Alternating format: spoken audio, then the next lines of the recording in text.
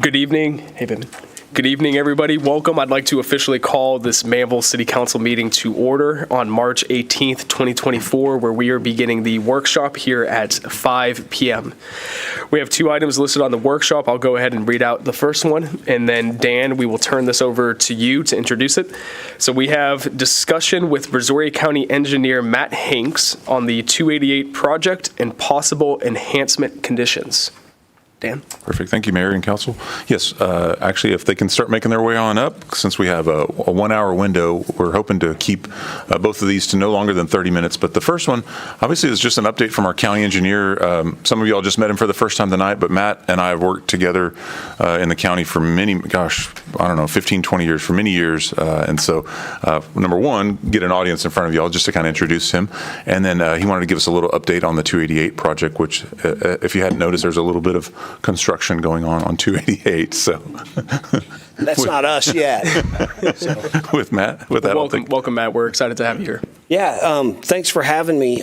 Thanks for having us. I brought a party with me as well, and I want to introduce them first as Karen McKinnon. She is one of the assistant county engineers that works with me, but she is also our program manager for Bechtra. Then I got Alex Golden. Alex is our operations manager for Bechtra. And then I hate to bring him with me, but Keith Nejba with HDR acts as our GEC on our projects and has been with us pretty much since we started the first phase of the expressway on 288.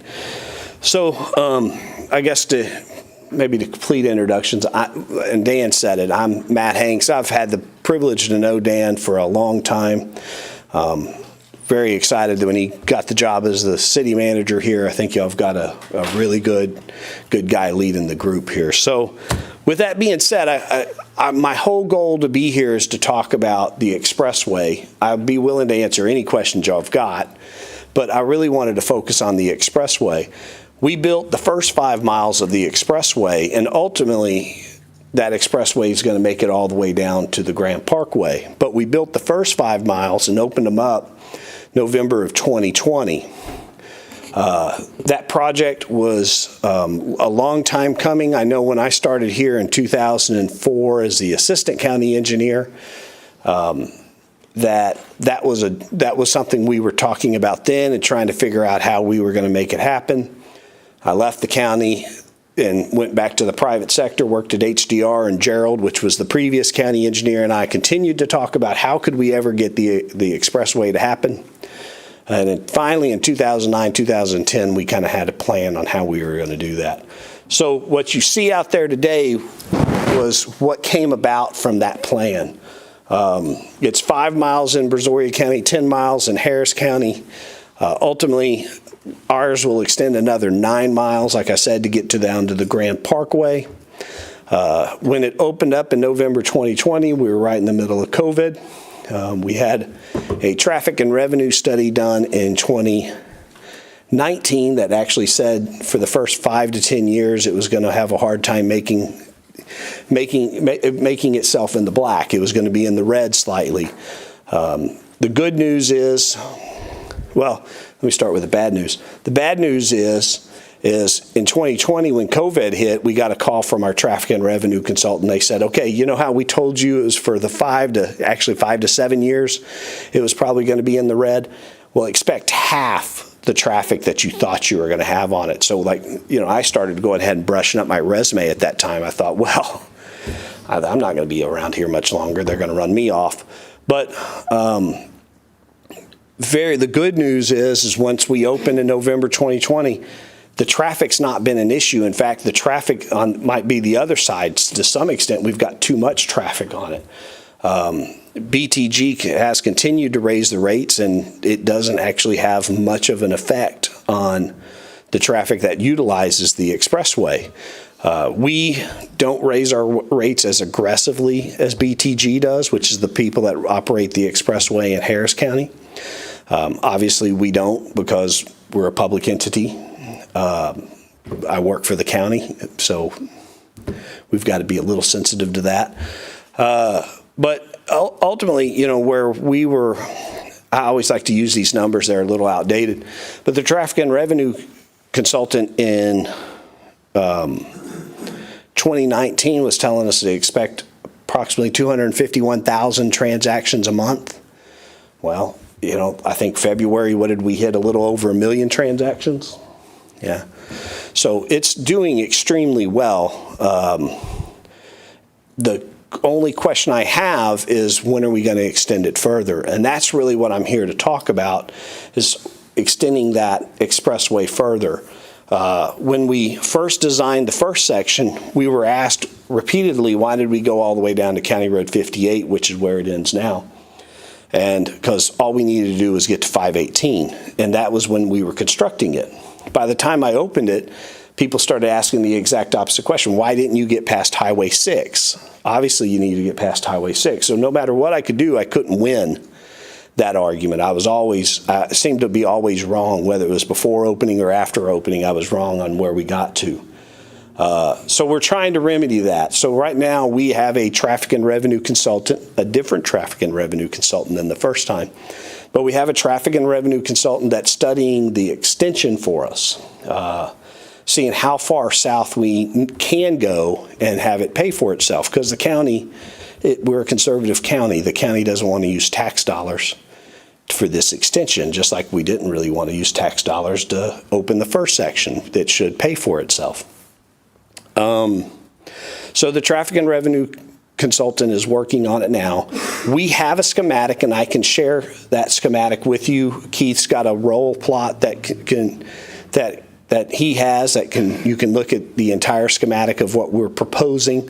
I've also got a few 11 by 17s that's a little hard to look at because it's such a small scale.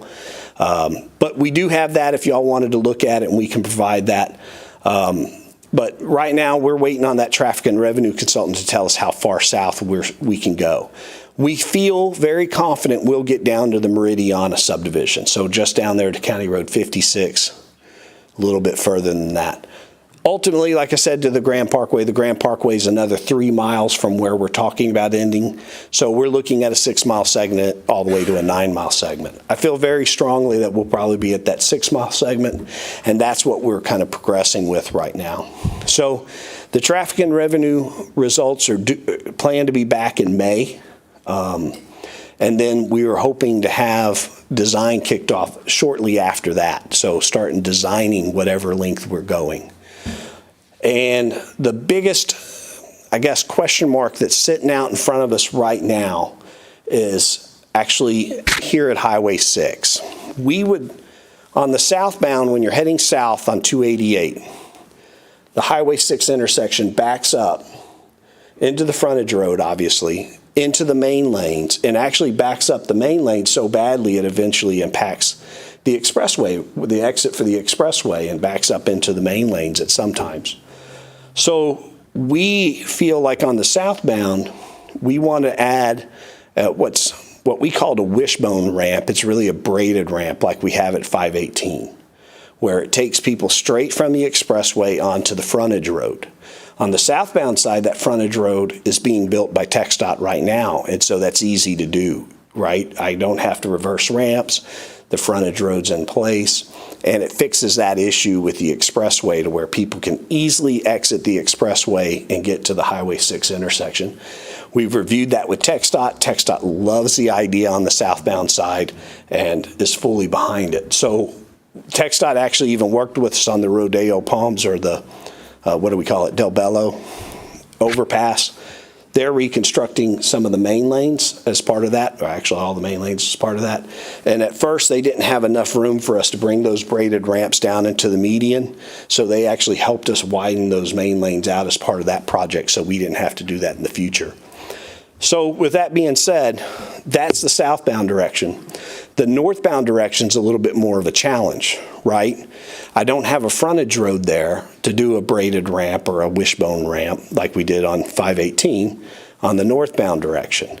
So one of the things that I wanted to pose to the city of Manvel, and Dan and I have talked a little bit about it, is that if that frontage road was there, the toll road would build the braided ramp. But without that frontage road being there, that's something that that Manvel might want to consider doing as part of our project. Here we're going to be putting 200 million plus on the ground in concrete. This is the time from an economy of scale to maybe do that if Manvel had an interest to do it. If y'all don't, that's not a problem. The toll road will function on the northbound without the braided ramp. It would function better with the braided ramp, and ultimately the braided ramp will be there. But as of right now, what we do is just let the traffic merge from Highway 6 onto the entrance road, get onto the general purpose lanes, weave across the general purpose lanes, and eventually be able to access the expressway if they so choose. So that's kind of where we're at right now with the project. That's where we're at kind of with the only real, so there's really two things left for us to decide: how far south we're going, and then two, are we going to put that braided ramp on the northbound side? And y'all are part of that decision on the northbound. So any questions? Well, thank you, Matt. Appreciate that overview. City staff, do you guys have anything that you'd like to add? Just, the time to be talking about this is now. So it's a lot of money at any point, but like you said, the economies of scale is the time. Now is the time for us to at least have the discussion. We know what it's like right now heading northbound. I mean, it's tough. And if we're going to have more traffic on the road, that's not going to get better. So far to date, I guess the city we haven't monetarily participated, correct? No, not to date, no, sir. So that's good. I mean, it's not like they're coming to us asking us for more. This is the first ask that I'm aware of. So and let me say two things about that. So Pearland, that frontage road that was just added between Magnolia and 518 on the northbound side in Pearland. Pearland originally approached us about adding that into the first section of the expressway that we were doing. And if to sell the economy of scale argument, if we could have put that project in those express lanes, if we could have gotten the design done fast enough and the change order done fast enough to where we could get in that project would have cost less than $3 million. But because we couldn't get the design done by the time it would have impacted the critical path of the contract, Pearland had to bid that out as its own separate job, and that job came in at $5.5 million. So some of that's inflation. I don't want to sit here and pretend like there wasn't a moniker of that, but most of that difference between $3 million and $5.5 million was purely just the economy of scale about when you're talking about bidding out $200 million worth of concrete on the ground versus $5.5 million, you're going to get a different price. And that's kind of where we're at. So if there is projects like the frontage road there on the northbound between Highway 6 and DeBello, this would be a prime opportunity to get that frontage road in. And as far as timing goes, the cost to actually do it isn't needed like right now, right? So Manvel, if somebody came to me and said, hey, I needed to find millions of dollars right now, I couldn't do it, right? The county I don't just have that type of fluff in a budget. Nobody does. We're government. We're conservative governments. We don't have that type of money just built into contingency. But the good news is probably the construction of this project. If I started design this summer like I'm talking about doing, I won't get to construction until probably fiscal year 2026. So we're talking 2 budget cycles from now to come up with construction dollars. Yeah, design dollars probably this summer, right? But design dollars are a fraction of the cost of what we're talking about as far as construction dollars. So that's something to really kind of talk about. But because I am talking about knocking on the door of design this summer, we do need to have this conversation now. We can't wait till FY 2026, or we'll have the same conversation we had with Pearland, like, oh man, this would have been great to put in this project, but we can't get it done, right? So that's the lesson learned. That's why we're here having this conversation now. Not that it's ever pleasant to come to people and say, hey, let's spend more money. It's just, it's the time to have the conversation. If people don't want to do it, that's fine. Let's don't do it. But we at least want to have a conversation about it. We do have a cost estimate too, if anybody wants to know what it is. Well, what's that cost estimate? About $7.7 million. Okay. Is that right, Keith? There you go. So I heard 7.2 million? 7.7 million. Oh, okay. Just trying to lower it a little bit. That's fair. In all honesty, I don't want to oversell anything because we're, once again, 2 years from bidding this job. But it might come down based on this economy of scale. There's other, that's an engineer's estimate. He's going to have contingencies in there as well because there's so many unknowns before we get into design. So that's part of the challenge right now, but that's where the estimate's at, 7.7. Appreciate that. And I'm kind of looking at things, you guys based off of your current rates, if you're doing 1 million transactions a month, that's about $2.6 million a month, comes out to about 31.8 a year, kind of roughly give or take, and just kind of looking at some different things. And my understanding is that previously that there was a partnership of entities that were involved in funding the Pearland feeder. Is that correct? So there is. Let me correct that though, just real quick. So that rough math's good, but we lose a lot of fees. I don't mind telling you, the toll road, like I said, is physically healthy. So I'm not here to tell you it isn't. It's not quite that healthy though. So I appreciate the math. That's what I do in my head so Absolutely. often too. So no, by the time we pay Hector the back office, and by the time we pay other entities collections, and you have what's called leakage, and you have the violations that you don't collect, most those, you end up quite a bit less than that, but a lot more than what we intended to. With that being said, and I'm going to get to your question, Mayor, give me 1 second. Like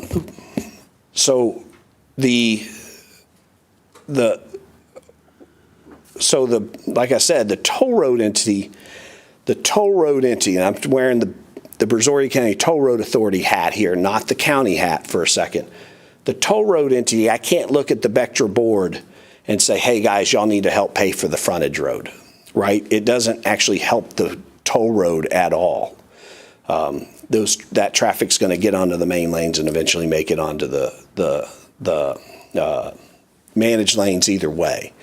The braided ramp helps from an efficiency standpoint. So like I said, like what I would say we're looking at is if a partnership of entities put the feeder road or the frontage road on the ground, Vector's part would be that elevated ramp, that braided ramp, that ramp. It would look just like the 518 ramps, right?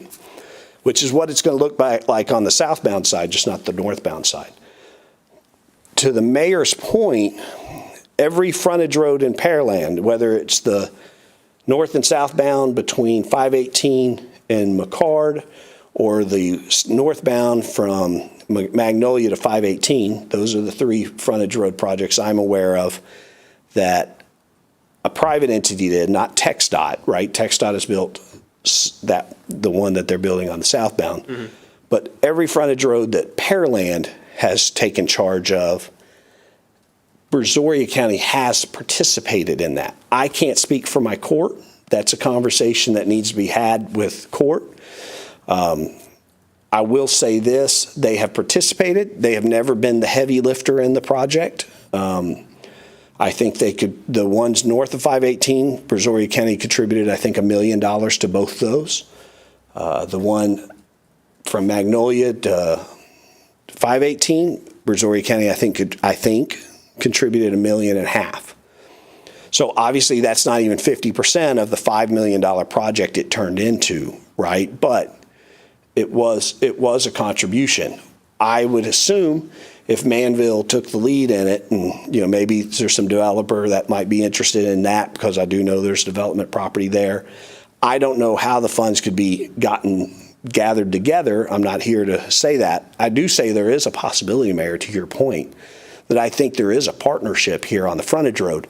I just don't think I could tell the toll road authority to pay for the frontage road. But I do think the county has been willing to come to the table when the city takes the lead on the project. Yeah, and I think that's something, Matt, that we would probably look to explore, because looking at the one that you mentioned from Magnolia to 518, the county did 1.5 and PEDC did 750, and then the city did, I think it's here, 3.72, and then actually TxDOT ended up picking up the rest of it. So I think as we consider this council and talk with Dan and work with you guys on it, look at what that partnership, because asking, of course, the city to cover all of it, I don't know if we necessarily have that financial flexibility right now, but I think there's an opportunity to explore, most certainly. And I think that's what we're here to do, is just say, let's explore this, because it's the time. If there's interest with y'all, meaning the council for Manvel, this is the time to explore it. There won't be a better time to explore it if there's an interest.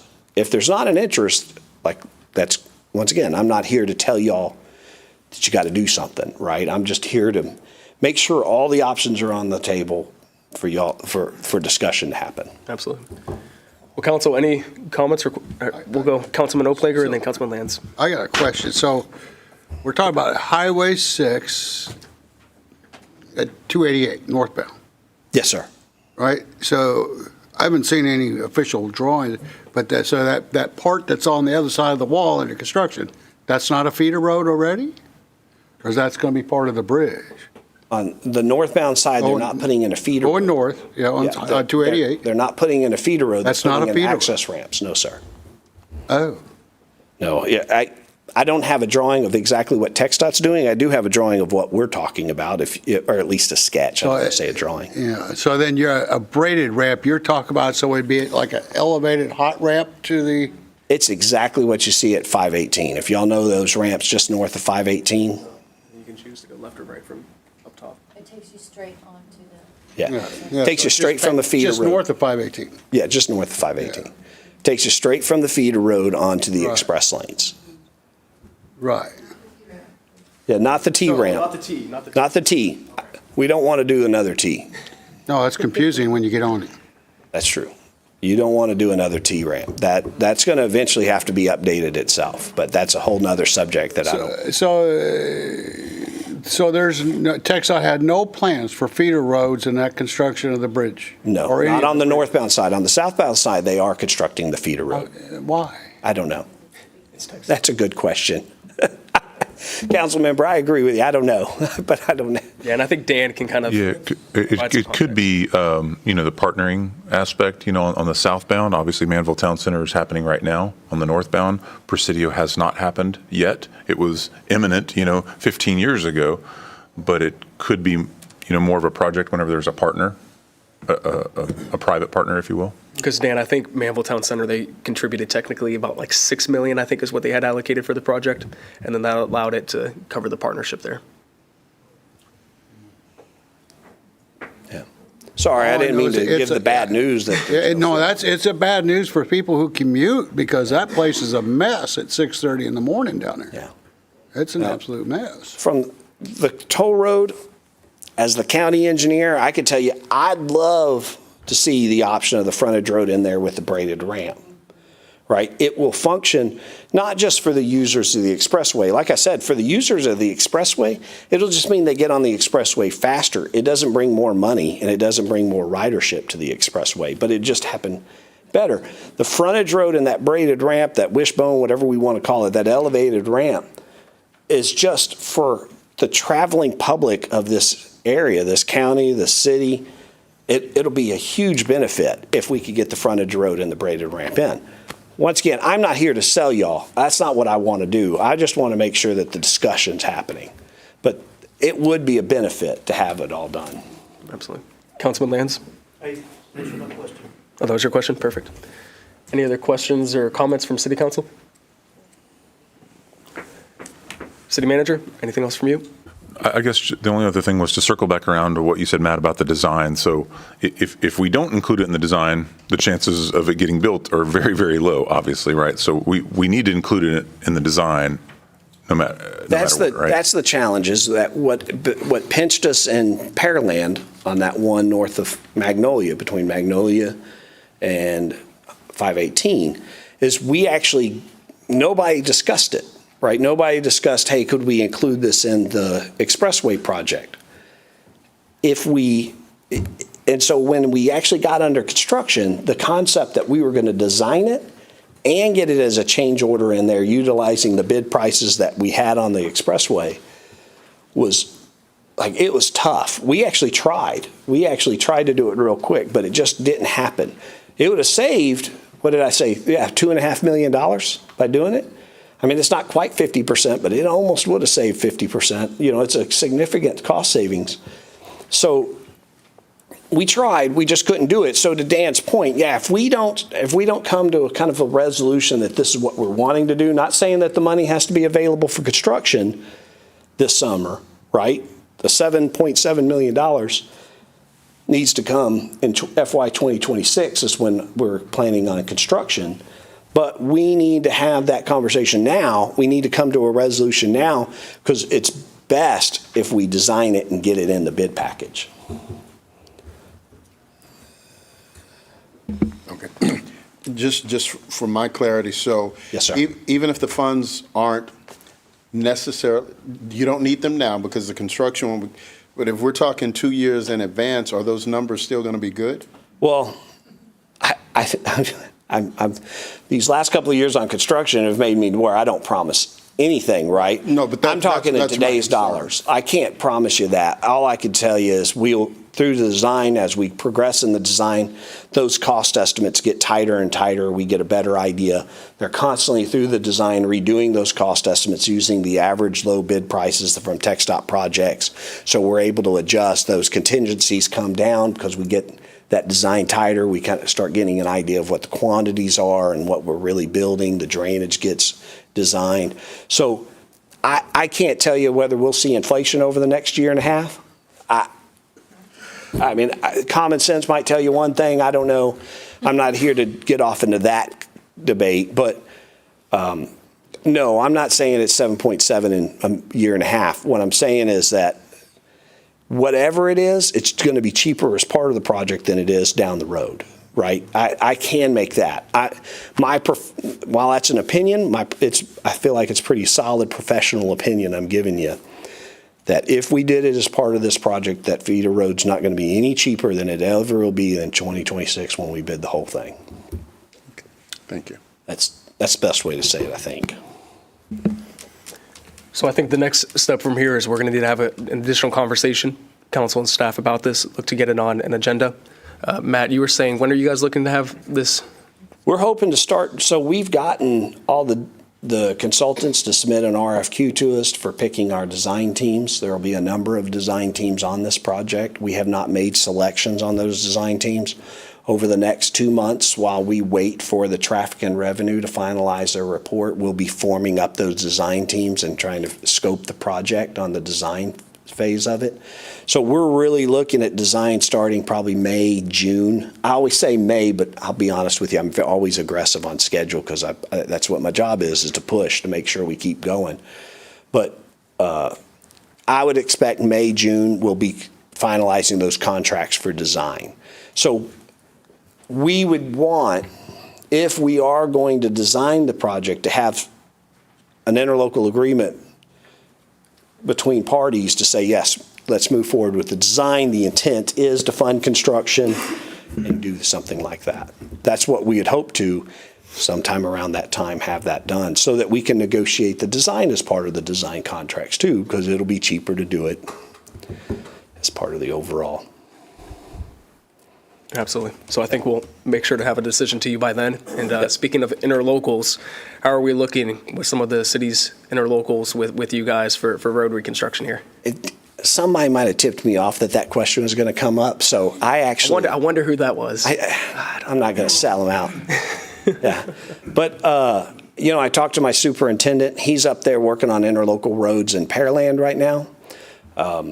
They're actually last year's interlocal roads because we are behind. Our North Service Center, which does the interlocal work for Manvel as well, is behind.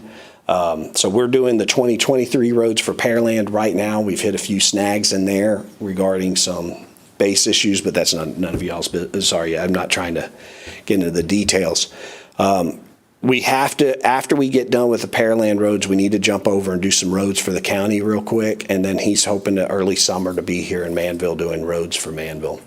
That's the schedule that we've laid out. And right now it looks like we're going to be able to hit that, even with some of the snags we've hit in Pearland, because we had enough float in that schedule to handle that. Awesome. Well, as long as you keep Robbie happy, I'm a happy camper. I don't know, are we keeping Robbie happy? There you go, man. Well, guys, while we have Matt here, I know he's a busy man. Do you guys have any other questions for Matt regarding anything county engineering-wise? No? All right. There we Thank go. you so much, Matt. Appreciate All it. right, guys. Thank y'all. Thank you, sir. And thank you to the team that's here as well. Appreciate you guys making the time. All right, we'll move on to the next item for our workshop, which is a discussion on tractor supply and racetrack development at County Road 48 and State Highway 6 regarding gas station distance variance. Dan, we'll turn this over to you. Thank you, Mayor.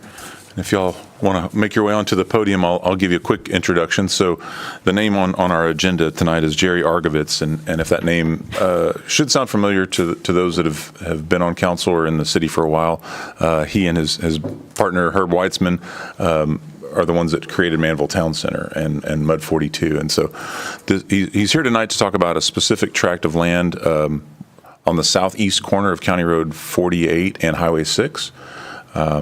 Potentially some new developments that want to go there, but there's a little bit of a snag that we'll talk about that's pretty obvious as far as the gas station distance variance. So I'll turn it over to you, Jerry. Thank you. I'm a mayor and city manager and all commissioners. Please forgive me, my voice. I'm a lot better than I used to be about 3 months ago. Here I was, an independent guy, factory guy. My daughter brought a young girl up to the house not too long ago, and when I was real healthy, she said, "How old are you, if you don't mind me asking?" I said, "Yes, ma'am." I said, "I'm 36 years old, but I got 50 years of experience." And I've used the experience wisely. You've been around 50 years ago. I'll tell you a little story, background of the property and myself. 55 years ago, I stood on the corner of Jack Rabbit Road, that way used to be Highway 6, and 288, two-lane highway going down south. You could see the city of Houston with nothing in between us. City, downtown Houston, I could reach over and touch it. Nothing was around, probably 20 miles around, except a couple houses, really undeveloped territory. And Father was standing with me, and I bought 273 acres of land. My father asked me, he said, "Son, what are you going to do with this land someday?" I said, "Oh, Dad," I said, "I'm going to build a big shopping center on there someday." He looked around. He said, "I sure wish you a lot of luck. You say you're going to do it, I know it'll get done." I met Mayor Martin about 30 years ago, and I told her what I plan on doing. She said, "I think that'd be wonderful. I'll support you." And, one thing about developers, they tell you one thing, do something else. You never know what you're going to get. Well, pudding is in the proof. You walk in, you said HEB, you're going to see some other great stores on over there. That's the heartbeat of this city. I didn't know it was going to take 50 years, but we did what we said we'd do. Herb Weitzman, as a developer, he's built approximately, I'd say 250 shopping centers. It's only in the state of Texas. When we build something, we don't sell it. We keep it property. You're familiar with the crossing in Pearland. We built that 20 years ago. You go over today and look at it, look around. It looks like it built 5 years ago. We maintain, take care of our property. We get a good tenant mix. We're very aware of what the cities want. We've become a part of the community, and we've been extremely successful at it. There was a lot of problems, but that's what a developer does. So he's a problem solver. First of all, there wasn't any utilities over our property. We spent $26 million. I don't think there's another developer in Houston. I don't believe so. commercial development that a developer has gone out and spent money for utilities. Usually the city has them and provide them. We spent $26 million building a water plant, sewer, and sanitary treatment center. And we just get donated to the city about, 3 weeks ago, Dan? But 3 or 4 weeks ago, it was to the city. I have some of you people may have known me from the standpoint of, you remember the Houston Gamblers? Anybody here a football fan? Houston Gamblers. I own the Houston Gamblers. Jim Kelly, quarterback. We had a lot of fun. A great football team, and I felt it. The other thing I do now is I mentor high school athletes. I teach them mentorship programs. I have approximately 300 kids in a mentorship program. I teach them most important things in life. Most important, being a person of character and integrity. And I give them 3 rules to live by. Rule number 1 is do the right thing. Rule number 2 is you always do the right thing. And rule number 3, repeat rules 1 and 2. And it seems to have worked. I follow those rules in my life. You know better than your word. And if you say it, you do it. We have, you all have it in front of you.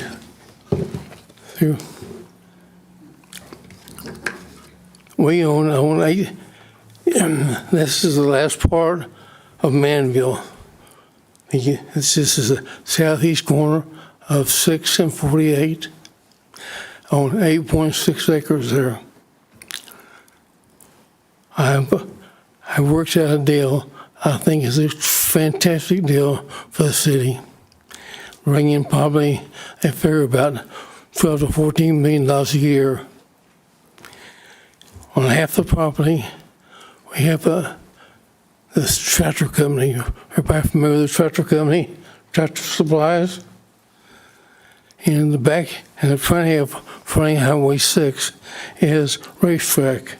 You can see they have a sign here, picture of the building. We need to get we need 2 things from the city. We need to get a variance for the service station, and we need to be able to put septic system and water on the water wheel on the property. That will be a boon to us, the land sitting there. I don't know when it's going to be developed. It's a perfect use for it.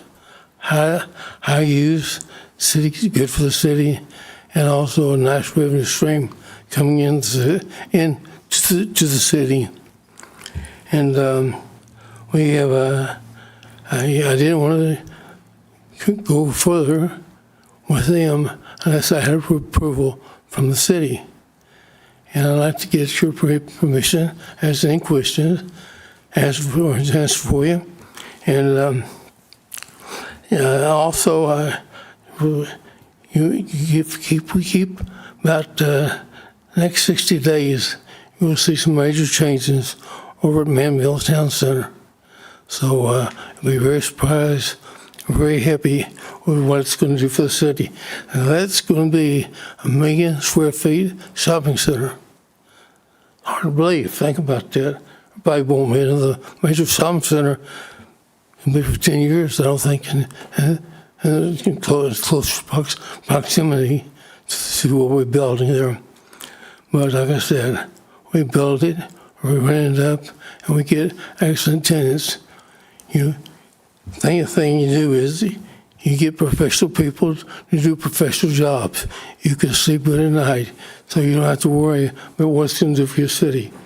When people come into Manvel, In fact, you may not know this or not, maybe you do. We got a letter from HEB several weeks ago after the opening, and they said there was the best opening they had in the history of their store. I don't know, has some label, best opening. This area has not even begun to flourish what it's going to be. I don't think anybody could ever imagine. I did, though. I had a vision, and I built the vision. Is anybody any questions for me I can help you with? Well, Jerry, thank you for being here tonight, and I think all of us have probably spent way too much money at HEB over these past few months. But one of the things, y'all, that Mr. Jerry here didn't mention was that 3 or 4 months ago, he actually had a stroke. And so for him being here today and being able to stand in front of us and give that presentation, we're very happy to see you here and appreciate all that you've done over the years. Dan, can you speak to us a little bit and share with us a little bit about the SUP process? And I think Mr. Jerry mentioned two things, is they would need a variance regarding water and septic, and then they'd also need to go through the SUP process because of the gas station. So can you just do a little bit of history about why those would be needed? Well, actually, we think we can handle, so the well and septic at the moment may be a non-issue because we don't have a specific requirement that says that if we have utilities within X number of feet, that you have to connect. That's something that a lot of cities have, and it was sort of a famous blunder on my part. I mentioned that when City Hall used to be next door, and at the time everyone was on well and septic, and they're like, "No, we don't want to be forced to go over to city water and sewer." So, anyway, so I think that one could be a non-issue, but the distance, that one is the issue that he's really coming to you for, is the distance requirement. So what it says right now is convenience stores shall not be located within 2 miles of an existing convenience store or gas station. The distance is measured from property line to property line. So we're about a half a mile from both the Chevron that's been there for a long time on the south side of the road, and of course the new fueling station within HEB. So that particular part, Bobby, were you on staff whenever that new rule or that rule came into play? But how long ago was that? Do you remember? 5 years. 5 years ago. Okay. 2019. So we recently had, up in Del Bello Lakes, the developer there had made a pitch for it. At that time, we had lots of residents that came out and spoke. Absolutely not. That is not something that we want. Obviously, where Manvel Town Center is, and this is it's already part of the Manvel Town Center MUD, and I believe it's in the PUD as well already, right? It is a PUD. Yep. So it's already within that zoning district. So they're covered from that standpoint. They can have a convenience store, and of course they can have a Tractor Supply within their development.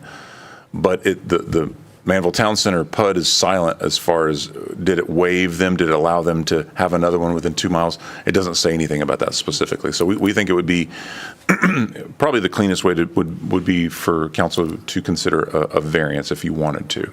The reason they came tonight was, hey, before they get going too far, and they've got them on the hook, so to speak, but we thought it would be a good idea just to get a general consensus from council. Is this something that we even want to consider? Because if not, then they need to go a different direction. But if so, and again, we're not approving anything. There's no agenda item tonight. It's just, what is the general consensus, like we did with Del Bello? Thank you, Dan. Appreciate that overview. And I think with the SUP process as well, there's public hearings that would also need to occur. So there'd be a public hearing as well for PD&Z, because it'd have to go before PD&Z. PD&Z would then recommend it to council, and then council would also have to have a public hearing. Am I correct in that statement? Okay. So, because I think the point of having the public hearings as well is it's not necessarily just what council thinks, but it's also to give the public an opportunity to weigh in on, do they want to see another gas station as being this close? So that's an item for council to consider. But with that, council, I'll open up to you for comments and feedback. I think that's what Mr. Jerry is really looking for here tonight, is some feedback from us. Councilman Oplager? Thank you. So I guess my question to all of us is, I guess that was designed because of the four corners over here, is that we don't want gas stations that close. But yet, we have no problem, society doesn't have a problem with restaurants being next door to each other, right? I don't get it.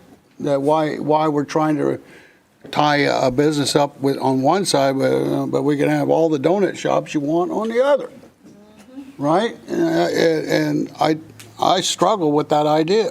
It may have been a great idea when they said we don't want them that close together over here, but when you look at the Highway 6, you got the Chevron, you got the HEB, half mile, quarter mile, rocks throw away. And then we're going to try to tell somebody else they can't build a business. It's not very logical in my mind. Somebody would have to help convince me. Yeah. And so a little bit of the history there, Councilman. So it actually not because of gas stations, it came about because of Dollar Generals. So the city of Fort Worth, infamously back in 2016, 2017, they passed this same sort of ordinance specifically regarding Dollar Generals because they were popping up as an approach to attack food deserts. And so whenever it became known that we were going to have a second Dollar General in Manvel, that's where this ordinance came to be. And then this ordinance began to spread to include gas stations, and then also to include the requirements with small box convenience stores that they have to have a certain amount of food space for food specifically dedicated to healthy food options. And so that's what was put in place, was a very small subset. If council wanted to expand it, you could expand it. If council wanted to reconsider that, that could be reconsidered. But that's a little bit of the history. It wasn't initially for gas stations, but then I think a council member at the time said, well, could we do this for gas stations as well? And you can, and that was done. So that's a little bit of the history there. Does anybody else have any comments or questions? I have a question. Councilwoman Sarmiento? It's my understanding that businesses will not approve to build like a gas station unless a demographic study is done in commercial buildings, right, or businesses. So I'm wondering if they've already done the study to show that the growth that is coming to Manvel justifies having such a massive gas station on that side of 288. If anybody that can open their eyes, look north, south, east, and west, they see what's happening. That's just a study. They did all the homework. They're getting ready to spend millions of dollars. So you're right. What you're saying is you're right. Exactly.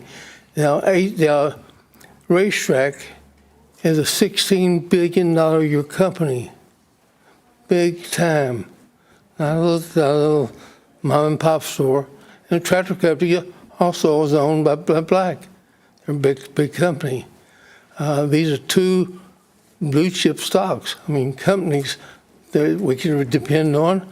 They furnish everything to give the city. And that land, I don't know how long the land will sit over there without utilities and to find a use. I'm interested in the use. If it wasn't a good use for banking, for having it there, I wouldn't want it. It's conducive to the city. The tractor companies sell their kind of supply. You'd be quite surprised about what they offered the customers. So you're exactly right. They have done a toll study. They've been on this property for about 9 months. And then once they put it under contract, they wanted me to put them under contract. But I said, first thing, I have an obligation to come to these citizens, the commissioner, city manager, the mayor, and make sure they won't permit this and be something they're in favor of. And then I'll enter into a contract with you. But you asked a very good question. Yes, ma'am, they have done that. Thank you. And then the other question, or I guess logic, is that if this gas station does go in on that other side of 288, there's also traffic that would supply that coming from Rosharon and the other area in the Fort Bend Tollway. As we expand our freeways, as we expand the development over here, I can see traffic coming and it not really being an issue on this side of Manvel. We're definitely busting at the belt with gas stations, fuel stations. And I'm just going to say this. I have heard from local citizens that they would like to see a Buc-ee's somewhere near Manvel. I know that you've already been in talks with Racetrack, but I just wanted to say that because I get messages all the time. If we get another gas station, it should be a Buc-ee's. Just saying that. But I can see know the them beauty. well. I know them well, and I thought also we would love to have Buc-ee's, and they said it had the area covered. Okay, well, it would be well received according to our citizens. But thank you for that information, Mr. Jerry. And about the Tractor Supply Company, I know that they're definitely on the NASDAQ. You know, they're a big company, they're a professional company, but also is that a big need that is needed in this area? I mean, I know we have a lot of farmland. I know we have a lot of acreage and people that need this type of store here. And I'm assuming that they've also done the demographic study and feel that this would be a good place to put their location in. Exactly right. The facts are they were going right past 6 and 48 where your property, I mean the city's property, ETJ ends. About a mile or so down the road, Racetrack was going in there. And Tractor Company was talking to us about the property. And I did Racetrack is on over there by the crossing. I built that. So I called Racetrack and said, "Here's a great opportunity for you. Don't go down there. I might get a better deal up here." And they studied and thought about it, and they said they would want to go here based on getting a permission. Okay, thank you so much for that. And you're doing great, by the way. It's a miracle to see you here. Well, thank you very much. We'll be praying for you to continue to heal. Thank you. What's our next step? So I believe, Dan, the next step from here is, kind of seeing, one, it doesn't seem like anybody on council would be opposed to considering this. But the next step would be for Mr. Jerry and his representatives that are here to enter into a contract, because Tractor Supply and Racetrack are tied together. It would, I'm assuming, have a feasibility period, and during that time, Racetrack would have to go through the SUP process.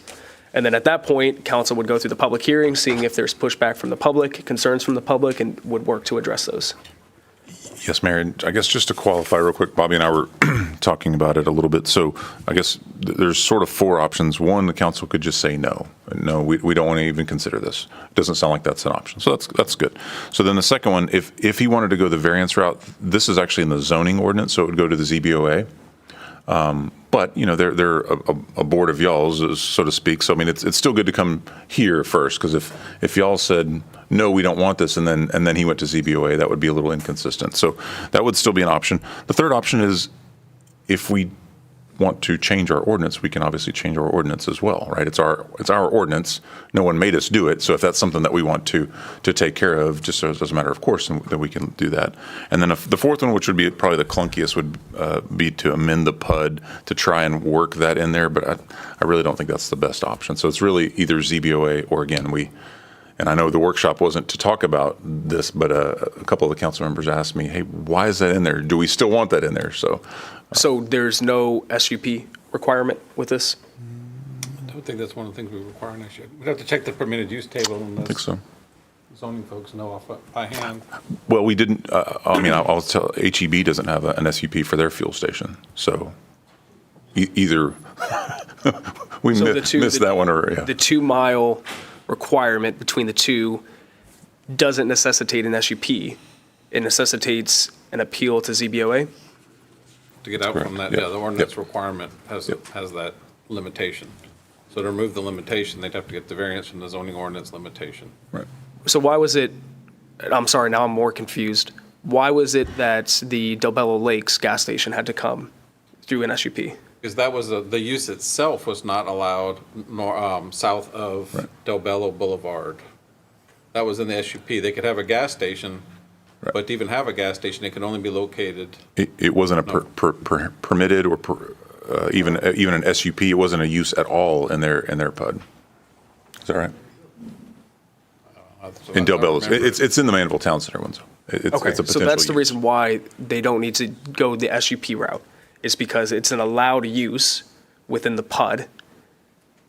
But there's I guess still a it's about as limitation. clear as mud for me right now, so Right. I'm trying to make sense of why is it that they don't have to go the SUP route and they would only have to go before ZBOA? Because if it's already a permitted use, then they don't need to have an SUP to have that use. And if it's not on the list of SUPs in their PUD, then the PUD controls their zoning. But there's still the limitation that applies to every zoning district, including PUD zoning districts, with the 2 mile. So all they need to do is just make sure they're not within 2 miles. Otherwise, they're good to go through their PUD. Okay, and if they're within 2 miles, what do they have to do? Then it would be ZBOA. That would be ZBOA, okay. Or we amend the ordinance. Yeah, Gotcha. Take that out. Gotcha. So the way that it would work is for something that's not at this location and not within the PUD, they would have to go to ZBOA. If it's in a light commercial district, they wouldn't have to come before council? Right. Okay, gotcha. So council, does that make sense to you guys? You guys tracking with it? What did you call it? CDOA? Oh, Zoning Board of Adjustments, ZBOA. So it's a board that's appointed by us. That's what's called a quasi-judicial board. They basically would have the decision-making power on whether or not to allow this. And so essentially, it's where we say no, or we say, let's send it to ZBOA to see what they decide, or we change the ordinance, which that would, I think, lengthen the process for them. So, Councilman Acree, do you have thoughts? What's your opinion? Which route would you like to see them go? Well, to get a tractor supply there, I'd go for it.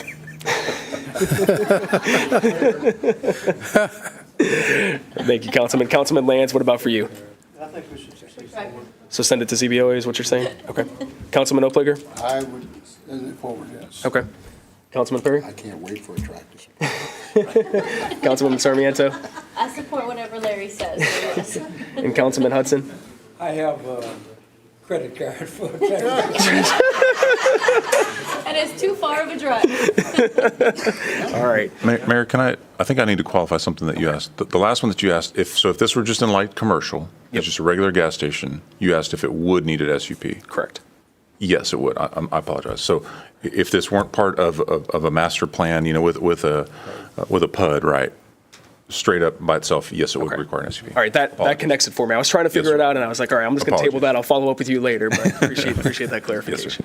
Okay, so I think while you guys were powwowing, council said that they would be supportive of sending it to ZBOA and letting ZBOA make the decision. Now, ZBOA might say no.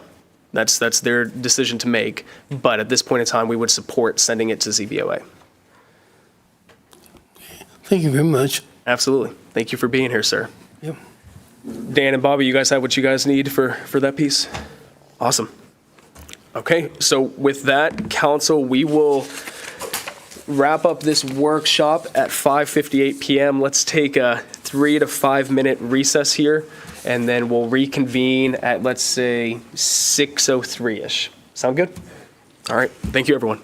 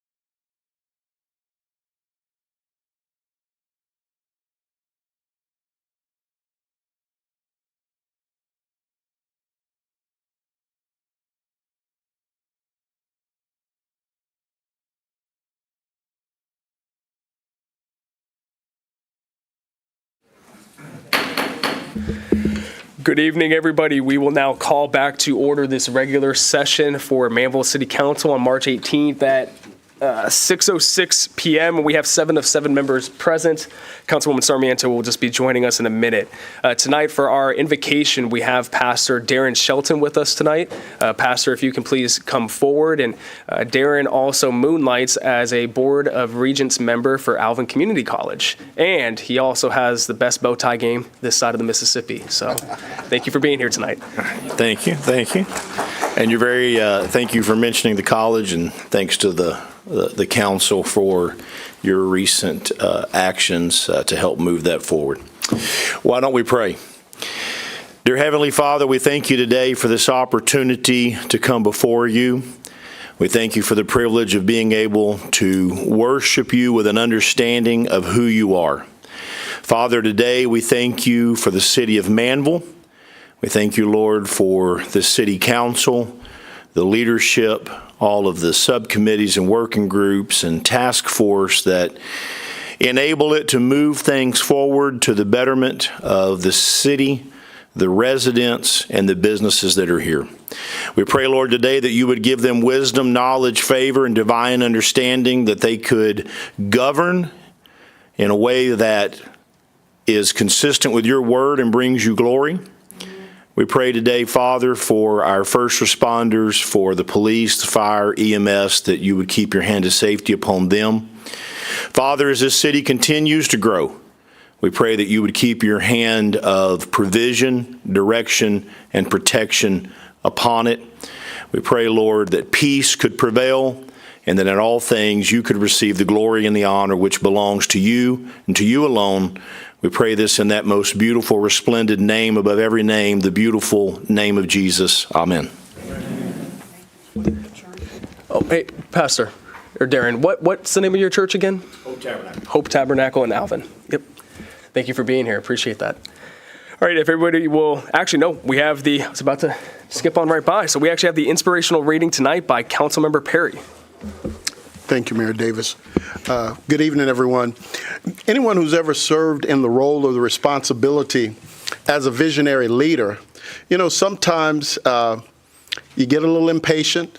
Sometimes anxiety comes along and you wonder, did I get that right, or is it going to come to pass? And so tonight I just have a short reading I wanted to share with you that I use to encourage myself. Now, the theological and the biblical historical context is somewhat in-depth, and I won't go into that, but just what the reading says encourages me to be patient, to wait, to trust, and to continue. So I'm going to read from Habakkuk, the 2nd chapter, verses 1 through 3. And it reads on this wise. It says, I will stand up on my watch and set me upon the tower, and will watch to see what he will say unto me, and what I shall answer when I am reproved. So this was a prophet that was getting a bit impatient with what God was doing. And this was the response. Verse 2, it says, and the Lord answered me and said, write the vision and make it plain upon tables, that he may run that readeth it. For the vision is yet for an appointed time, but at the end it shall speak and not lie. Though it tarry, wait for it, because it will surely come, it will not tarry. Thank you. Thank you, Councilman. If everybody will please stand and join me in saying the pledges. First, to the U.S. flag, I pledge allegiance to the flag of the United States of America, and to the republic for which it stands, one nation, under God, indivisible, with liberty and justice for all. And to the Texas flag, honor the Texas flag. I pledge allegiance to thee, Texas, one state, under God, one and indivisible. It took me 9 months to learn it. You got it. All right. So next we have 2 presentations that we are going to be giving. The first is for an event here that is happening on March 26th. So for presentations, I like to come stand in the front and then have people join me that are receiving the presentation. And so I believe we have a few local pastors and religious leaders that are here, that if you could please come up to the front here and join me in as I read this off. So Pastor Jason, if you can come forward, Pastor Brian, And I'm seeing if we have anyone else. It looks like it's just the two of you. Brandon, you can come forward as well, so come on up here. So I'll read this off, and then if you guys want to say a few words about what's happening on the 26th, we can definitely do that. So this is probably the shortest proclamation that I'll be reading in a while, so this is nice. So it says, whereas the strength of our community lies in the shared values and diversity of its residents, and whereas the freedom of religion is a fundamental right that should be celebrated and protected, and whereas prayer is a universal practice that fosters reflection, gratitude, and connection with God, and whereas it is essential to promote dialogue, understanding, and respect within our community, and whereas acknowledging the power of collective prayer to inspire hope, compassion, love, respect, and a sense of common purpose. And now therefore I, Dan Davis, by the virtue of the authority vested in me as the mayor of the city of Manvel, Texas, do hereby proclaim March 26, 2024 as a call to prayer day in the city of Manvel, Texas, and encourage all residents to join us at 6911 Masters Road, Manvel, Texas 77578 on March 26 from 6 to 8 p.m. to pray and intercede for our community. I further call upon religious leaders, community organizations, and residents to organize events that promote faith-based values, foster understanding, and strengthen the bonds that connect us all. So this is here for you. We'll take a photo here as well. And then would you like to say a few words? Just, Jesus said my house will be a house of prayer. And all the local pastors will be there Tuesday night at the field. And we'd love for you to join. If you have a local pastor or you believe in prayer, we'd love for you to come out and just pray together next Tuesday night at 6 o'clock, just at the field at 6911 Masters Road. And we're really hopeful and think it would honor the Lord to come together and acknowledge Him and pray together.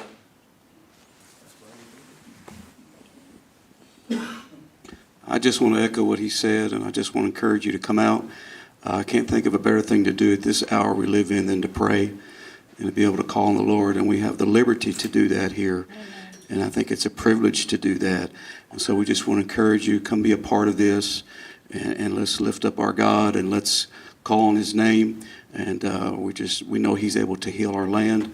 We know He's able to do these things. So please come and be a part of this. David, one of the pastors at Redeemer down the road, but we're going to be part of it. Excited to support it. Excited to lift up our city in prayer.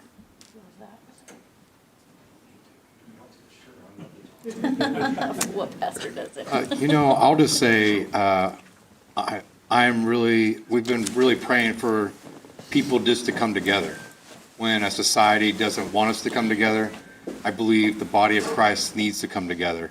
And when we come together and we pray, a lot of things can change. And a lot of community can change, culture can change, and that's what we're wanting to do. So the only way that's going to happen is if we all come together and come under one roof and just say, this is what we're going to do. So hopefully see you there. All right, thank you, everyone. So hope you'll join us. I'll be there as well with school leaders, community leaders, political leaders. So hope to see you guys there. And council, if you'll come forward for a photo, we'll take this photo.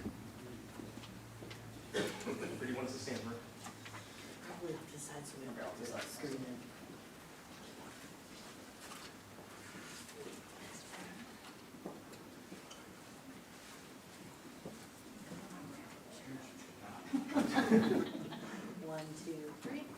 One, two, three. Thank you, pastors. Can't wait to see y'all.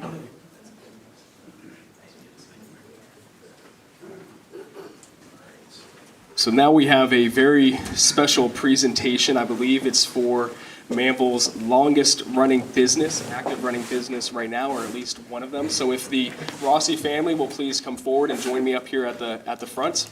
And yes, round of applause, round of applause. They got on their fancy Rossi RV Park shirts. And so Rossi RV Park this year, they celebrate 50 years in business. So for any of you that, you guys are so far away. Come on, you guys can come next to me here. So for any of you that have been a business owner or helped to run a business, you know how tough it is. And most businesses fail within the first few years. And so they are ingrained in the history of Manvel, and we wanted to celebrate you guys and your family tonight. And I know that your mom isn't able to be here with us, but she's been in our prayers as well. So I'm going to read this off, and then I think, Garrett, if you want to say a few words. All right. So it says, whereas from humble beginnings, As a dairy farm in the early 1900s, becoming the largest RV park in town, the Rossi RV Park has taken many forms. And whereas the son of an Italian immigrant, Sam Rossi, opened the park in 1974 with his wife, Dorsey Rossi. And whereas the Rossi RV Park is family-owned and operated to this day, and has been providing a calm and comfortable place for travelers for 50 years. And whereas the Grand Southern live oaks, American elms, and towering pines, which I think you're the one that probably sent that language to put into the proclamation, planted by Sam Rossi more than 60 years ago, grace the park with natural beauty and a canopy of shade. And whereas the park also has a half dozen ponds that are open for fishing for residents, making Rossi RV Park a truly unique gem in Manvel. Whereas Rossi RV Park has been a cherished part of our community, creating lasting memories and fostering a sense of belonging among all who have had the pleasure of experiencing its hospitality.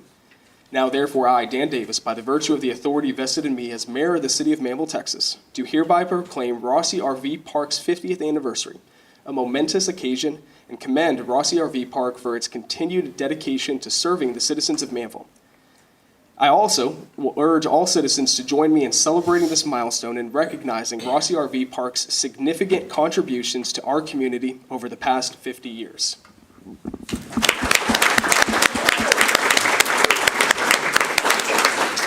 I'll just say thank you to everyone that came. That we have a lot of customers standing back on the walls and sitting down.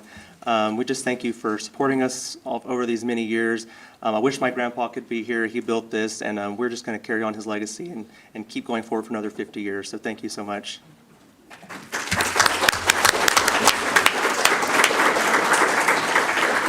We're going to take a photo here real quick, y'all, and also my father-in-law resides at Rossi RV Park, so it's a special place. I think my son and father-in-law are going to be fishing out there tomorrow, so they got some poles, so they're very, very excited about that.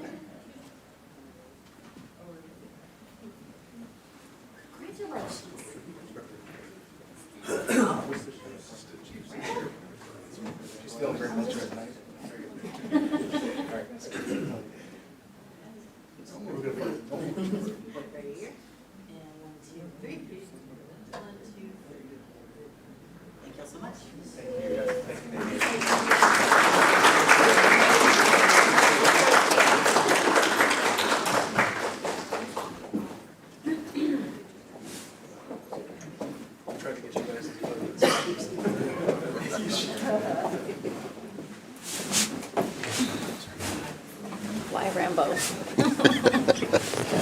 Hey, Rambo's always Fucking love it, so that's Rambo and Rocky. Oh, do you guys want to take another photo with the balloons? We forgot about the balloons. Yes. Yeah, absolutely. If you guys want to do that, of course. If you guys have people that come back forward. We'll take another photo real quick for you guys. It's a special moment. They brought residents. They did? Yeah, Yeah, that's awesome. Residents here to support them.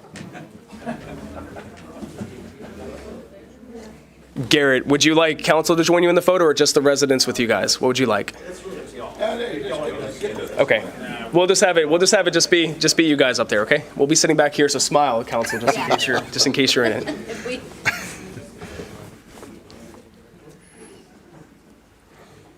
There you go. Oh, that's cool. maybe you should be in it, Mayor. No, I'll just let that happen. Yeah.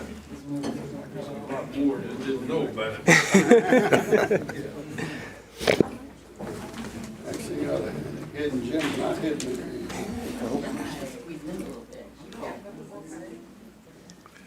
Hey, how are you? Yeah, there's my father-in-law. He's here. Nice.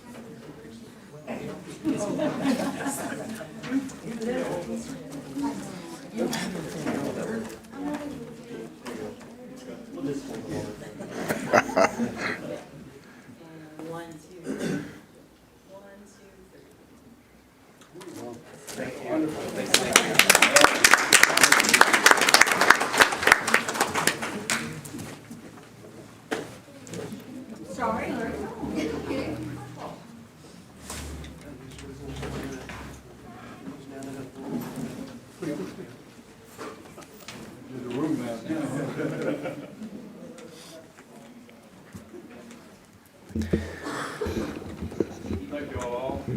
Yes, sir. Good job, I think. Thank you, sir. 28 years. Just getting better. Thank you. Appreciate it. Thank you for being here. All right, next we have a public hearing. I'll read out the first public hearing, and then Dan, I believe that we'll have a little bit of a presentation regarding this first public hearing. Yes, sir, for sure the second one, but we can broach the first one as well. Sounds good. So what we'll do, for those of you that might not have participated in a public hearing before, I'll read off the public hearing. We will have staff give a brief presentation about the items that are discussed for the public hearing. Then we'll open it up to anybody that wishes to speak. Please raise your hand. I'll have you come forward, state your name and address, and you'll be able to speak to council. It's not a time for us to engage, but a time for us to listen, and then we'll move on to the second public hearing. So I read these fast to get through these, so buckle up. To hear input from the public regarding an ordinance of the City of Manvel, Texas, finding and determining that public convenience and necessity no longer require the continued existence of a city right-of-way consisting of a 2.713 acre tract of land in the HT and BRR Co-Survey Section 62, Abstract 484, Brazoria County, Texas, being a portion of Bissell Road, 50-foot wide, located west of Meridiana Parkway and east of the GCWA Canal, vacating, abandoning, and closing said public right-of-way, authorizing the mayor to execute and city secretary to attest respectively quitclaim deeds conveying the respective interests in said abandoned right-of-way to the abutting property owners, providing for severability, and containing other provisions relating to the subject. All right.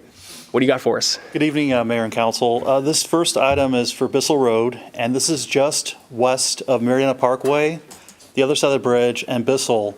It goes westerly to the canal, and essentially it's no longer needed. It only serves one property, and this is actually in combination with the second item in terms of the amendments. You guys heard this previously before. The right-of-way is no longer needed, and there's been no objection letters from the utilities. So that's basically it for this item. Okay, thank you, Evan. So we will now open up the public hearing. If you wish to speak, this is the first call for the, my apologies. It is up on the screen if anybody wishes to view where the road is located. So this will be the first call for anybody wishing to speak for the public hearing. This will be the second call and the third call. Nobody having spoken, we will close this public hearing at 6:23 p.m. I'll read out the next one, and then Evan will have you give us a little bit of a presentation here. So this is to hear input from the public regarding a proposed ordinance 2024-0-13 of the City of Manvel, Texas, amending the zoning classification of 1.735 acres of land generally located east of State Highway 288 and south of Highway 6 from open planned unit development OPUD to a planned unit development PUD for the Meridiana planned unit development, providing for the amendment of the city's official zoning map, providing for severability, and providing a penalty in an amount not to exceed $2,000 for each day of violation of any provision hereof. All right, thank you, Mayor and Council again. This item is actually, in part, this original plan development was called Seven Oaks Ranch, and no one knows it by that name. So one of the things that's this amendment's going to do is actually name the whole development Meridiana to comply with what everybody else knows it as.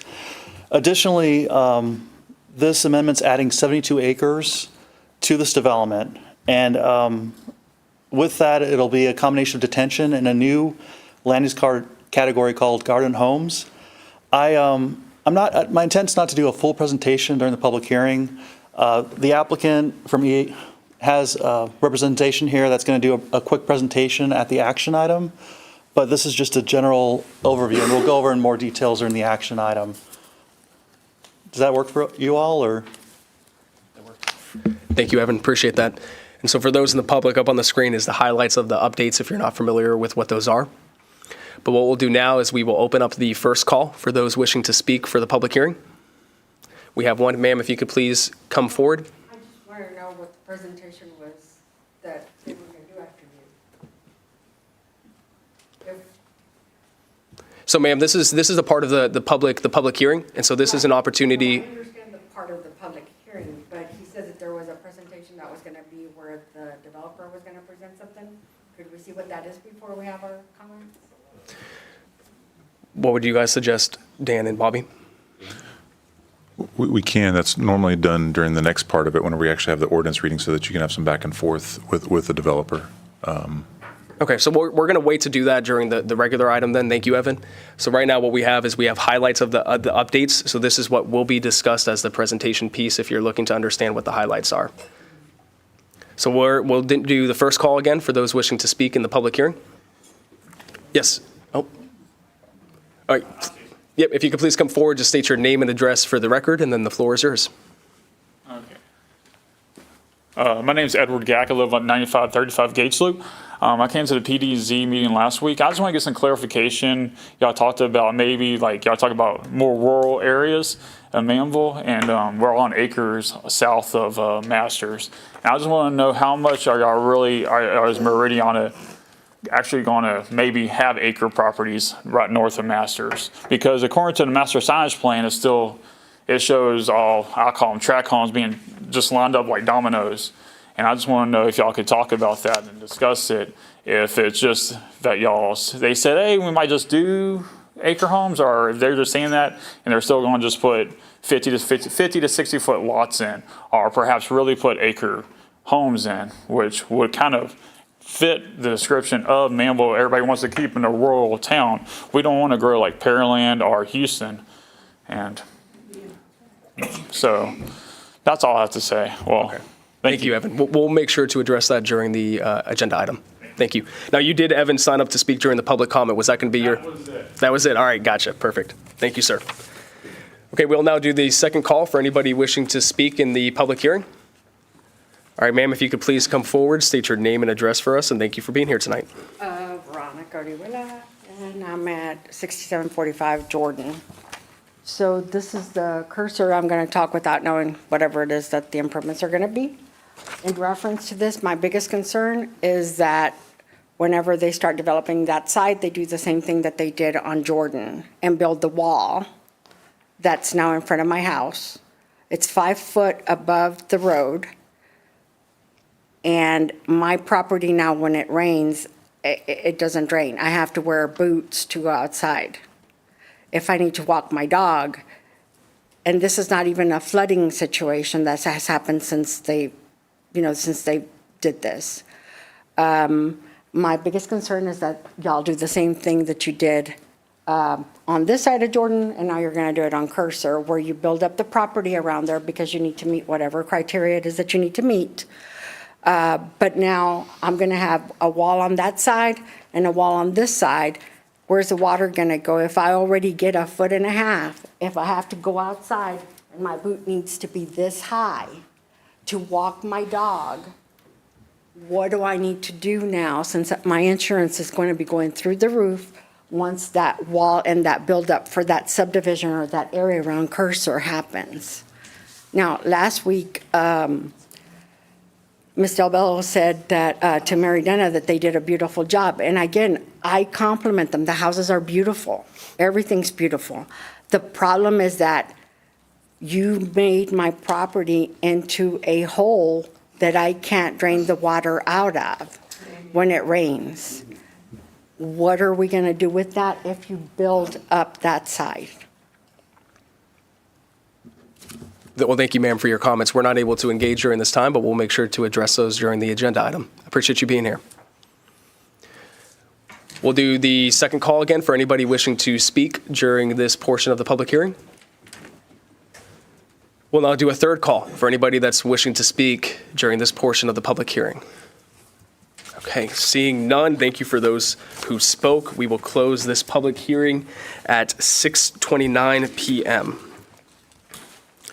All right, the third public hearing was canceled, so we will move along for that. We had one public comment that was submitted that was addressed during the public hearing. Alyssa, do we have any more public comments that were submitted? That's it. Awesome. Thank you. We will now move on to the city manager update. Dan? Thank you, Mayor and Council. So tonight we're going to actually go through kind of a calendar of things that are upcoming. The first one being the city's extravaganzas coming up this Saturday. There's our great little reminder there. This Saturday, March 23rd from 11 a.m. to 2 p.m. And that's going to be just like last year, I guess, the annex building for Alvin ISD will actually meet on Jordan, right? So we want to give a special thanks to HEB and Waste Connections for their help in sponsoring that event. And of course, lots and lots of man hours and woman hours, people hours, work hours behind the scenes working on that. So that's this Saturday. PD&Z will be next Monday, of course, as you know, and we just heard from our local pastors, there's a huge event next week, sort of a week-long of prayer where all the churches are coming together.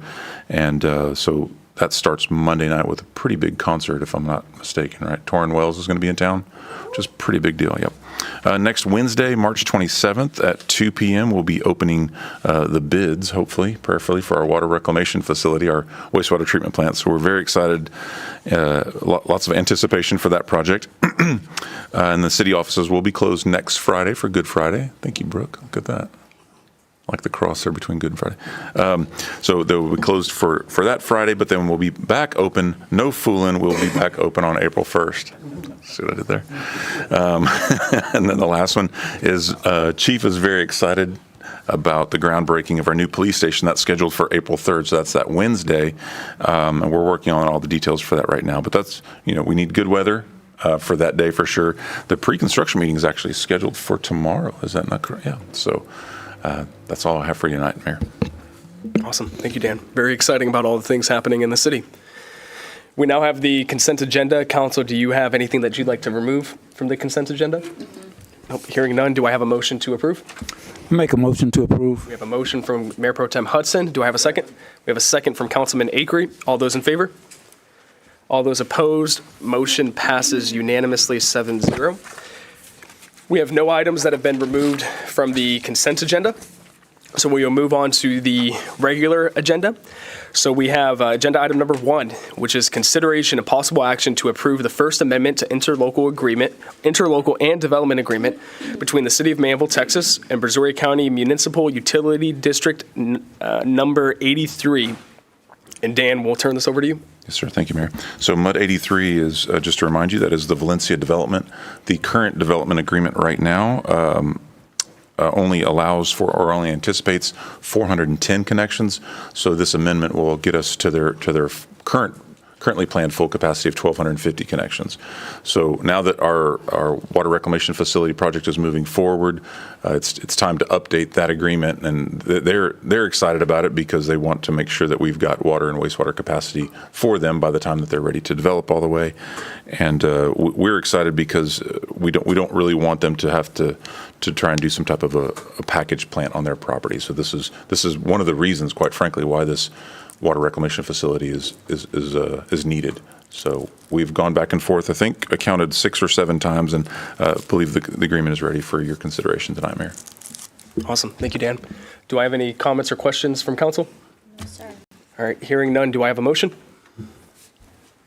I'll make a motion to approve. We have a motion from Mayor Pro Tem Hudson. Do I have a second?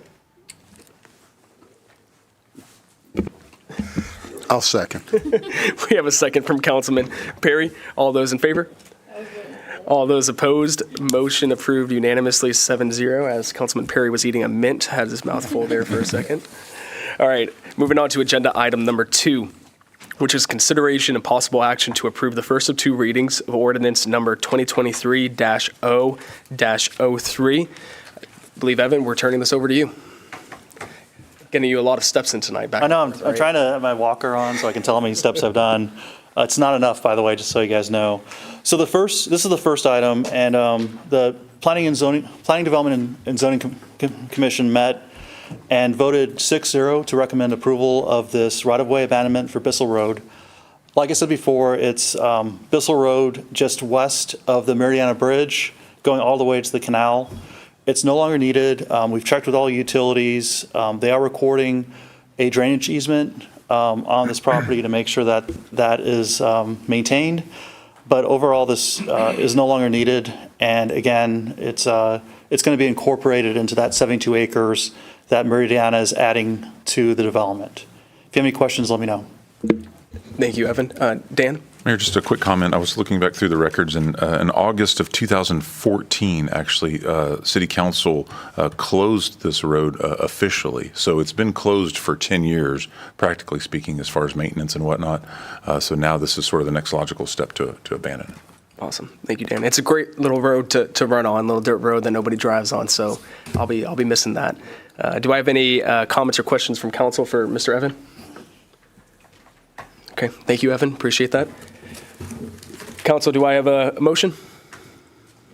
Make a motion. We have a motion to approve from Mayor Pro Tem Hudson. Do I have a second? Second. We have a second from Councilman Acree. All those in favor? All those opposed? Motion passes unanimously 7-0. Dan, I believe we'll be turning this one over to you first, and if we can just make sure to address the two comments that were made during the public hearing. Consideration and possible action to approve the first of two readings of ordinance number 2024-0-13. Sure. Thank you, Mayor. So as Evan mentioned earlier, so this is almost 15 years to the day. It was in February of 09 that the Seven Oaks OPUD was actually approved by City Council then. So this is the actual first update to the OPUD, which is a term that we don't even use anymore. In fact, the only time it's contemplated in our current ordinances, it says something along the lines of there used to be something called an OPUD, and this is one of those OPUDs. So they're not just updating it to change the name, though, officially from Seven Oaks to Meridiana, but that is, while we have the door open, this is a very thick document. Many of y'all have seen, this is their own zoning ordinance, if you will. Probably the main reason is to capture the new property that they want to include in their development, which is what we used to affectionately refer to as the Haddock Pond. So as you're coming over Meridiana Parkway, over the overpass heading south, if you look over to your right, you've seen that body of water there in a concrete weir. They're not proposing to get rid of the part that's holding water, of course. There's a little bit of land that they think they can put a subdivision there. Obviously, we haven't seen any type of construction plans or anything yet. This is just very early in the planning stages. While they had the document open, there's some things that have needed to be corrected over the years. Another big one, and I'm going to ask Brad if he can kind of make his way to the podium, because he can probably speak more passionately since he represents the developer. But one of the big ones is the signage, of course. If you go into Iowa Colony, say like if you're going down to where Center Court Pizza is, for an example, you see the signage along Meridiana Parkway, and we don't allow for most of that right now. So they're trying to basically make it look like one contiguous development. So. Good evening. Brad. My name is Brad Schweitzer. I'm the land planner for Meridiana. There's a lot of things, little kind of small minutia that we've kind of found in here that we can update, and a lot of it is changing the verb tense from will to has, because a lot of Meridiana has already been constructed. This is an opportunity. A lot of this was really generated by kind of a effort by Dan and TxDOT and the city to really work to fix that Clark-Jordan current intersection. I don't know when this came up, a couple years ago, probably originally, when the idea came up to realign that intersection. So the developer, in good faith effort, trust in city leadership, has already conveyed the right-of-way needed to redo that road. And so a lot of these other changes just kind of came after the fact that, hey, we trust you guys. You guys see what kind of good development that RISE does. So in addition to realigning Clark and Jordan, yes, we want to add that 72-acre tract, making it more compatible with the existing land uses. So right now it's zoned as heavy commercial for the sand pit mining operations that was going on at some point. And so there's some really deep basins out there. So really it's gonna feel more like Meridiana now, which is more compatible with the adjacent properties right next door, single family stuff. But in conjunction with that, there'll be some pretty decent drainage improvements to that area. Speaking to that one concern, actually, right now there's some blockage at Cruiser at that intersection with Meridiana Parkway. We're going to be rebuilding that road in its entirety, really making it to where it doesn't sheet flow across our roadway, across that roadway, and then rebuilding the culvert crossing at the C12 ditch. So that's going to help with some of that drainage blockage. And there'll be some other impacts, better impacts to the overall system because of this. Another thing that we're doing is relocating what we have. All OPUDs, at least, had to have a public safety site, and that was just a requirement. And so we're relocating our current public safety site that was kind of really close to Iowa Colony, moving it to that Clark-Jordan intersection. So by realigning our roadway, it kind of created an orphan tract, a little triangle that was developable by Meridiana, but it's no longer developable. And so there's a benefit, though, to the city for a 1.5 acre public facility site, just some flexibility, but it's closer to city center now than it ever was. And then that, relieves the developer of having 1.5 acres that's not really usable for them. So it's kind of a win-win in that regard. As a separate part of this, that's not actually a part of the PUD, the owner of Meridiana actually owns some additional tracts near Wilson and Rogers, up by where the new commercial is, that inline retail is being built right now. That's not in the PUD. That is not really going to be ever single family. It's too removed from Meridiana to be a part of that master plan community. But there's a benefit to potentially giving it to the city, and that being a municipal site, some sort of post office, library, whatever the city deemed it to be useful for. So as a part of these negotiations, that is being done. And then the other thing is we're not increasing the overall lot count that was already permitted in Meridiana. We're just adding acreage. So if you think about the overall density of Meridiana is going to go down because of this. We're adding acreage, lot count cap not going up. And then as Dan kind of mentioned at the beginning, there is a stark difference in the signage allowed in Iowa Colony and Manvel, and this is going to bring it together so you don't have disparities. And I've actually heard it from residents that, why do the signs look different in Iowa Colony than they do in Meridiana? Why are the signs smaller, or in Manvel? Why are they smaller? Why is there only one? Like one of the things that we agreed to 2 years ago was doing the banners along the bridges. And so that's one thing, but that was just one thing. And this kind of brings it all together, kind of unified master plan community. So there's also some other things in there for the main overall signage, the entry sign at the highway, at Highway 6. And there's a lot of other, like I said, smaller kind of minutia stuff, technical details that we can obviously talk about. I'm happy to talk about if y'all want to. But I'll leave the questions to y'all if y'all have any kind of questions about those minutia, or the big stuff too. All right, thank you, Brad. Appreciate that, and congratulations on your recent promotion. What's your new job title now? I am the co-practice area leader, so I'm a co-pal. And they pay you the big bucks now as well, right? Yeah, well, not that. Well, let's talk through a few of the questions that have come up. I know PD&Z had an exhaustive public hearing, as well as questions that were asked and answered by the PD&Z members. So I appreciate you and Evan's work on working through all of those items. The first item to address would be the homes along 1128 that were addressed or brought up. Correct me if I'm wrong, but my understanding is right now it's still zoned to be, 60-foot lots? Yes. Yeah, so right now there's no intention to actually place acreage lots that face masters, that front on masters, that have driveways on masters. Before, there was kind of a snag where even if we wanted to do that, we couldn't do it because it was kind of like a blanket statement that everything in Meridiana would be curb and gutter, and we connected to the storm sewer system, our wastewater treatment plant, our water supply. So that prohibits you from doing a well and septic system if you wanted to do acreage lots. So while we don't intend to do acreage lots, there was at some point an idea that we would do acreage lots or half acreage lots or something to that effect. And so we wanted to just build that flexibility and to give us the option to, if the market dictated that, yeah, this actually does make sense. So right now, our current plan is to not have lots that front on masters, to have a landscape buffer there and a fence line and trees, and really just kind of turn our back to it so we be as good neighbors as possible, don't add a lot of traffic to masters. But if so desired, we could do the acreage lots. Okay, so there haven't ever been plans. There currently aren't plans. This would give the vehicle if plans change, but you would still have to go through the platting process, which would have to go before PD&Z. There would still have to be those requests made.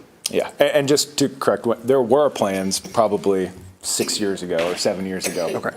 It's a while back. So. It never came to fruition. Right, at that point. right. Okay. The other item that was addressed was the Jordan, that the lady who spoke that brought up along Jordan and then also with the garden homes that are going behind. Can you just speak to how you guys are mitigating drainage concerns? Because I know your responsibility is ultimately for your development. You cannot let the water from your development flow onto a neighbor's development. But can you talk about that overall approach for the area? Absolutely. Because you will be sandwiching in both sides. Yeah.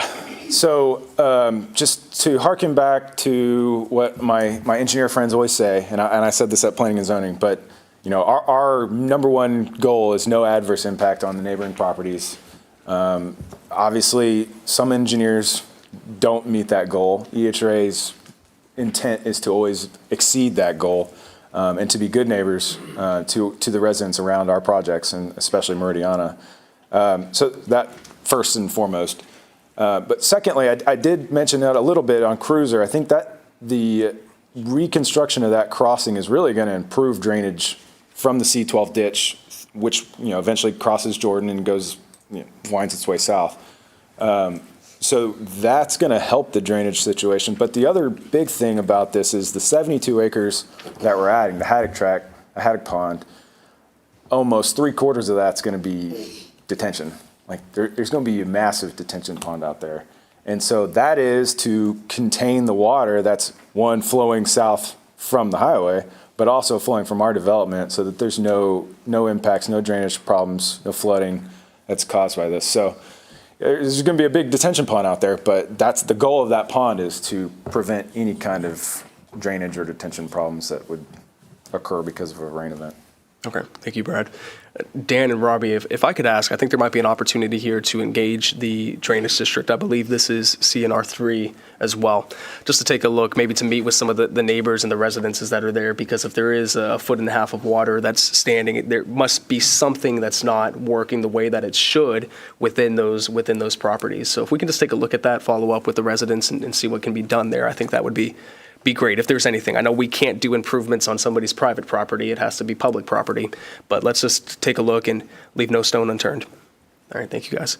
2 other items here for you, Brad, and then we'll open it up to council. These were discussed during PD&Z. I listened to the meeting after the fact that I think are good to address in our council meeting tonight. One is, and Dan, this might be more so for you, can you speak to the pork chop entrance right there off of Highway 6? I believe that there's been some recent developments for that. It's like Pavlov's dog. Every time you hear the word pork chop, you start salivating. So what we were told from the developer, again, last week is they're working on another commercial facility right there at Meridiana Parkway and Highway 6. So the new one has already been constructed, and they're close to opening. But then there's going to be another one right on the hard corner. And obviously, they're trying to get driveway entrance and everything into that facility. And so they're coordinating very closely with, and I guess it's probably y'all, right, Brad? Yep. Very closely with TxDOT. And that's sort of part of the deal. Hey, give us a driveway and let us get rid of we'll take it out, for heaven's sakes. Just let it go away. And it sounds like we've got momentum for the first time ever with TxDOT on that. Seemingly so, yeah. Yeah, so, I mean, we are, it's critical to have the driveways at Highway 6 and Meridiana Parkway functional and, better than functional. So that's our foremost issue that we're dealing with on this project. And the developer has never been in favor of the pork chop, that median in Center Island at that intersection. So it was never something we designed, never something we wanted to design. It was the only way to get it permitted through TxDOT. So if TxDOT will let us remove it, we are going to remove it. That sounds good. I think Councilman Acre had an idea that if that happens, we'll have to have a yearly celebration at that spot for when it's been removed and commemorate the day. So I like that. I like that idea. National Last question. Pork Chop Day or something. Pork chop. Proclamation. We all eat pork chops, right? At the spot. So the last question that I have is just, Dan and Brad, can you speak to the bridge that's going to be put in? I know it's, a load-bearing bridge. It's looking to be 2 lanes. Because there were some comments made about that at PD&Z, and the reality is traffic is increasing on that bridge, whether we like it or not, and the bridge is not currently able to sustain in the long term the traffic that is there now, but also what's going to be seen in the future. Can you speak to a little bit of what's happening with the bridge? And just to confirm, are you talking about the Kreitzer or Jordan I'm speaking Clark? of the Jordan Clark. Oh, yeah, absolutely. I'm happy to talk about that one. Jordan Clark, and we've talked about that one a little bit at the council level. So as anybody that drives from Jordan onto Clark, it's basically, for all intents and purposes, a 1-lane kind of an S curve. It's very dangerous, and we've replaced, Robbie, I couldn't even guess how many times we've had to replace those barricades and whatnot, pulled vehicles out of the canal. I mean, it's not a good situation at all. So TxDOT has an off-system bridge replacement project. If you're wondering why we're talking about TxDOT on that road back there, certainly not a TxDOT road, not a TxDOT bridge, but they have an off-system bridge replacement program where they help smaller communities, and it's a local match. So we have to come up with a little bit, but it's very, very small compared to how much TxDOT helps out. And so whenever they approached us and said that they wanted to replace that bridge, I said, sounds good. Any chance we could fix it while you're there? And what do you mean by fixing it? Well, let's get the hard turn out of there. And maybe we can, I always try and do that with my arm, but if you can sort of soften that out where Jordan, flows naturally into Clark, where you don't have the visibility issues anymore. And they actually agreed with it. Thought, oh wow, that's not a good situation at all. So it's going to bring the bridge physically, I guess, a little bit to the southeast to make that curve better. TxDOT is helping out considerably with that project, which is great. Council's already conditionally approved the realignment of that, and then that leaves the orphan track that Brad was talking about. So once it makes that turn and now it's curved out, that little triangle that would have been left over has to go somewhere. So that's what the developers offered that up to the city. And again, we've got it as a public facility, so it can be, to be determined what we want to do with it when the time comes. Does that help a little bit? Yep, appreciate that. Thank you, Dan. Well, Council, appreciate you letting me ask those questions. Do you have any comments or questions or feedback for Brad and the team? I do. Councilwoman Sarmiento. The only clarification I guess I need, and forgive me, I'm not an expert when it comes to development, but I have heard from multiple citizens, not in Meridiana, but in other places over here where Sierra Vista and other developments have gone in, where it does impact their land for some reason. And we hear time and time, well, it's supposed to improve it, we mitigate that, yet it still floods their property, the water comes back when you have those walls.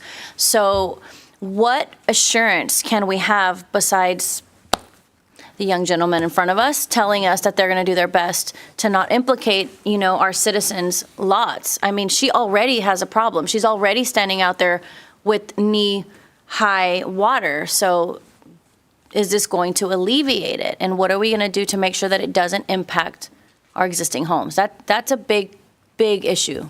That's a great question. And so to touch on what you mentioned, so Valencia had a very similar situation. In fact, we met with several homeowners, landowners right here in this room probably a month or so ago, because the development that they were working on had some acreage land, and they were observing some flooding issues that they didn't feel like they had before. So what Valencia was able to do is basically a diversion swale, so to go ahead and capture off-site runoff. It had nothing to do with their development. Quite frankly, what happens a lot of times is folks it just where does your property drain? It just drains into that field. Well, at some point that field becomes somebody else's property, and we can't drain onto them anymore than they can drain onto us. So if there's a natural drainage swale, then it's very easy. We capture that in an easement or whatnot, but the overland sheet flow, it's very, very difficult, practically to get your mind around. But we see it often with this particular property. So to finish that thought, so we know what it's like to visit with those folks to make sure, and I would say that our developers have done, a really good job of being open and meeting with the citizenry. Russ himself came in here, in Valencia I'm talking about, met with them specifically for that particular issue. So on this one's a little different. And what I mean is this whole area, as we know, is in zone A03, which is, sadly, it's the worst floodplain in the city, this particular area. We know that. That's why we're building Acre Lake there, right? That's why we're going to have that huge detention pond just, very, very close to this area that we're talking about, just on the other side of Meridiana Parkway. They're going to have much more detention and floodplain mitigation than you would ever ordinarily want to have for a development. So they're going to have to capture whatever's coming off of these other properties. They're going to have to capture that as well. So they'll be reviewing it internally, of course. We'll be reviewing it, and then, like the mayor mentioned, the drainage district as well. So I wouldn't say alleviate. Those kind of words scare me, but at a minimum, it can't be any worse. Usually, honestly, what we see is that it gets better because there was nowhere for it to go before. It just kind of splayed out everywhere, and now we're gonna direct the water to where it needs to go. We're always going to be bound here by the GCWA canal, the Briscoe Canal. That's what creates the floodplain in the first place. Sadly, everything backs up because of that canal that's taller than me. It's way up there. So. Well, thank you for answering that. And I think for the most part, as you said, most developers are willing to have the conversation. I would love to see if we could get that conversation going with our existing citizens. If she already has a problem and she says it wasn't there before and now it's getting worse, hopefully, right, this will help alleviate, mitigate it, not worse than what it is, right? But I would like to see those conversations happen because, they didn't ask for a beautiful community to be built behind them, right, when they moved to Manvel. So, but I appreciate, Meridiana and everything that they're doing for the city, but I think that's it's a good step in the right direction. I mean, we're more than happy to meet with anyone and address any concerns that we can. So, I mean, Thank you. Yeah. And I would like to obviously be included in any of those further conversations with the mayor. Absolutely. Yeah. We'll set up a conversation there. And Dan, to speak to Councilwoman Sarmiento's point, it looks like that the GCWA canal comes there right underneath the Jordan to Clark Bridge, and then it begins to run south from there, southeast. So even when this land wasn't built up, there was already a natural barrier that was there. So there was already a natural wall that was built up. It looks like any wall that would be, I guess, built up at this point would be, I guess, kind of north of the GCWA canal, right there in that little section, I guess, at the southwest corner of Jordan and Meridiana Parkway. I'm trying to picture where the buildup would be occurring with the GCWA canal that's right there already. Y'all haven't done any work on this side of the canal yet, right? No, that's why I'm not familiar with any wall other than the drainage culvert that would have been constructed with Meridiana Parkway. Okay, ma'am, what's your address, if you don't mind stating that again? 6745 Jordan Street. Okay. Did you say 6735? 45. Okay. Thank you. Thank you. Okay. Because looking here at 6745, that might be something for us to take a look at. I'm wondering what the actual impact of that is, because there's been besides the Meridiana Parkway Road, the buildup hasn't come there yet. You do have the GCWA canal that runs south of there. So I wonder what that technical impact is that's causing that water sittage. I don't know if that's even a word. It sounds like a terrible, terrible word. Wow. I'm going to need to repent later tonight. Be careful. Father, forgive me, for I have sinned. But I'm very, and this is a conversation outside of the PUD, I'm very curious to understand what the actual impact there is on that. And man, we will absolutely work with you on this and have those conversations where we want to make sure to collaborate with you.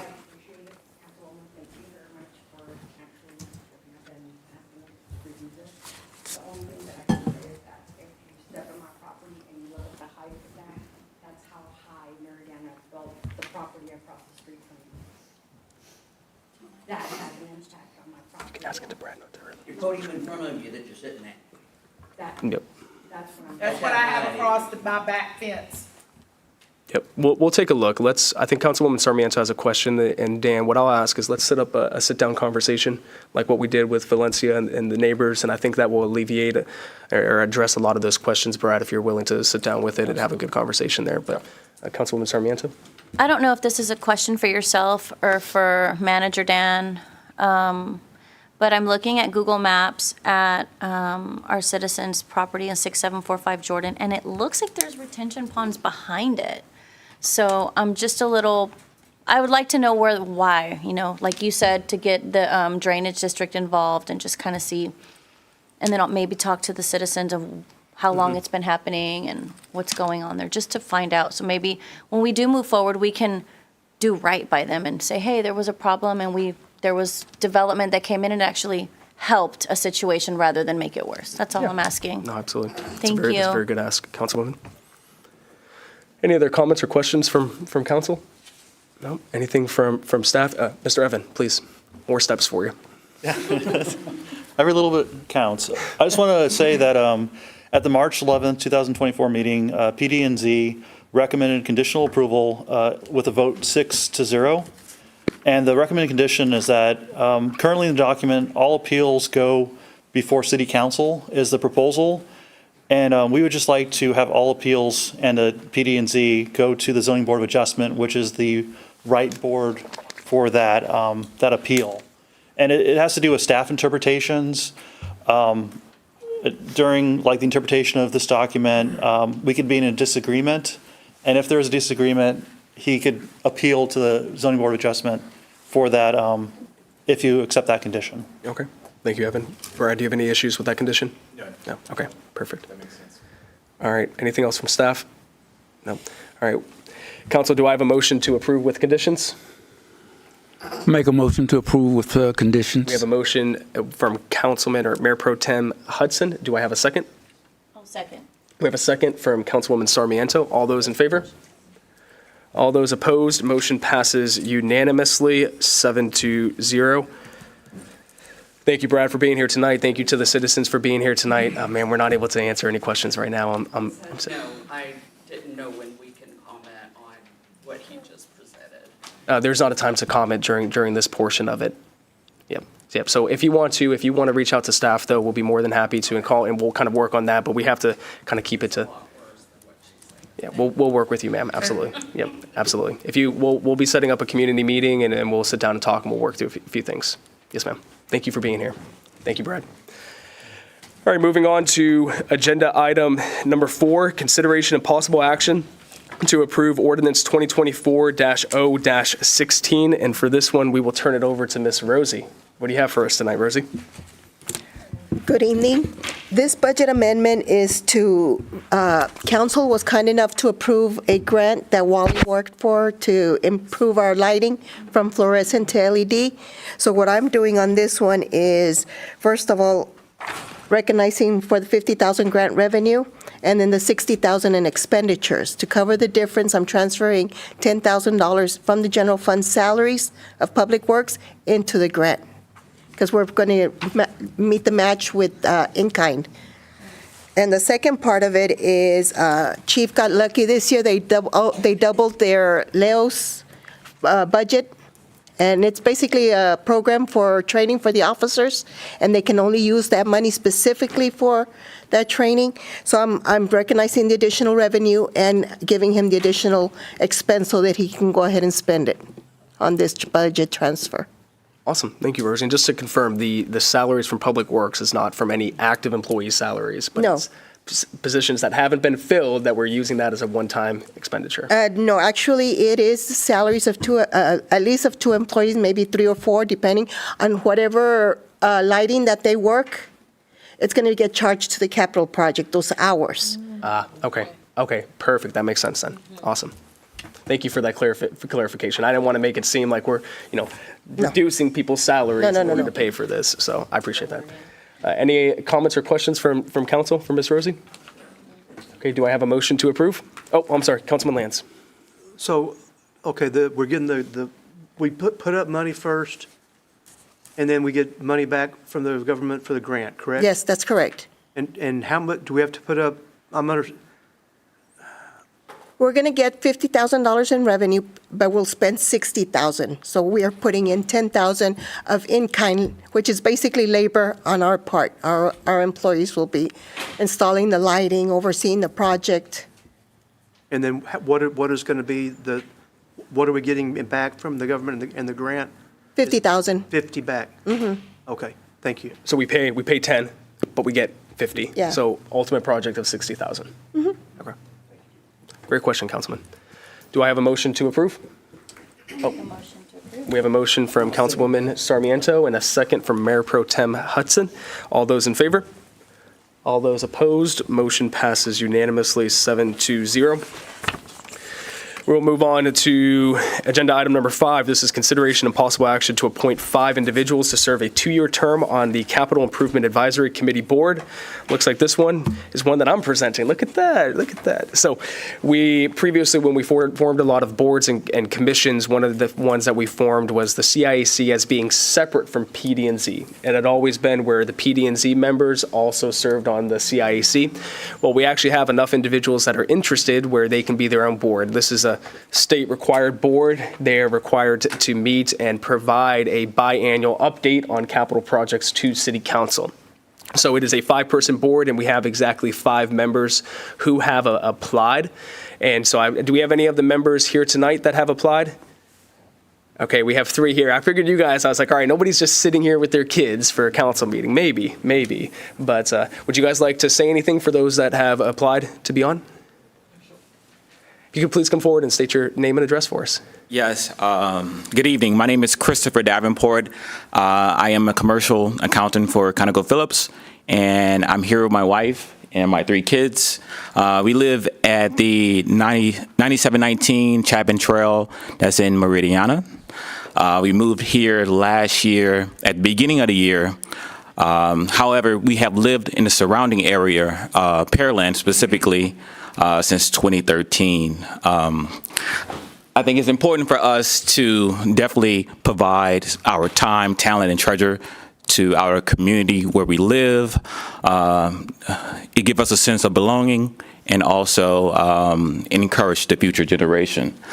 I'm excited to be of service, and I'm looking forward to getting to work.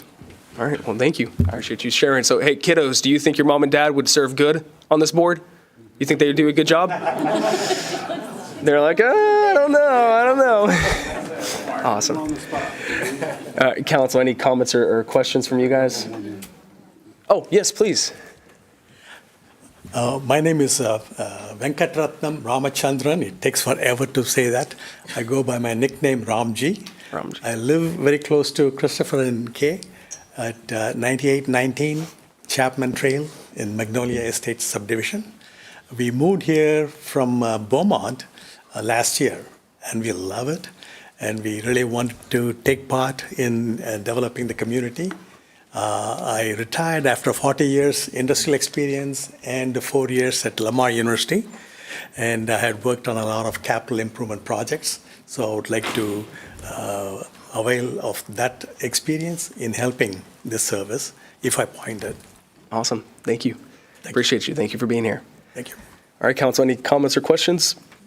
All right, so I will make a motion here and read off the names as well. So I would like to make a motion to appoint Keitha Davenport, Christopher Davenport, Alina Rogers, Jason Holschler, and Mr. Ramji to the Capital Improvement Advisory Committee Board. Do I have a second? I'll second. Okay, we have a second from, okay, well, a second from Councilman Acree. All those in favor? All those opposed, motion passes unanimously 7-0, and congratulations, guys. So hey, kiddos, you need to have your, round of applause. On your way home, you need to ask your parents to go take you by McDonald's and get some McFlurries if their ice cream machine's working. So we'll see. We'll see. All right, Rosie Bennett, it is. All right, so agenda item number 6, which is presentation on the fiscal year 2022-2023 audit as presented by Belt Harris Pachasik, LLLP, and this one we will turn it over to Rosie.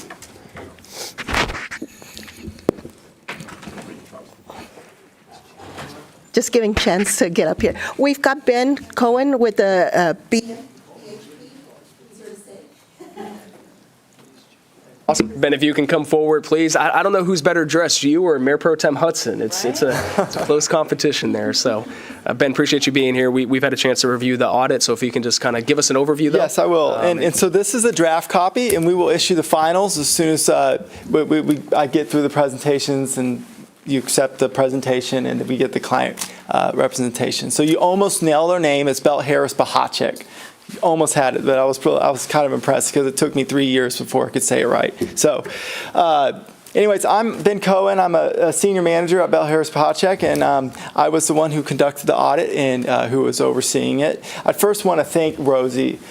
She came in to this year in June after an integration of a new accounting system, and just she took this and I thought she did a terrific job of just handling what was kind of thrown at her, in the midst of kind of being in the middle here. So she did a great job. I felt like she did really good getting me information. I also like to thank you guys for letting our firm serve this city. We've served the city for several years, had different audit managers and audit partners do the audit because we want to rotate that, but we really appreciate you guys letting us come in and continue to serve your city. I'm going to cover 4 things, maybe 5, on the audit and be really brief. So the first page, this is what the yellow sticky note that I almost dropped. The first thing I will cover is page 7.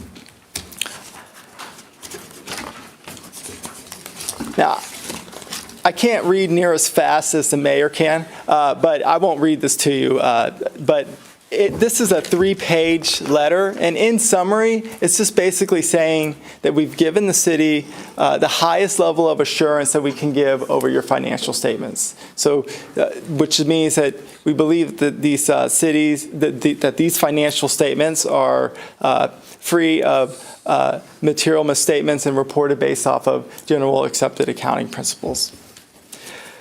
The next page I'm going to cover is pages 16 and 17. So I just want to point out that these 2 schedules are your net position schedule. So this isn't your fund level schedules. This is capitalizing all your assets.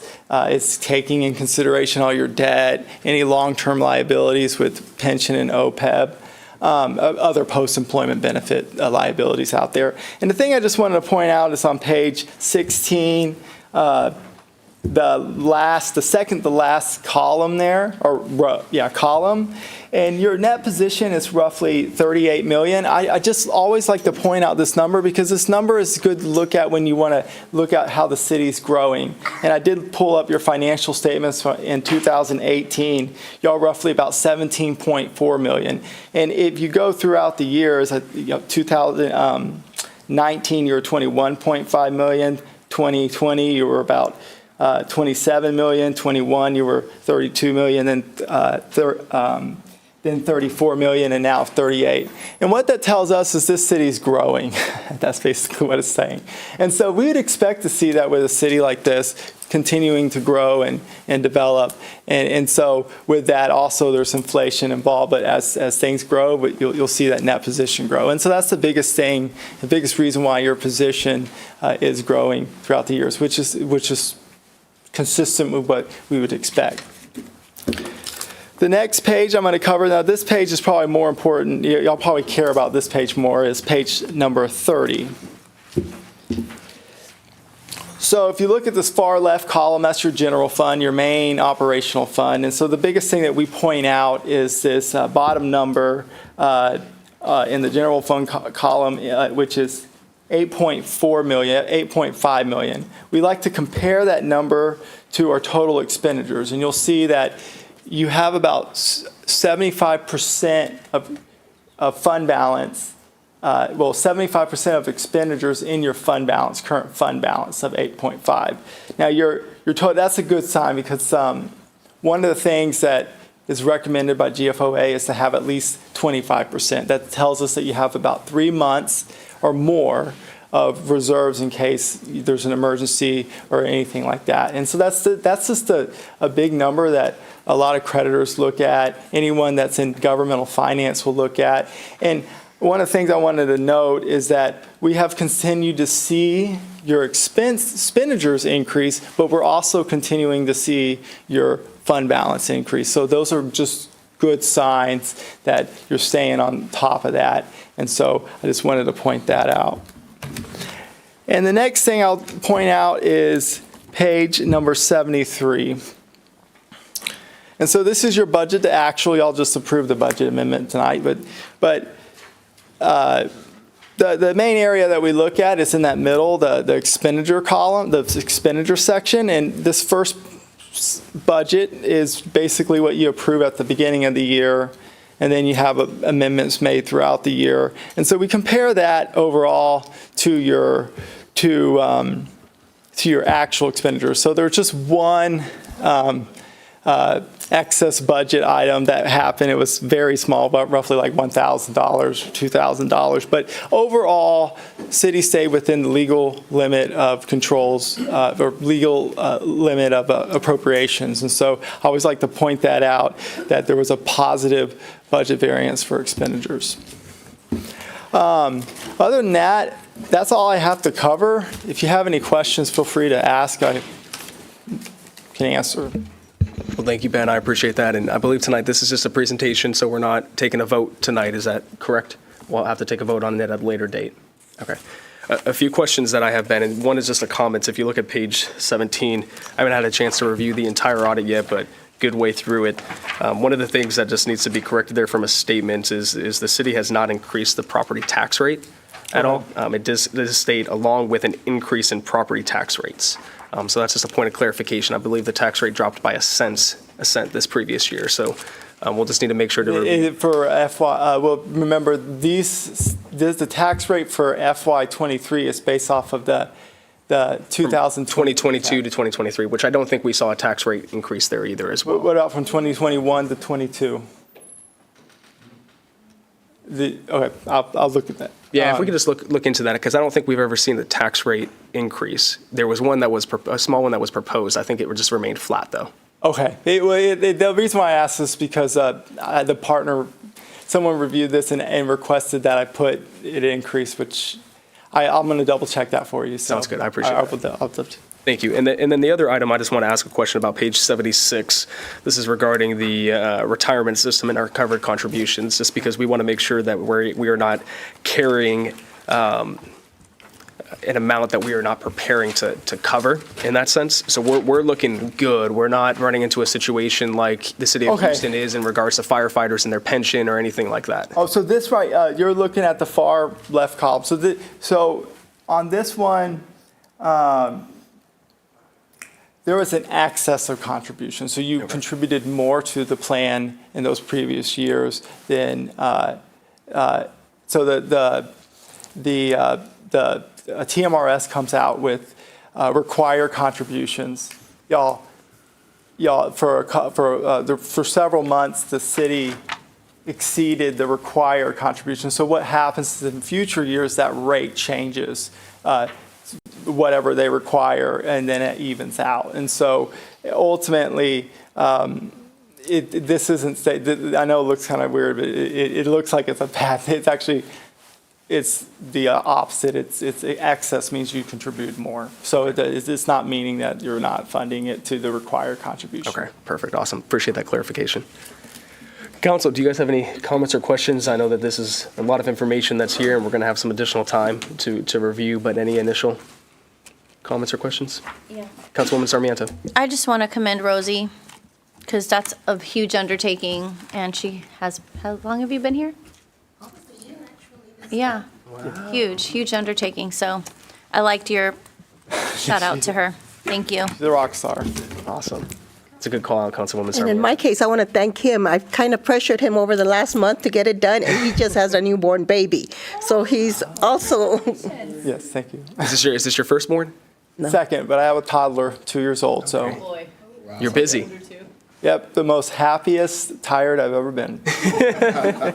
Well, appreciate that. Well, Council, I'm gonna recommend that we wrap up this agenda item. We send you home to your family there. So, no, there's no action item, so we'll move forward to the next agenda. Appreciate it. Thank you, Ben. And Rosie as well. Thank you for your work on this. Okay, the next agenda item, which is agenda item number 7. Rosie, we're going to be sending this over to you, which is consideration and possible action to approve resolution 2024-R-06. As you know, we've been working on the financial management policies. We did quite a few changes on there. For example, anything that had a regular basis, we now called like annually or whatever the period was. We shortened all of that stuff. We added more detailed information on the balances. The only thing, Mayor, that I didn't take into consent was that note on the interest, because that one goes under the investment.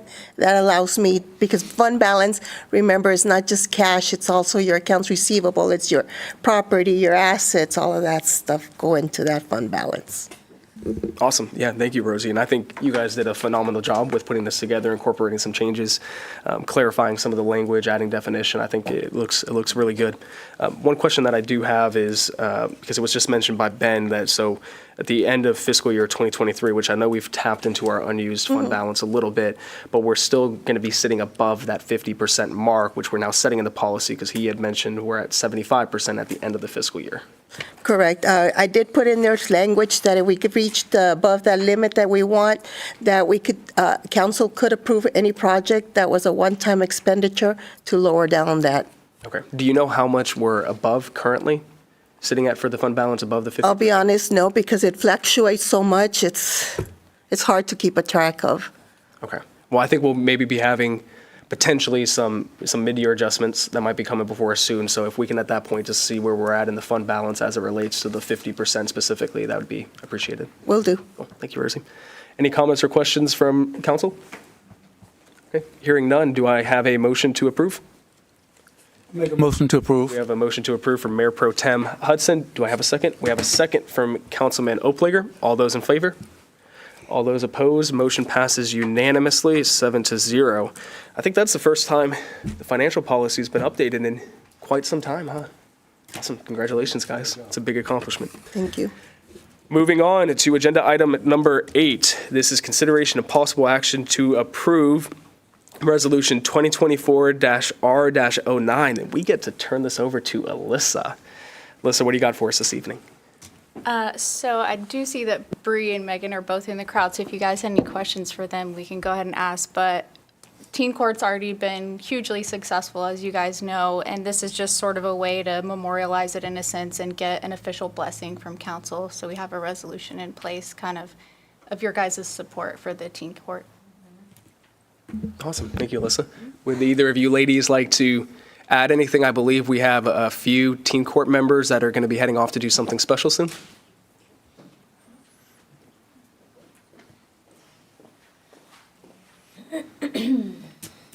So basically, we come as a team because, I'm over the court, she's over the Teen Court program, but she's going to tell you about the thing happening this weekend. So we have 6 kids that will be competing against all the other teen courts in Texas. We're the only active teen court in Brazoria County, so we're going to represent the county and the city well. And we'll find out that day if we win it all. But our kids have been prepping once or twice a week in the evenings, and we've had a lot of effort and time into the program. It's grown a lot. We've had close to 100 students in our program last session. So it's growing, it's taking off. Other cities are, hearing about it and admiring what we're doing here. So, yeah. Awesome. Well, that's fantastic. We're excited for them. I need to follow up on your email. I apologize. I haven't responded to you yet, so I'll get you a response tonight. Okay. Any questions or comments from council? No? All right. Do I have a motion for this agenda item?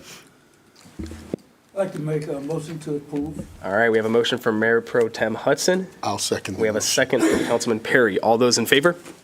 All those opposed? Motion passes unanimously, 7-0. Thank you, ladies, for all that you do for the Teen Court. We appreciate it. Thank you. All right, agenda item number 9, which is consideration and possible action to approve Resolution 2024-R-10.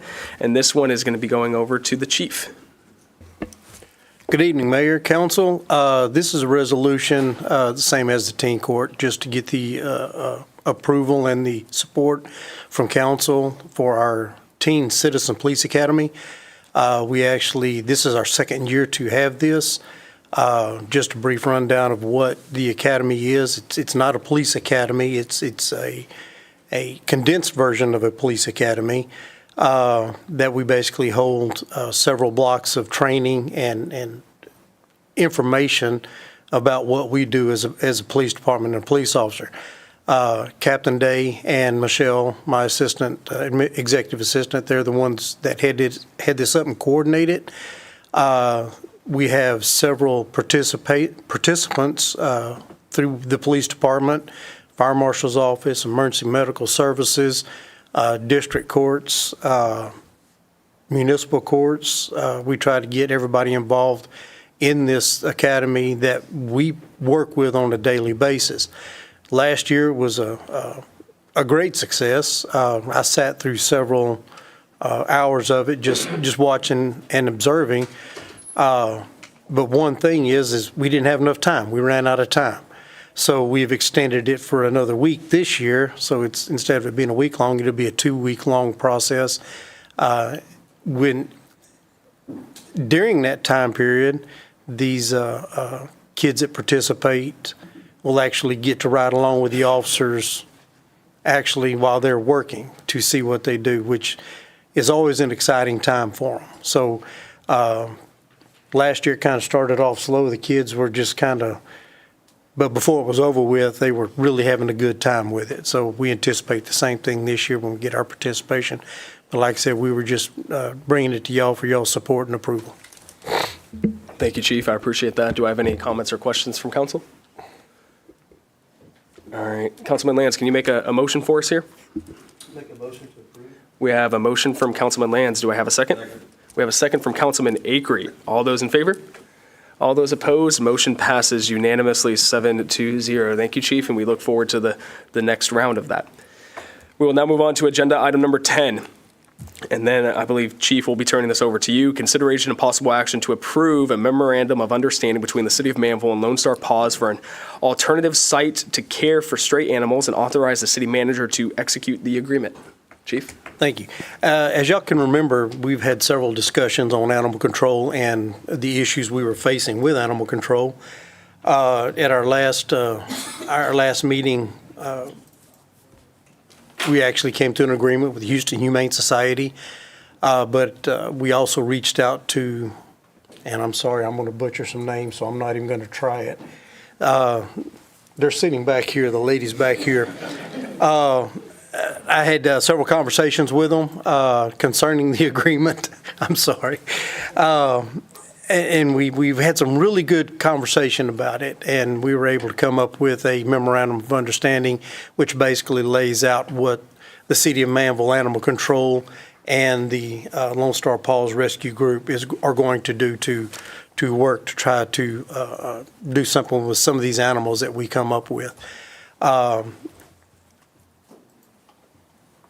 This agreement is something that is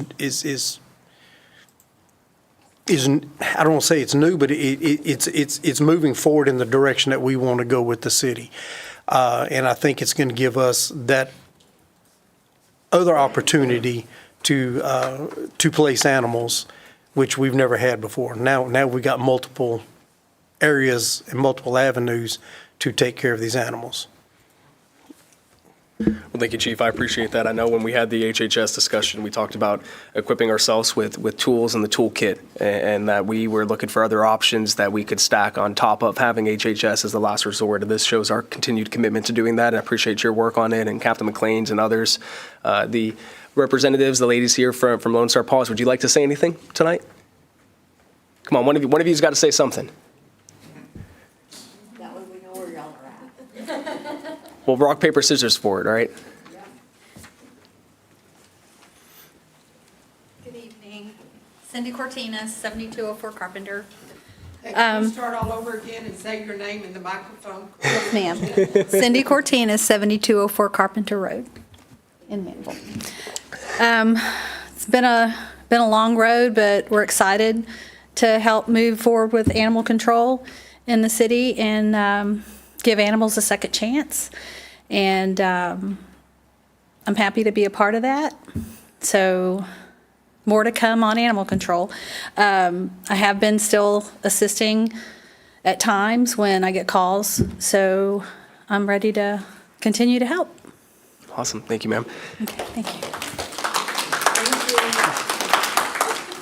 you. Thank you, ladies, for being here tonight. One of the questions that came up was, and we get asked it a lot, is regarding donation items and needs and ways that the community can support.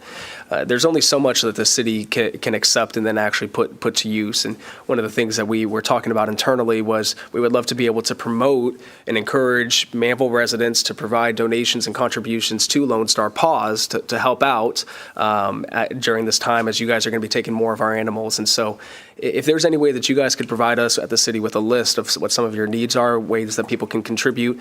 Of course, there's dog food and animal food, but if there's other needs that you have, we would love to be able to promote that and encourage residents that reach out to donate your way. So if you can please get that back to us, that would be phenomenal. One more thing, Dan, if anyone that's here or you know anyone that would want to be a volunteer, foster or help in other ways, that would be great too. Absolutely. Do I have any comments or questions from Council? Councilman Oplager? I have a question. So this agreement is the same agreement with the Humane Society, with the exception of the $75 fee. That's correct. And that's because this one doesn't have the fee. That's correct. And that's because, why? We have discussed about the fees, and right now we're already paying 2 fees, 2 shelter facilities. When this discussion started back several weeks ago, they came to us as a volunteer organization. We have discussed with them about looking at the possibility of monetary donations, depending on how many animals that we take to them, to help contribute to that fund and that necessity, to help them take care of their necessity needs. Do we know how many animals that we're talking about? We have no idea. Yeah, so we haven't. This is, everything we're doing is basically new. Yes. So we're trying to build all of this. So everything we're doing is going to be, we have no idea how many animals we're going to be picking up. We don't know how many animals will be taken to them. We don't know how many animals will be taken to HHS or even animal shelter. We just don't know. It's just one of those things, it's like a trial, I don't say trial period. It's a period where we try to set the guidelines or set the bar to try to figure out how much or what the needs will be in the future. Does that make sense? Right, yeah, I get it that animal problems, animal control is a problem that's never going away. Correct. It will always be here, right? And we really have no data. Right, I've spoke with the mayor and the manager about enhancements to the GoGov tool so we could track that a little bit more efficiently and start getting a better idea. We just got in a position. We track the data internally at the police department. I mean, we send those reports out monthly on the animals that we pick up and the animal calls that we respond to. But because over the past couple of years, we haven't been able to effectively pick up animals because we didn't have a place to take them. That data is now just, it's down compared to, say, the 2016, 2017 numbers. So until we start getting more accurate numbers to show what the cost would be, it would be hard to determine or try to figure out a budget to what we could do. Okay, yeah. So I'm sometimes a little slow, but so we can give the $75 to the Humane Society if we have to, but we can't do it here. Nobody said we could do it here. It's just they came to us to volunteer to assist and to help. Right. HHS, we went to them for their assistance. They came to us and talked to us in the very beginning. We can do this. We've got money. We got people that are donating money. We can help. So that's what the agreement is. We talked about it. I talked to them about it, and we're looking at the possibility of a monetary donation at the end of the fiscal year, this year, and then possibly next year in the budget year to start looking at reimbursement, I guess you would say, or payment for the animals. So we can revisit it. Yes. Right. Yes, that is always in the cards. And that's what we talked about then is a monetary reimbursement and then looking at what the cost would be in the future. And my hat's off to you, Chief. It truly is, right? Because animals, people come out here, they just think they can dump their animals out here, right? And that's truly a crime. And the more awareness that we could have, public awareness type thing, right? If you, much like any kind of security thing, you see something, say something. Much the same thing here, right? Animal abuse and all that. So I just, it's an organization like that, if there's any way we can help, right? Because like it says, the problem is our problem. If the city takes it, it's our problem, right? It's like the Men in Black movie, right? What's up with the cat? It's a problem. It's your problem, right? It's our problem. So thank you for helping. The poor little guys don't have a voice, nor do they have any money to help themselves. This is the reason why the mayor mentioned about the donations. Right. People were wanting to donate to the city for animal control. Those donations should be going to Lone Star Paws. Okay. That's the discussion we had earlier. All right. Thank you.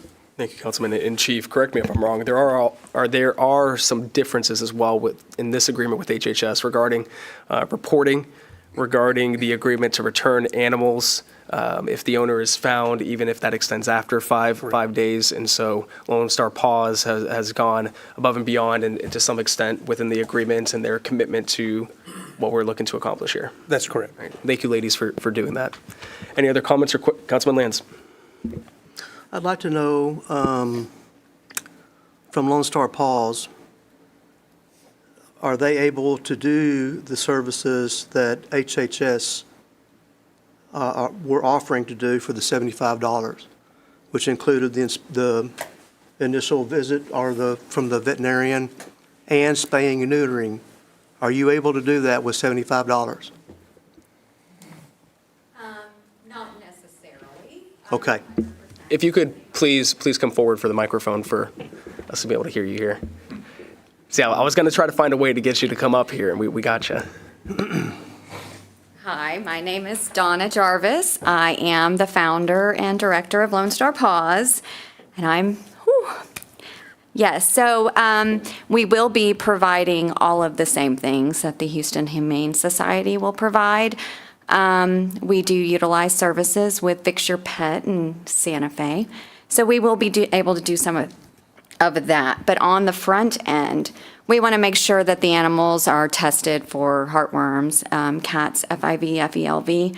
So we want to work with a local vet here in Alvin, Manvel area.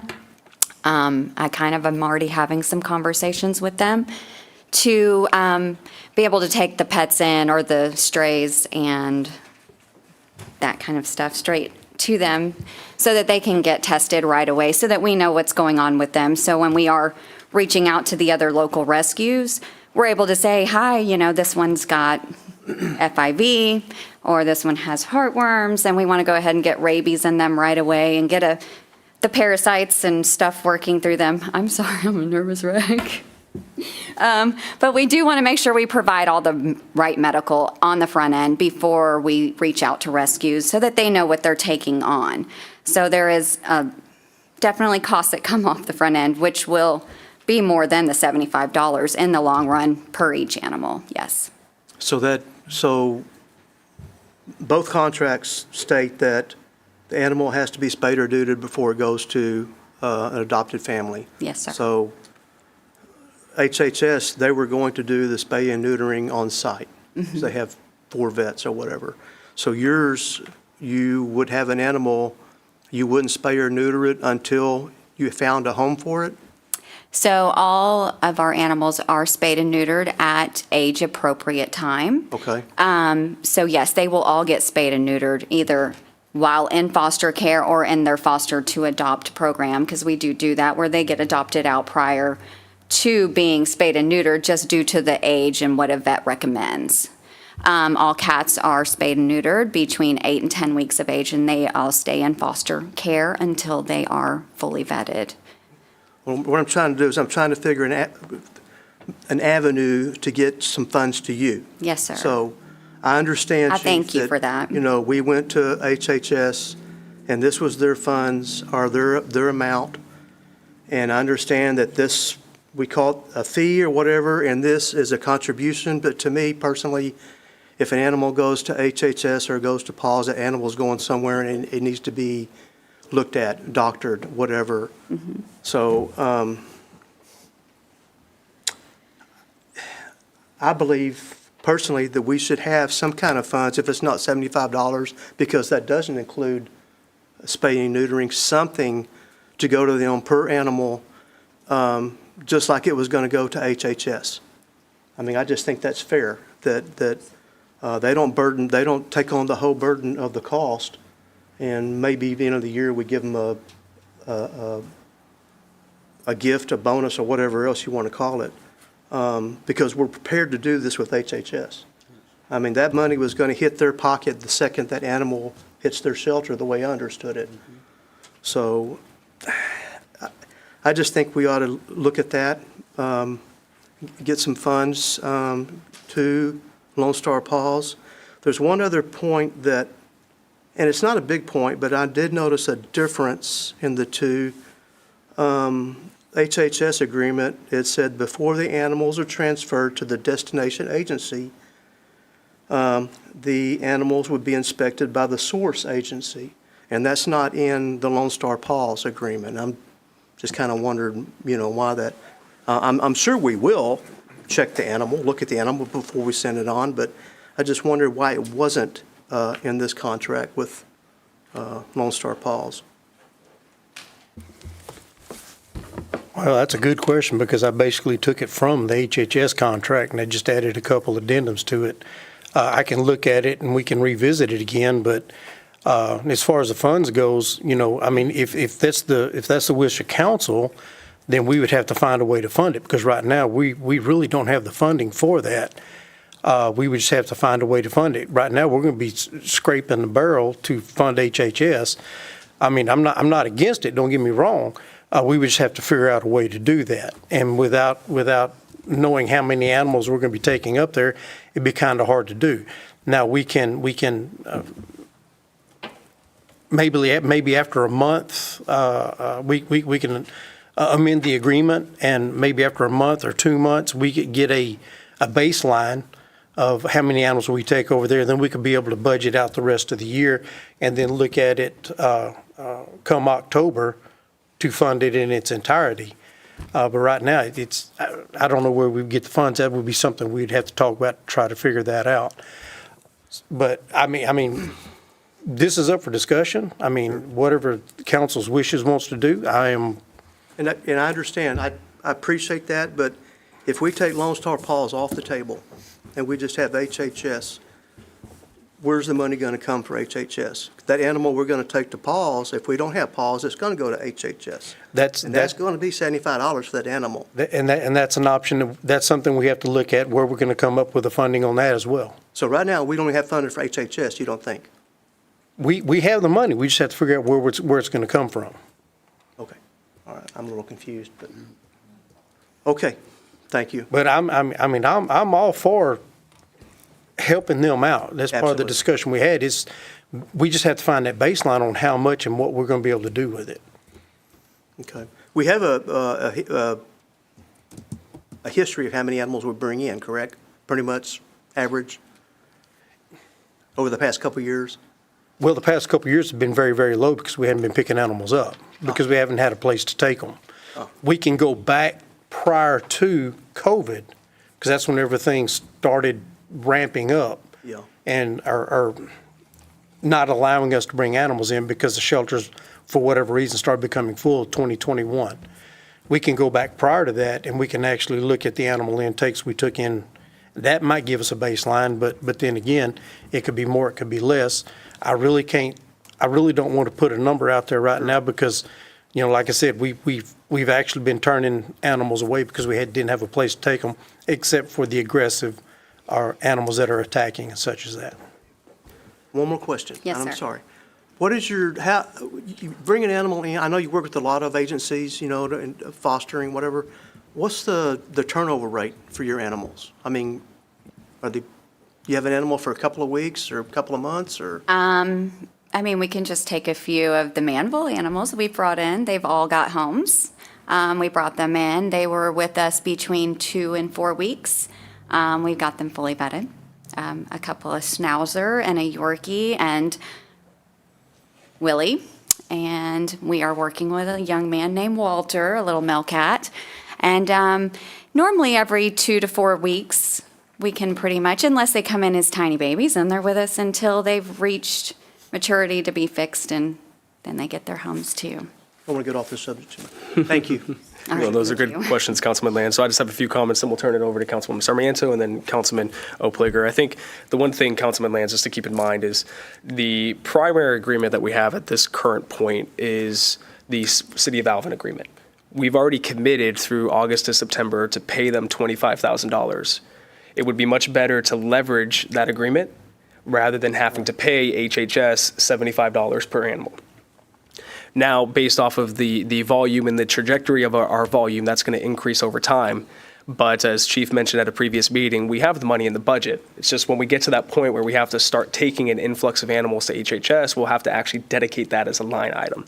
So I want to make sure that there's no misrepresentations out there that we don't have the money. We do have the money. It would just require a budget adjustment from council.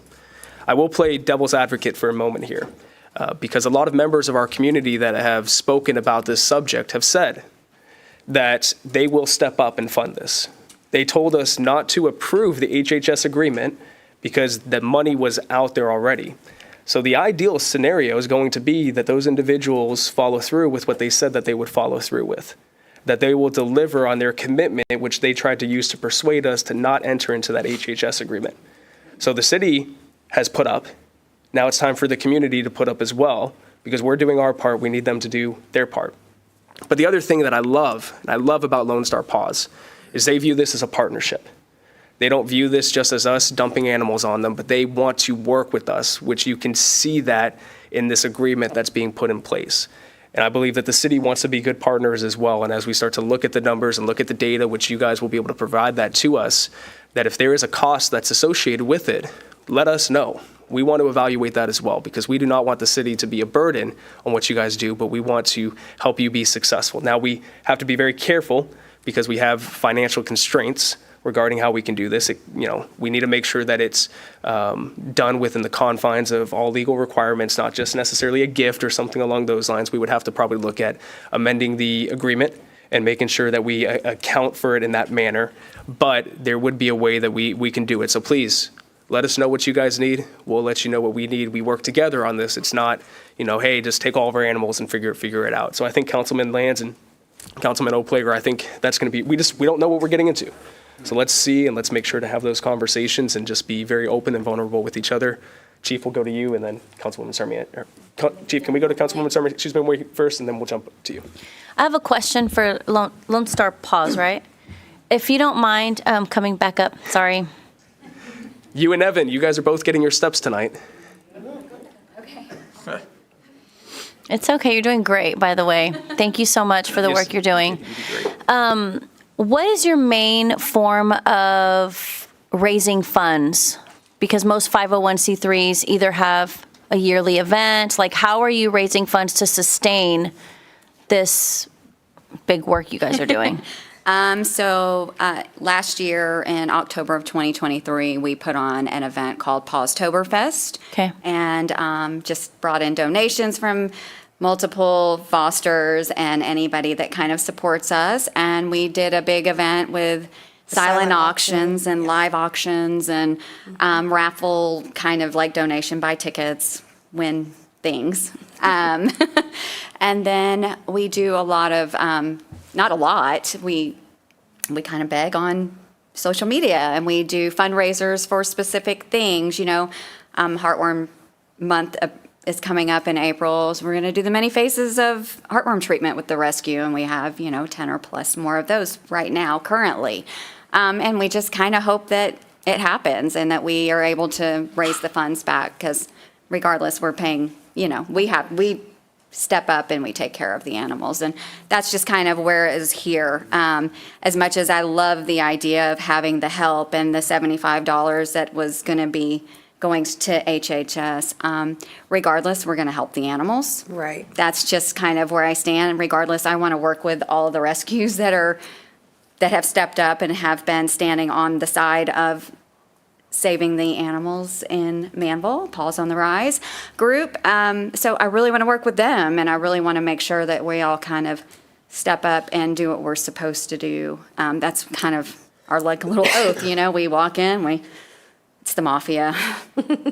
Is there any other organizations, larger organizations that you guys partner with that help you when it comes to funding this work, or veterinarians that donate their time in return for a donation in kind receipt or anything of that sort? Nope, we just kind of Okay. go All through right. it. Yeah. Okay, so I know that it's very expensive, and so most 501c3s have to have some form of fundraising, so that's why I was asking. And so we know that HHS has. So far, God has not let our rescue down. Okay. We just keep making a difference every single day and helping every animal we come in contact with. Yeah, so it makes me wonder how you guys are able to do that, because it does require funds, and at some point, that's just a question that, like, how are you sustaining that, Right now, that's it. We do our fundraisers, we do the silent auctions when can, and, we just started this at the end of 2022. So we haven't had but So that was your a very year and first. a few months to coordinate any type of events like this either. So, as we grow and as we continue to do what we do, we will learn better ways to fundraise, and we will Yeah. continue to push and raise funds in different ways. This year we'll probably do some cool things later on in the year that we haven't done yet because we just haven't had the time and business to do so. Okay, well, I would like to connect you with some people that I know that might be able to guide you and mentor you so that you guys can That would be fundraise and involve the community to help you grow Yeah, and that'd be help. awesome. Thank you. Okay, thank you. Thank A you. few questions for you ladies real quick. Do you guys, when you guys adopt out animals, do you charge any fees for those that are actually adopting the animals? Absolutely. Yes. There is an adoption fee. What's goes that on fee currently? It's based on dog, it's based on local adoption, it's based on out-of-state adoptions. Out-of-state adoptions is really where our focus is at because we have such a huge overpopulation here. So we push them out. East Coast is where we kind of focus right now. Adoption fee is $500 to $600 per animal. For a dog, and a cat is between $300 and $400. But that's health certificates, that's spaying and neutering, that's Rabies. vaccines, that is all the things, Microchipping, and all of it. it's Transport costs, yeah. and it's transport, it's all the stuff. Okay, so that covers a lot of your funding that you need in order And to that's to why stay. we're able to continue going through. But we also have a lot of very large medical bills with, of course, Colby. I mean, if y'all take the time, www.lonestarpaws.com, and, You'll be see on our Colby. Facebook page, and you can see things there. And, I mean, it's all out there. Yes, ma'am. Awesome, thank you, ladies. That was a question that I had was, okay, if you're not getting any donations, how are you staying open? And it's through the adoption fees, which The speaks to some- adopters help to sustain the. Where you're at. Yeah. Awesome. Right, All absolutely. right, Chief, we'll turn it over to you, then we'll go Councilman Opliger if you still have a question, and then we'll go to Councilman Perry. Thank you, ladies. What I wanted to mention before they walked off was some of the conversations that we had. I actually went and met with them in Pearland at their facility, and correct me if I'm wrong, but they're just building this facility there in Pearland, and they have a really good thing going up there. We had a very good conversation about the partnership with Lone Star Paws. And I think it's something moving forward that is going to benefit both their organization and us.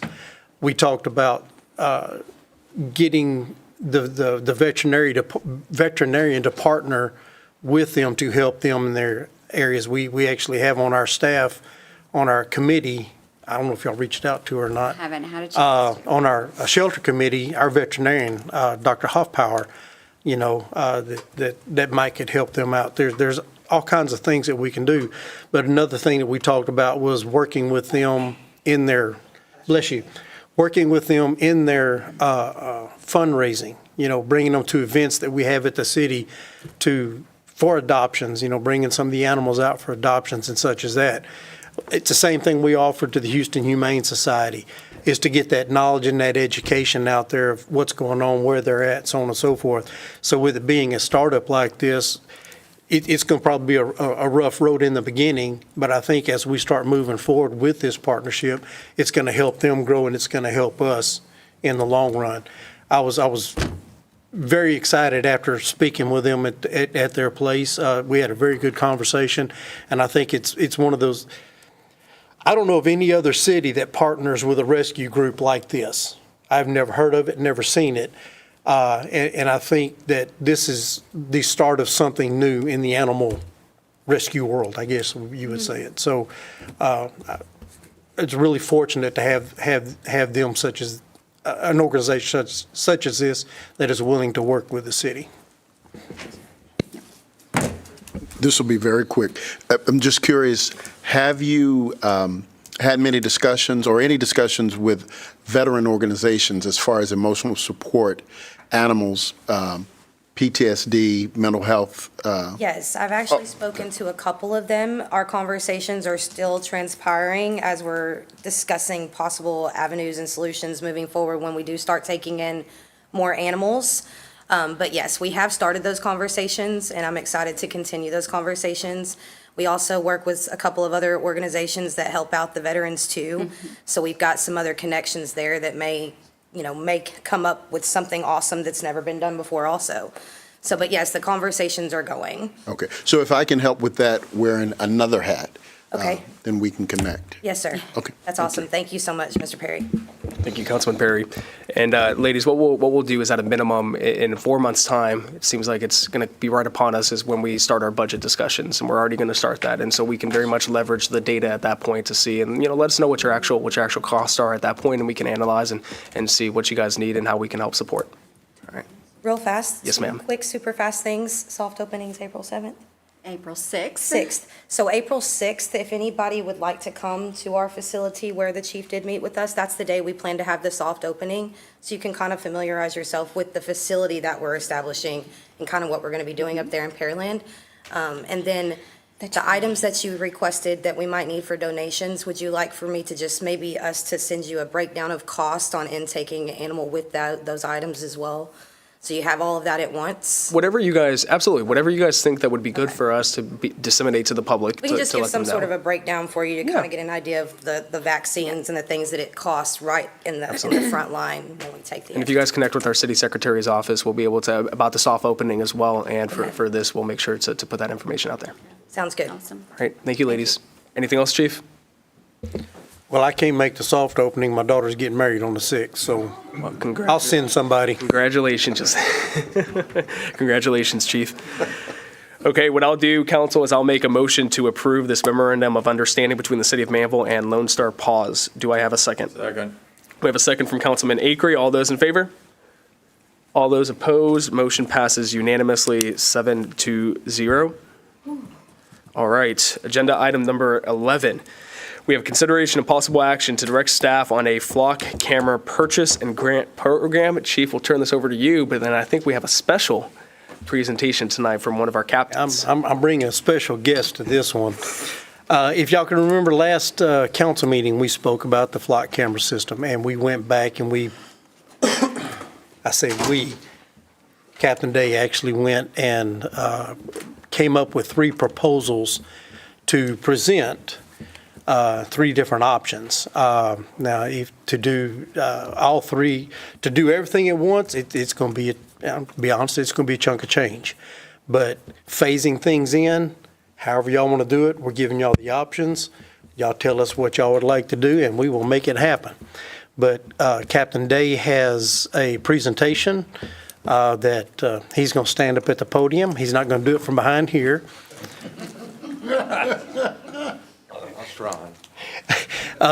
But it kind of give you an idea of the areas we are looking at and what we are going to attempt to do. We did find out that some of the schools, like Councilwoman Sarmiento was talking about, some of the schools do have the cameras at their parking lots, but not all of them. So we have added additional cameras based off of that request. But we've broken it down in 3 different proposals. And with that, I'll turn it over to Captain Day. Council, everybody awake? I'll say hi to the mayor, but he walked off. All right, so from what I gathered that y'all wanted to see was some proposals. We have included in here some schools, and we'll go through the cost of all of that. So basically, the flock cameras are automatic license plate readers. Every city, almost every city has them. And the benefits of them are, I'm gonna go off of the animal people. If someone dumps a dog and our animal control guy gets a call and they say a blue truck just dumped that dog, I can find out what truck that is in seconds. Truck, license plate, and a picture of him driving it if he was coming towards the camera. Pretty interesting, right? All right. I'm not going to read this to y'all. We're going to go over other things. So the Falcon Flex or the Flock Flexes that we're going with are the standalone systems. They're mounted on posts on the sides of the roads. Some of you might have seen them in Rodeo Palms or Alvin. They're in a lot of places. We have some of the Flex ones, the Falcons, that are movable already, but those, the battery only lasts a couple weeks on those. We have to go out and get them and charge them and move them again. So usually whenever we're watching building material thefts and we go get them to charge them, somebody steals something that night. So they know they're there. So Flock Safety Impact Study. This is a study that Flock did. 10% of reported crimes in the U.S. are solved with Flock. That's a lot of crimes that cameras are catching and solving by themselves. So the first camera plan that I came up with, this covers the entire city. This covers, in the white area on the bottom left, is every entrance to the city, every roadway that comes into the city. And the top right is going to be every entrance to every school in the city. The bottom right is the entrances to every housing development within the city. So this plan would cover the entire city, every housing development, every roadway, every school. You see, the installation cost on this is $44,500 just to install this. The yearly cost of the cameras after installation is $186,000. If we used Public Works to install the camera post on city maintained roads, non-TxDOT roads. So the only roads we can't touch is 1128, 288, and Highway 6. Those have to go through a permitting process and Flock has to place the cameras there. Every other road, we can utilize Public Works and it'd be about a $20,000 savings in installation cost. So that's 62 cameras. And this is what it looks like on the map. There's a lot of cameras in there, every housing development and every roadway coming in. The next plan is something that y'all asked for, is every school and just every entrance into the city. So every roadway into the city is covered and every school is covered. Right now, the high school is the only school that has Flock cameras. They have 2 Flock cameras. One's on McCoy and one's in the parking lot. And Alvin ISD does not have the funding or any plans to put those cameras in any other schools. I reached out to them and they're more than happy to give us access to place the cameras on their property, but they don't have any funding to buy the cameras. So this is a merely $105,000 a year. And if we utilize city staff to install the cameras, it'd be $15,750 to install them. This is ideal. This covers all the schools and the city. The bare minimum for us to start would be just the city roads. So the blue icons on your map is going to be every camera into the entrances of the city. The yellow are the schools. As you can see, the high school is already covered, so I don't have any there. So this is the bare minimum, 21 cameras. It covers the entrance to every road in the city. The installation, if we utilize our city staff, would be $12,250. The yearly camera cost is $63,000. That's the bare minimum that we could start with right now. That means any car that comes into the city that has an alert set by either us on a hot list, another department on a hot list, or a department sitting on the TCIC hot list, stolen cars, abducted car, people that have abducted children that are suspect cars, there's a lot of reasons they could put it on that hot list. It will hit us as soon as it crosses the cameras, and we'll know exactly where it's at and which way it's going. Does anybody have any questions yet? Well, thank you, Captain Day. So just a question here.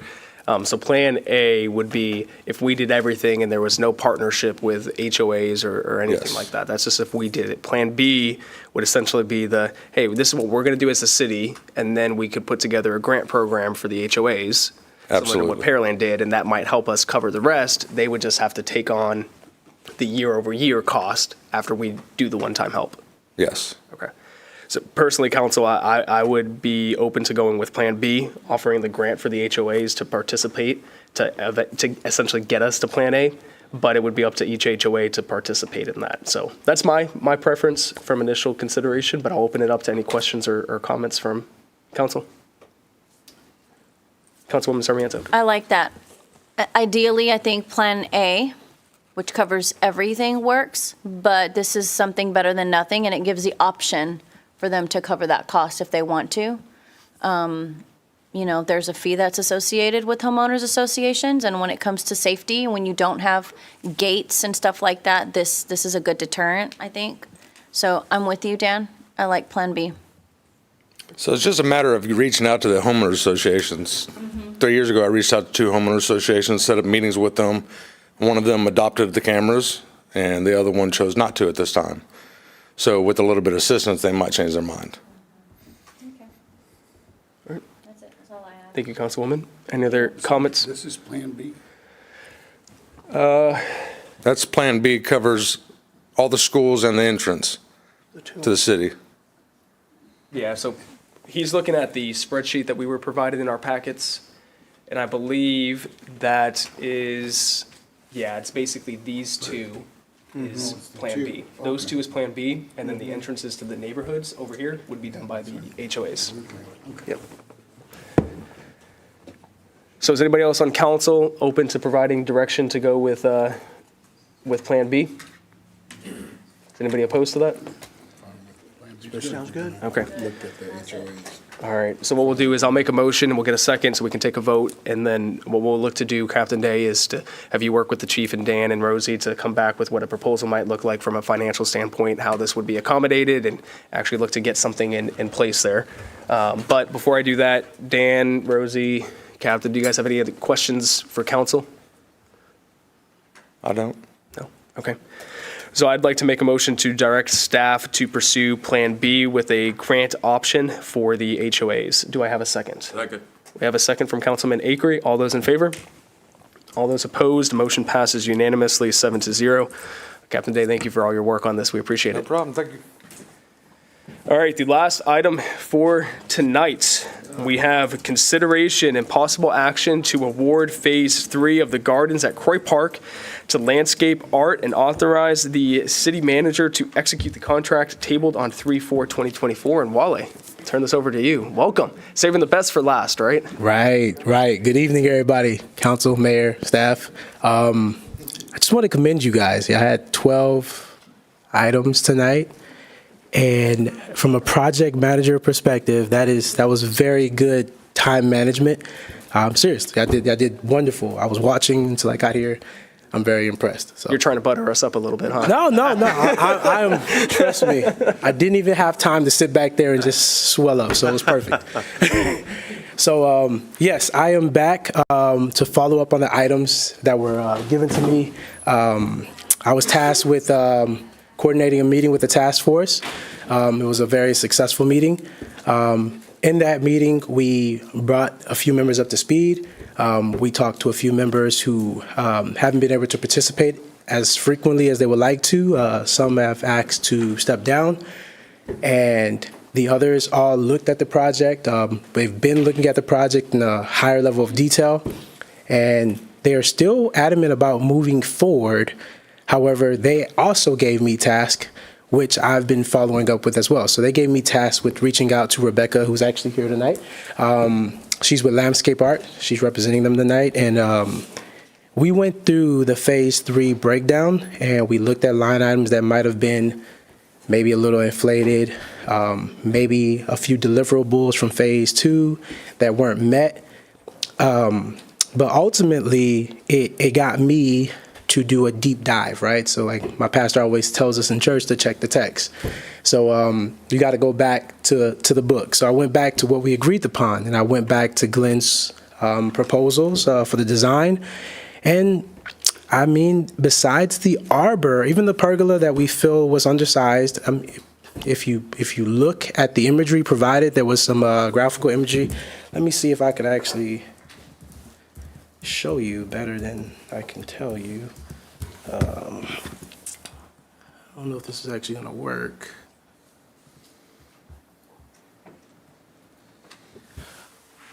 Yeah, I still got it. 1, 2, 2, 5. T-A-I-W. 1, 5, 2, 5. Ha-ha. Got you, Brooke. There you go, Wally. You're making us millennials proud. Good job. Good job. Yeah. All right. So let's see. Hopefully. Hopefully. Oh no, I'm here. I'm trying to figure out. Make sure I don't show you guys too much. Okay. So. Oh gosh, not just. You got me. Oh, there you go, Brooke. You got me. So stop that. And okay, now where'd you go? Hold on.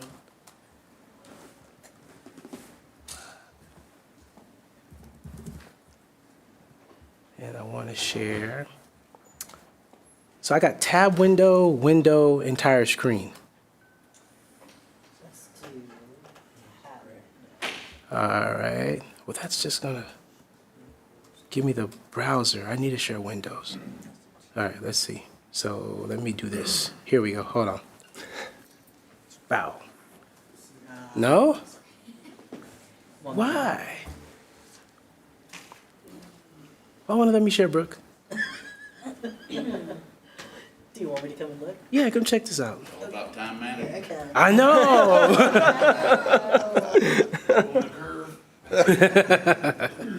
I'm going to resign my comment there, Wally.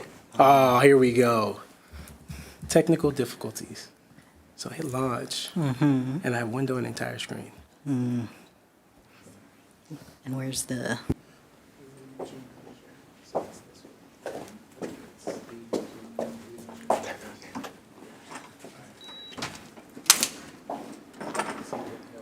Well, Wally, as she works on that, can you just kind of talk us through it? So yeah, we put together a proposal, I want to say back in 2021, for the Gardens of Court Park.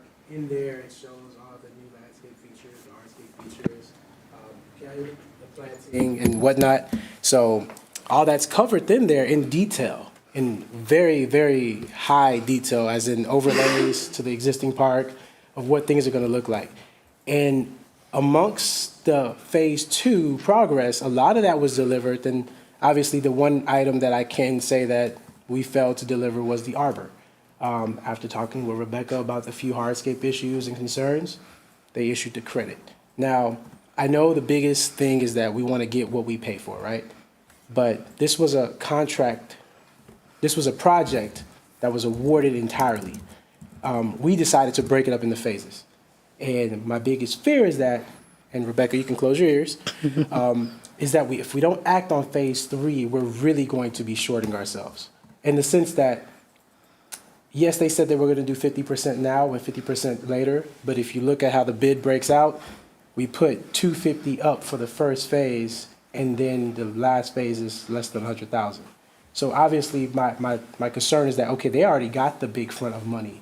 If we pass this on, now we're opening the door for maybe next year they revise their bid and go up higher. Or maybe we get stuck out trying to rebid this and then we realize, oh, they already got it. And we get a higher price for this second phase. Because truth of the matter is, we gave them roughly a week to turn around and give us a breakout in pricing. So those are really, really rough numbers that we got in phase 1. And to protect themselves, that's what they're going to do. Put a little more on phase 1 so that if they don't get the second part of it, they're okay. They still come out on top. So that's what I was looking at. I wanted to show it, show the exhibits that was in Glenn's plans. and then show what was actually delivered to the park.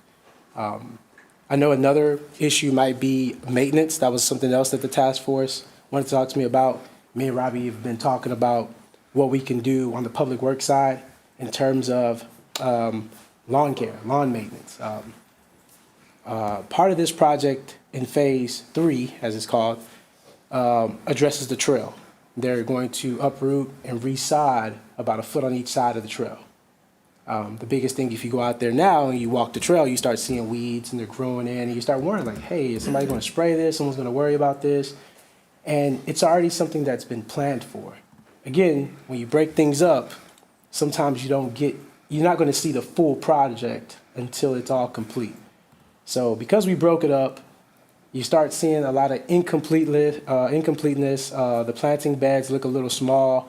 Those were things they did proactively. They're not even supposed to do any of that work until this last phase. I know it's not think it's working. gonna be working I know for it's you. not giving it to Sorry. me. You want See? to send it to me, I can put it up there. Yeah, I could do that. But yeah, so it's just, I really want to just address the concerns, and that was the concerns of the task force, just to make sure financially we are getting what we pay for in the next phase, because currently it might look like we didn't get our deliverables. But in the same sentence, I can call Rebecca over here. They're working on $1 million parks, $1 million projects. And she's really clawing to make a good name for themselves here in Manvel. They know that we have growth. They know that we have 3 future parks, and they see an opportunity. So why not sacrifice now and get their foot in the door and know that we'll call them back later. So if you want to talk to any of the task force members, I have Glenn with with Go Native. I have Brian here, Paul Sofkas. Oh, he's right there. He is. And then I have Rebecca with Landscape Art, who's also here. So if there's anyone you want to come up here, give you a little bit more about the project, so be it. But just to round up, the task force was all for moving forward unanimously. Thank you. I appreciate that, Wale. So what I'd Thank like you, to do guys. is ask Mr. Sofka and Mr. Wilmer, if you both could please come forward. I'd like to get your individual perspectives with your different areas of expertise in regards to the project and what your recommendation would be in regards to phase 3. And so, Mr. Sofka, we'll have you go first, and then we'll have Mr. Wilmer follow up second. Okay. Thank you guys for being here and for sitting through the entire meeting. I appreciate it. So what are your questions? Well, I guess my question would be, what is your assessment of phase 3, and what would your recommendation be, not just for phase 3, but also what do we do after phase 3? Because this is a one-time. Well, basically, we put together a plan which is going to benefit the city in an ideal park for everyone. And there were some disappointments in the plan that you saw. The design, as you well see, it was outstanding. It really showed what could be done. So, and when we went out there and started looking at it, I came out there, and then Glenn came out there, and we noticed some discrepancies, some of the drainage issues. The arbor out front was too small. And these were the issues that needed to be addressed. And we felt like that, for the money we're spending, we need a first-class project. So anyway, Glenn got involved with the lady here. What is your name, Mel? Rebecca, about we need to make some adjustments on what we had. And there was some minor discrepancies in the design that we saw that needed to be addressed. So Glenn got involved. We had some meetings with Glenda here about what can be done, and I'm satisfied right now that we're on a right path to get this project done.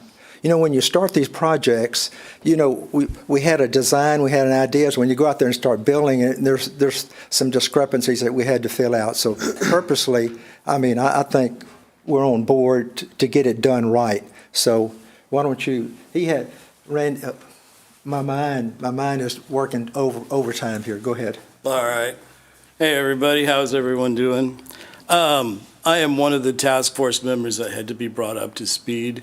We met initially on this project right around the time of COVID, and our task was to design a park at Croy Park, a bird garden, a bird sanctuary. And so we met and we designed this, and then we all put our different pieces in. Mine was more about how this park would fit in with the rest of the parks, how we would maintain it, things like you'll never find volunteers if you don't have a coffee maker, stuff like that. At that point, we came up with a park design, and then we turned it over to the architect, Glenn. Hey, Brian, could you turn the microphone a little bit more towards you? Everyone wants me to do this. There you go. Thank you. So at that point, we had a design and we turned it over to the city. And then the city had a project manager and it was under construction. I was under the impression that at that point that our role as a task force was finished because our job was to design the garden, which we then delivered. And then we had a call to all meet again and go out there and take a look. So I am looking at this, with fresh eyes. And I want to thank Wale for sending me the design and the drawings and all that. I went out there. I didn't have an opportunity to take a tape measure and measure stuff. But from my initial impression was that we were not getting our money's worth. We had spent an awful lot of money on some gravel, some steel edging, and some wooden structures. I had a nice conversation with Rebecca out there in the hallway. Some of Glenn's specs didn't match what was on the plans. The plan shows a 12-foot arbor. In his specifications, it's only a 7-foot arbor. I think some of that is some of the trouble. It doesn't really quite match up. So it's hard to say if we're getting our money's worth or not. It doesn't appear to be that way. My main problem with the project is that the wooden structures are not commercial grade. The playground is 100% great. The tables, the benches, the cans, trash cans, they're all of industrial strength. Those are going to last a long time. The wooden structures will probably have to be replaced nearly immediately. They are not industrial grade. The arbor literally comes from Home Depot. Couldn't have cost very much, and it's not going to last very long. Someone will be injured on that. One of the things that you have to be very concerned about is that it could lead to be a serious injury. Okay. Thank you, Mr. Wilmer. If you gentlemen could just stay here for a second, I'd like to see, first off, thank you for your work on the task force. This has been a long project spanning a few years now. Appreciate both of your commitment to making Corey Park a beautiful place that families can make memories in. Council, do you guys have any questions or comments for either these two gentlemen, for Wale, for Rebecca? Councilman Lance? Last time we discussed this Phase 3, I had my concerns on some of the pricing, and I'd like to still go over some of those. Are y'all aware, or maybe Rebecca, a stone bench? What kind of stone bench is that going to be in the Woodland Retreat? Right. Yeah. Got it. So back to check the text. Gotta check the text. So, Brooke, any luck? Yes. Okay. So she's going to bring up a Word document. Everything's in that submission. I think it was 2021. So if you guys need that, I apologize. Probably should have put it in the council packet so y'all could look at that. The original proposal from Glenn, it shows a stone bench. And I think even my intuition kicked in, so I reached out to Councilman Ed, and I was trying to get some of those stones that were coming off that wall over there in Newport Lakes Estates, because that would have definitely maybe saved us some potential. But I think the stone bench is a little over $1,000. I'm not looking at it right now. How much? $1,440. Yeah, so it's a little over $1,000. And ironically, I got a call back from them last week, and they told me they wanted a little over $1,000 a stone. And I mean, this is a demo that's right up the road. So a stone bench, we're not talking a concrete bench like from Fraser's and Hempstead? No, we're talking about like a 6x2x3 slab, a big stone, actual solid piece of stone. Now, I don't know if they would have brought us an imitation stone or something of the such, but they should have sent us a submittal on that.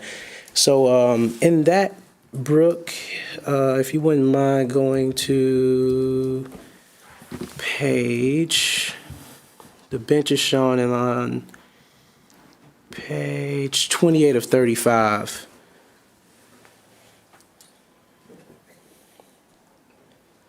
right there, past that. Go up, right there. So you see the lights. So that's actually overlaid kind of in what we have in the park, and you can see there the woman is sitting on a stone, actual solid piece of stone, and Stone boulder, okay. yeah, like a stone boulder. And if you go back to the initial, what page is that? So go back to like page 21, 22. Just go up a few pages. I think you're going, oh, maybe I'm going down. Keep scrolling up. Yeah, scroll up. Keep scrolling. Keep scrolling. Almost there. Right there. So that's the pergola. And I know some of us have been out to the park. It's not an exact match. Yes, the one we have is probably about a foot, maybe 2 foot smaller in width. And that is, like we pointed out, failure of the submission. We never received the submission from it. Rebecca has apologized how many times about that. But given the fact that we, in this submission, called out a 50-inch trail, and because of a few cost-saving initiatives by Public Works, we were able to upgrade that to a 60-inch trail, which is our standard. You would think if they would have went in with that undersized trail, what would we have gotten then? You know, if they were going off the dimensions provided by this exhibit and just, basically roughing it out with eyeball, we would have got a lot smaller things. So the biggest item that I can say that, yes, we failed to get delivered would be the arbor, the entrance arbor. And if you scroll up another 4 pages, you'll see exactly what I'm referring to. Keep going. Right there. So that is the grand arbor. I've talked to Glenn. Oh, that was cool. Keep going back.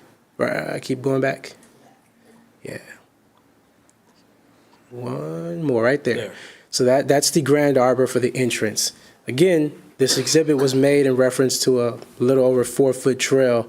So just looking at that, if that trail is 4 foot wide, that arbor is no more than 7 feet. Now, there are specifications called out that might not have been followed, but there are specifications called out, and that was supposed to be probably 12 feet, I think we talked about what we saw in the specification. Mm-hmm. So there is clash of data versus the submission versus what was in the design.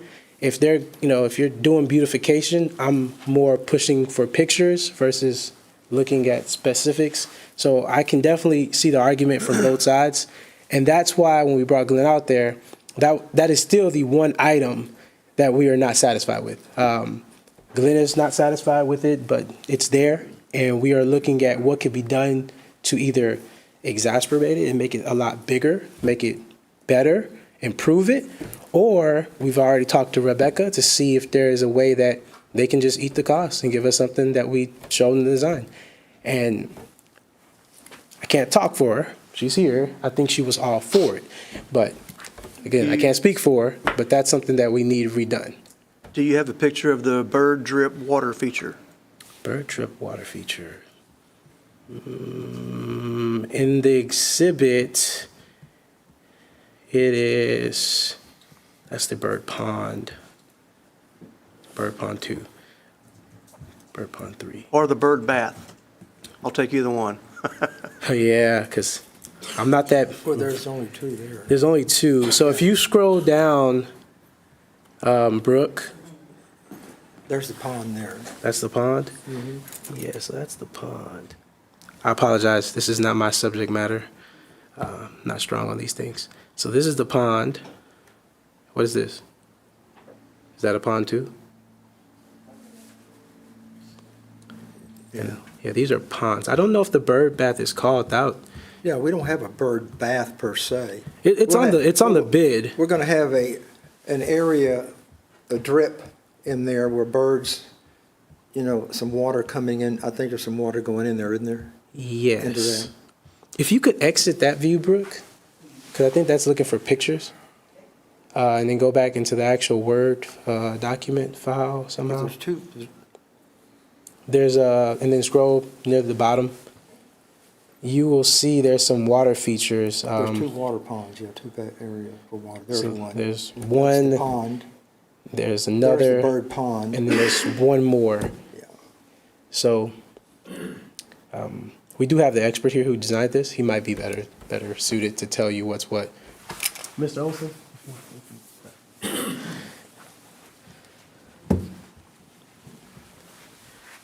So the question is, based on the exhibits that we have here, which one is more reflective of what the bird pond is going to be? Oh, this one? Oh, okay. So this currently is what the bird pond is supposed to look like. Yeah. And what about the bird bath? Okay, so I'm guessing the one above that, Brooke, if you scroll up. So if you will, yeah, this is the bird bath right here. So on the pond, that was really set more for people because it's going to have a recirculating system to it, and there'll be water plants in there that flower. It'll be a nice area for people to just go and sit and be mindful of the beauty that's there, listen to the water, watch the birds and things like that. The bird drip, which is in the woodland area, is just going to be a stone with the top hollowed out and a drip of water drip there. That will still attract birds, and that's a different area, and it's going to be, there'll be plants there, so it'll be a different type of experience. And then the bird bath does not have recirculating water, but it's a larger area that'll have a drip also, and it'll be a different type of water feature for people to enjoy or for the birds to take a bath in and drink water and stuff like that. So we have 3 different water features. Thank you. And I'd like to also, if you don't mind, just say something about the discrepancies that we've found so far. Part of them may be because we use a CAD software program, and they're using a different program to interpret the drawings. That's maybe part of it. Also, of all the discrepancies, I don't think any of them cannot be rectified or cannot be modified or adjusted or in some way maintain the beauty and the quality of the original design. It won't be exactly the same because maybe one bed's smaller than another or 2 beds are smaller, but the other beds we can make them just as large as the original design is. And I'm not qualified to determine whether or not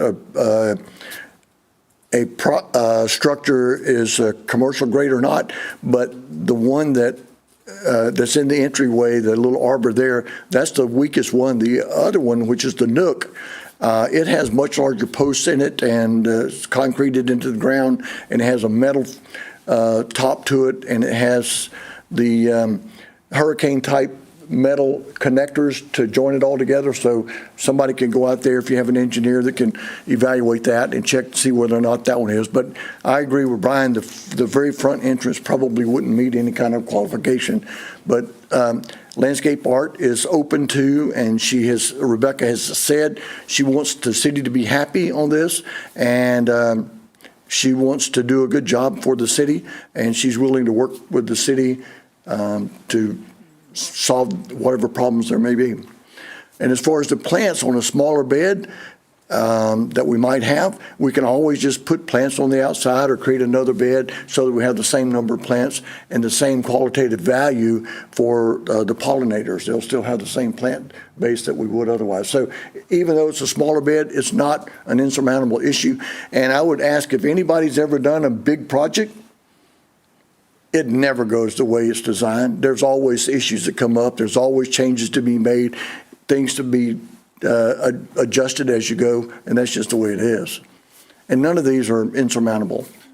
Yeah, the arbor entrance really should just go away at this point. It's home quality. It's not industrial strength. It's going to break in a matter of minutes. So you should remove it as quickly as possible. The other one, the curved bench you see on the plans, it's designed to be covered with ivy that will protect it somewhat. It is a little bit more robust, but that front entrance arbor, it needs to go away. I agree. Yeah. Thank you, gentlemen. Council, any comments or questions? Councilwoman Sarmiento? So when you say that it needs to go away, was this the one that was placed there by mistake, that wasn't to the specifications that it was budgeted for originally? None of the wooden structures were built to the well, they were built to one of the specifications because the plans had two different sets of specifications. There's the ones that are on the drawings, the plans, which shows it being 12 foot, and then there's the ones in the description, which shows it being 7 foot. And who installed the one in the original one we signed off on? Well, actually, you signed off on both of them. We signed off on both. Yeah, you signed up on conflicting specifications. That's the problem. So what is your proposal if we get rid of it altogether? What are you proposing? We just do away with it completely? I would do away with the entrance arch. I would replace it with something made out of metal or something much more strong. The one that's there now is, I don't know if have you seen it? Have you been out there? It is very flimsy. So metal would be great, something that is a little bit more industrial strength. It's, like I said, it came from Home Depot. It's home quality. It's not going to last. Things that are... Who put it out there? Who installed the Home Depot quality? Landscape Arts. Okay. So is this one of the features that we're requesting them to modify and, quote, eat the cost on, or maybe offer something in exchange for, or? One of the problems is that you have two different things. One, you have a structure that is smaller and cheaper than what should be in a park. The other one is that even if you modify it, it's still, because it's so much smaller, it doesn't have the intended effect of being a grand entrance. Right. So even if you beef it up a little bit, or even if you make it stronger, it's still not going to serve the purpose for which it was intended, in my opinion. And like I say, I agree with your opinion. If you're going to have it, it might as well be beautiful and not flimsy and breaking down and look. And I would suggest that, we get with the landscape art and Wale to see if we can transfer something into a better structure, because I would agree with it, it's not acceptable, but if we get, and the entrance, I think, is really important, because of course. we got the purpose of it was to have vines and the flowers and, all of that, not flying, but, vines that. To have a beautiful effect, a welcoming, a grand entry, right, and it's a flimsy entry. You can see it, so that's what I would suggest doing, is to go ahead and get with Wale and see what we can come up with, for an entrance. And if it doesn't work out, then, we could just take it out and then, if budget doesn't permit it, we could put the money back into plants or whatever. So real quick, just to time out for a second, our city attorney has made sure to let me know we need to make sure that we keep our conversation focused on phase 3. Phase 2 is not listed on the agenda, so we need to make sure that we kind of keep the focus turned in there. Is that correct, Bobby?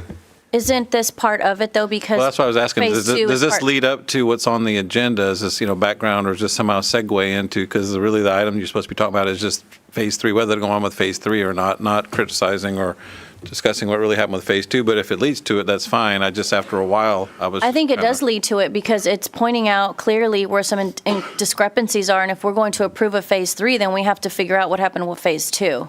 At least that's my take on it. Yeah. Thank you for that. I think we are. You're good. I just want to make sure. Okay. I think that what we're doing is we're trying to judge the quality of work based on phase 2. Thank you. You're welcome.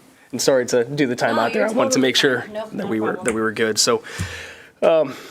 Sofka, you started off with saying that you were disappointed with the results of phase 2, and I share that disappointment. I think things were marked up unnecessarily, and I think the quality of the product that we received was not to the standard of what I would hold for my own backyard, so why should I hold that to the standard of the people's backyard?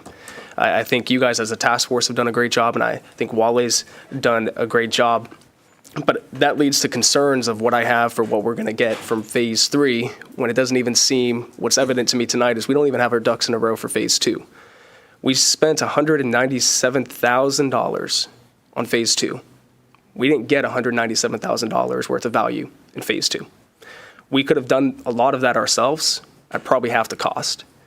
And when I hear some of the needs that we have, such as drainage on Jordan, or when I hear about the needs that we have for Lone Star Paws, and I'm looking at this saying we're being asked to dedicate another $97,000 when we're not happy with what we've seen with Phase 2, that's a tough ask for me. I share a lot of the concerns regarding wooden structures, plant beds, some of the other items. Looking at some of these costs, looking at some of the costs for these plants, it goes back to the maintenance that I've brought up. If we're going to be spending over $1,000 on plants for a bee garden, little blue stems, getting, I think, 42 of them for over $1,000. If we do not have a documented maintenance plan in place, that's going to be a waste of money. Your hard work, Landscape Art's hard work, Wally's hard work, that's just basically me just opening up the coin jar that I have in my closet and dumping it down the toilet for the wastewater people to take care of. I'm not comfortable, and I've said this multiple times, I'm not comfortable with us moving forward if we don't have a maintenance plan in place. I said it last July, I've said it 2 meetings in a row, and we sit here tonight, and I'm disappointed in that. Well, we do have a 90-day maintenance plan. Correct. And then from there on, then we would talk about more of a permanent. Is that what you're talking about? I'm going to interject here. Stress it again, check the text. There's a submission that we have from Mr. Olson. Brooke, I want to say if you scroll further down, you will see a bunch of hyperlinks right there. Every plant that is going into this project has already been identified, earmarked, pretty much hyperlinked right there. And every single hyperlink will take you to a profile of the plant with an image description, a maintenance upkeep. It gives you step-by-step how to take care of every plant, what conditions the soil needs to be like, I think all the way down to how acidic the soil could be. Now, that is the maintenance plan portion is there. The implementation is where I think the fear is, right? Do we have people, subject matter experts who are that tedious to go into this submission, look up each one and find out, okay, these two are next to each other. What do I have to do different? What do I have to alter? Again, that's something that I brought to Robbie's attention a few weeks ago. I can't speak for Robbie, but I do know he has in his mind a process to work from it and I think merit some personnel with training to be a groundskeeper of such. So I just want to share that with you, knowing that's something that's already in the process. Again, we only have one park. It's not done yet. So to merit to say that, okay, we should have some maintenance program or maintenance personnel, I think that would be a waste of money. To earmark, a personnel specifically for that, when we have an entire mowing crew that needs to grow, we have Public Works, which needs to expand way further than what it is now. I don't think that is something that the city should focus on just yet until we actually have the grounds for them to maintain. We have additional park grounds, but there's nothing there. So until we can get our hands dirty with this one, that's when I think we should move forward with maintenance personnel. Well, I appreciate that, Wale. And sure, that has not been presented. This is the first time I'm seeing or hearing of that. And so that has not been provided. So this is the exhibit that went into the first packet when we awarded this. This is all in that same exhibit, the same links, the same project that Glenn put together. The bid tab, the estimate is there, and that's what really actually, it was a different council, but that's what really the concern was. Why are we seeing $400,000 in a bid when the estimate came in at I think 196? It's somewhere deep buried in there, and it was 196,000.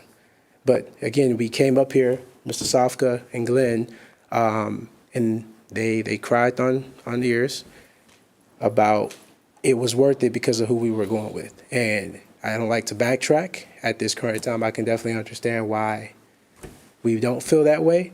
But again, we broke this into phases. We have completed phase 1 at a certain amount that was earmarked for $250,000. We cut that down to $197.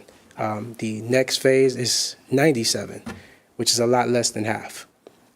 And I don't want us to miss that opportunity when we have the best on the hook for the least amount of money in terms of planting. The only reason why I don't think that we should go and look into maybe bidding this out again is because if we miss this window, a project that's already a year behind will be another year behind. But I mean, we have subject matter experts here and here, and they've looked at that phase 3 proposal, and they're here to tell you the truth. If those plants are grossly overpriced for the dirt work, the personnel work that goes into, pulling out that soil, planting that, the team that's necessary, if it is grossly overpriced, then let's inform council that it is, but I don't know. So that's why I'm here. Well, and I can answer that question. Well, guys, hold on one second. So, Wally, I appreciate that. What I'll reiterate is the multiple times where I've brought up the maintenance plan, I brought up the need for one. It was a perfect opportunity to point to that. Sorry. And so I'll just say that up till this point, I've been operating for almost 9 months now with the impression that we don't have a plan. I would still argue against that's not necessarily a plan. It's almost like our original park plans. We have a bunch of ideas, but how do we connect it to be something actionable? A plan is defined by your SMART goals. They have to be specific, measurable, attainable, realistic, and timely. Right now, we know from Mr. Glenn and his phenomenal work what needs to be done. How are we going to execute that? That's what really makes a good plan. Now, when I look at some of this as well, it looks like the original contract sum that was agreed to for phase 2 of the project was $215,000. There was a net change by change orders, which has been referred to as the credits, which dropped it down to a sum of $198,000. And so I think that's really good information to have. But one of the things that I want to make sure is my philosophy is we take the same approach as what we took with animal control. We knew that we had a problem. We didn't know necessarily how to address it, but we wanted to get the expert on staff that could help us address it. I view the same thing with parks. We have some phenomenal parklands out there. We have Buddy Williams Park, that's a 20-acre park. We have Dolores Martin Park, that's going to be a beautiful lake. We have Acre Lake, that's 100. You could almost look at it as a 117-acre park. We have the 160-acre park. We have Croy Park. We have additional opportunities that are coming up within the developments that are occurring. If we don't get somebody, and I know I'm going to sound like a broken record in council, if we don't get somebody on board that can help us define what is one of the top priorities dictated by our citizens in the poll, then all of this work that you guys are doing, and you guys are doing a great job with it, this work is just going to fall by the wayside. And that's the biggest struggle that I have when I am at a point when I am almost being forced out of my home because I can't make ends meet because of my taxes. I look at this and quite frankly, I see this as being $97,000 that is going to go down the drain because we haven't even gotten phase 2 in order. And when we talk about public works growing and we talk about more mowers that are needed, more workers that are needed, now asking the already strained staff that we have to take on something else that needs to be done pretty much immediately, but you're going to have to get ramped up to the point to do that when we could bring somebody on at far less of a cost in order to do some of this. It's just, I was hopeful that with this phase 3, it would be at the point where we could come in and it would be a pretty easy decision. But I'm torn. I'm torn at the fact that phase 2 did not go the way that I hoped that it would go. I think, Wale, you and I view this, plans don't always go the way that they should. You always have variances in those plans, but you need to get what you pay for. Yes. And that's a big thing, and we haven't up until this point. And so for me, I would much rather see us pivot and look to either do something else, such as hire somebody on that can help us reevaluate this, or look to do a pavilion or a basketball court or something else that might be out there. But spending $97,000 without an actionable plan is just, I've said it multiple times, it's not that I don't support y'all's vision, it's just not something that I can get behind with the taxpayers' dollars.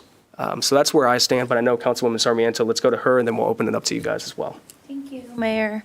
I wanted to ask a couple questions in regards to the pricing and the markup standard for the industry.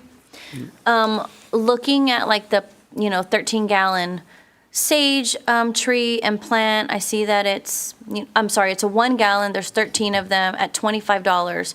How much of that is the actual markup? Do you know? Can I answer this one? Yeah, well, let Glenn talk with you about the concept. I think it's really important.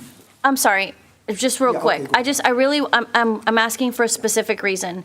Because if we can figure out a way to understand, are they marking it up? Obviously, they're a business, they're gonna mark up what they can source. But is there a way that we can look at, does that markup include the labor of it? Or are we being charged also for labor in addition to the markup of each plant? You know, Right. how are they operating? Right. I buy the plants for Discovery Green, right? And their prices are fair. Okay. So labor is included in the cost of these plants. So when it's marked up, it's factoring in picking them up, delivery, planting it in, and the markup of the plant and the tree. You would not Okay. believe That's what I wanted to know. after the freeze, plants have become incredibly expensive. Quadrupled in price, many plants have. I realize And that. availability is really down. And I agree with the mayor about a maintenance plan. It's important to have one. And I just want to, of course, what Wally pointed out, if you go to these, it tells you about each plant. These are all native plants. The most important thing for maintenance on these plants the first year is water. And there's a system, a drip system that's been installed. Pardon me? Well, it's going to be part of the overall plan. So watering them is going to be pretty much somewhat automatic. I know you'll have some people out there Do we have an irrigation system there now? They've put in the laterals and the valves, Yeah. which is the big bones of the project. The structure, the bone, the But we skeleton. don't have current sprinkler system No. active today. Well, We don't have plants. So if we plant these, they're going to die, is what you're saying. Hold on. yeah. Okay. So they put in the lateral lines, they put in the valves. They're going with a drip system, which is, it's a good system and it's much less prone to vandalism, which is good for this park. One thing you might want to consider, and one thing that I was looking at out there, was that the planting beds seemed to be, that they were just much too small. But they haven't actually put the planting beds in yet, so they're going to be much larger. It would be a shame to come this far and not finish this project with all this much money spent. One of the things that that is confusing when you look at it is there's no plants. A lot of the work has been done below ground. It's pathways. It's a couple of arbors. So you don't really see what the project is going to look like when it's finished. Now, one thing you might want to consider is to finish putting in the irrigation, expand the beds to the size that they're going to be. Put in all the soil, because there's no soil out there yet. Run the irrigation for a while to get the soil all settled. And then once you have a maintenance plan in place, which you do need, then plant the plants and then go from there. So you could actually kind of do this in two different phases. You could complete all of the dirt work, right, and fix the irrigation. And then, because that doesn't really need a whole lot of maintenance, it does, irrigation systems do, and you'll have to mow. But it's my understanding too that this is the window to put these plants in so that they take root and they grow so that they last throughout the rest of the year, right? March, spring is when we do that. So if we don't take some type of action, in a year from now, we'll be back here, whether it's landscape art or a different company. Honestly, this is the very end of the window when you want to plant stuff. This is it, the end of March. Yeah, this is it, but they still have all the dirt work and the irrigation to do. So what you're proposing is we move forward with the irrigation, get the soil ready. So when would you? You would see us- pause until the end of summer and then you would plant the plants. Then the beginning of fall. Right. Yeah. Understanding that it wouldn't be a separate phase. It would be The end of just this phase. just a pause in the middle, which is kind of Miss good. the window is what you're saying, to plant these beautiful trees now so that they can. If you were going to plant them today, that would be fine. Today, but yeah. Today. Once March is over with, that window's done. March, April. It gets hot, it gets very dry. Like they said, the water is the key thing for maintaining them. Yeah. And when it's 105, then you're not going to be able to water. So it's best to wait anyway until the fall, is what it sounds If I like. might point out one thing is the fact that we're talking about plants, Texas native plants that are perennial. So the maintenance on these plants going forward, it's going to be very minimal. The watering system, and the way the mowing and all of that's going to be done, it's going to really be very attractive. Are you saying that the plants in the butterfly garden and the hummingbird beds and those types, those are all perennials, Texas natives? I mean, there might be a few annuals in there, and I have to go back and check each one, but most of them are perennials. Okay, because if we have annuals in here, then it's pointless. They're going to die. Well, not with these. The annuals that we would put in are going to reseed, so they'll die back in the wintertime. But the one that we like and use, and again, I'd have to go back and check because there's a lot of plants here. I'm seeing the list here, which is why I'm asking. You got purple lovegrass, swamp milkweed. I mean, these are plants I've never even heard of, so, Yeah. Well, they've been around in this area for probably a few thousand years, if not more. And Not these specific plants. Pardon me? Yeah. Oh. Yeah, but these New species, plants. They're nice new these are new. Yeah, these are not old. For the most part, there will be some maintenance, but I don't think there's going to be as much maintenance on this design with these plants as there would be on something else that was using different plants. And I think our hangup isn't so much the maintenance. I think our hangup is the amount of money, the time. You have no fruit, basically. We've done a lot of groundwork, a lot of money's been invested, and you go out there and you have nothing to show for it. And so that's hard for us to get behind and say, well, you want another $100,000 of taxpayer money, and show me the money, right? Show me the fruit, show me the trees, show me the beautiful pergola, and it's but just like tough. It's tough. like Brian indicated, a lot of the work is just like in the ground, the trail and the sprinklers, I mean, the drip system that's in there.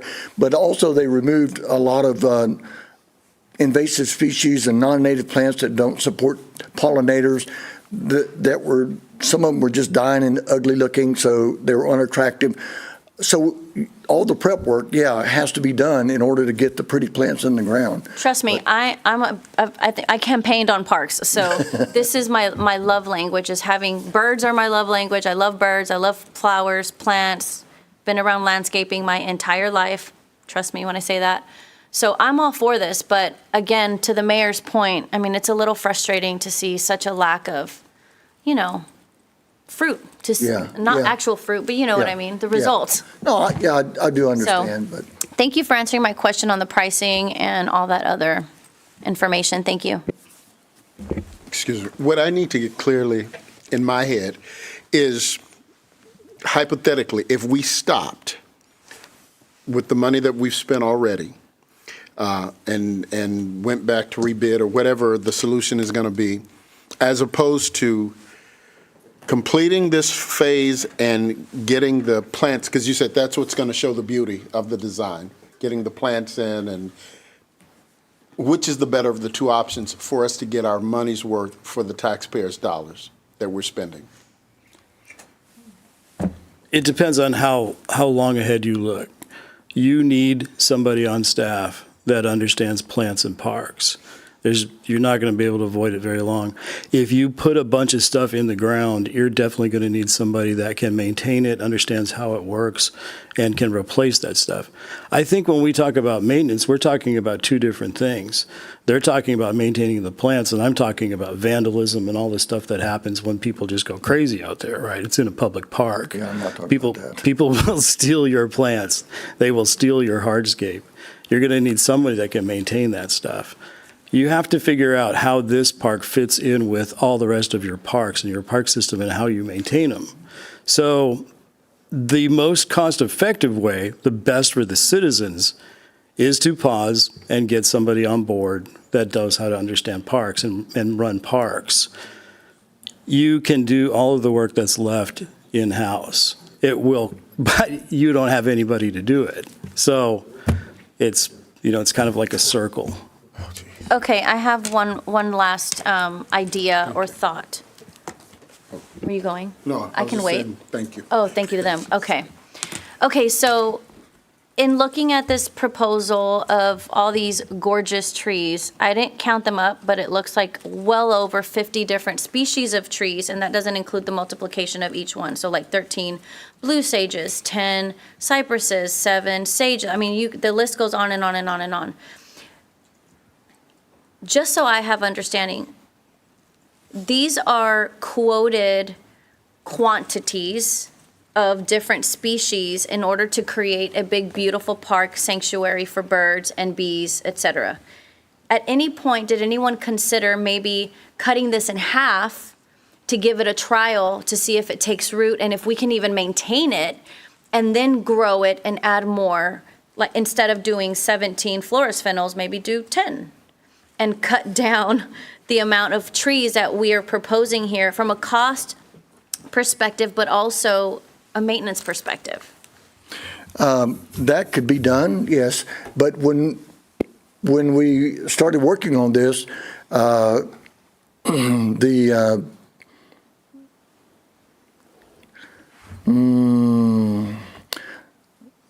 just say it the only way I know. What I was told is, let's make this a fantastic, sensational park. Let's not do it halfway. So that's why we have a lot of different plants. And sure, we could easily cut back on the plants, cut them all in half if you wanted to or something like that, yeah. And the reason I say that is because we wanted sensational and we don't have that yet. So maybe it's just an idea instead of, or maybe we table this and come back with what the numbers look like redrawn up with half of it, or just something more consumable. We've lost a lot of time. We've lost money, right? Us people want to be able to go out there and see the beautiful birds and the beautiful bees, and I just don't see that happening right now. Well, the way it's looking is, I don't think council's going to want to get behind it at all at this point.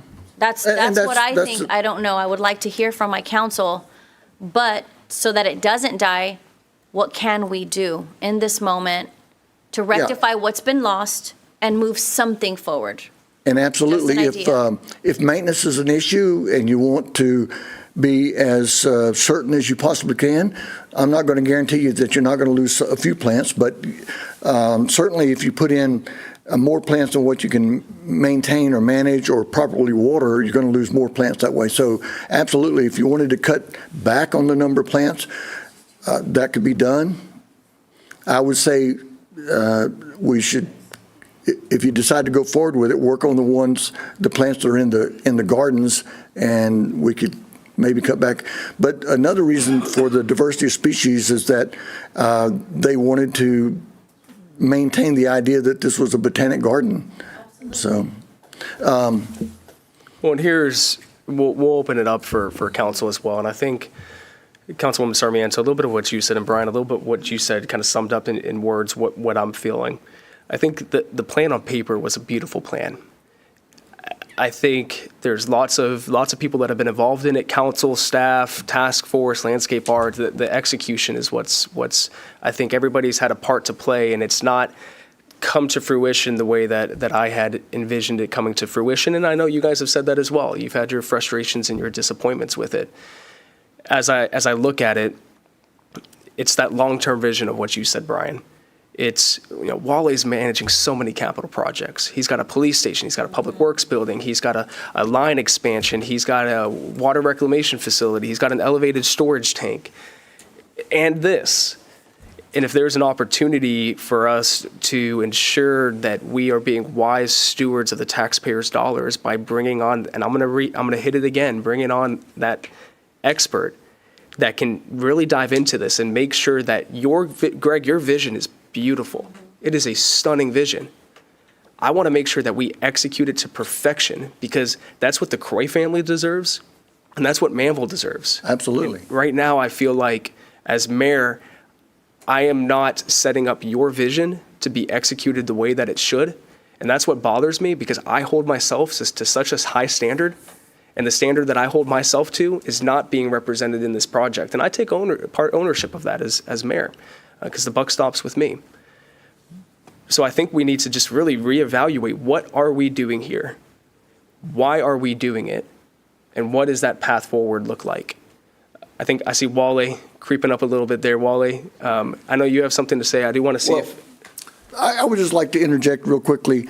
Where we are right now is like if you're building a house and all you have is the foundation and 2 or 3 sides up. And there's no external, it's just the 2x4s that's up. That's kind of where we are with this situation right now. Is it a modular home with holes in the roof, or is it a? Sorry, I had to. Mayor, can I step in the line of fire just for a second? So I did want to kind of qualify that there was never the intention to do a phase 2 and a phase 3. This was one project.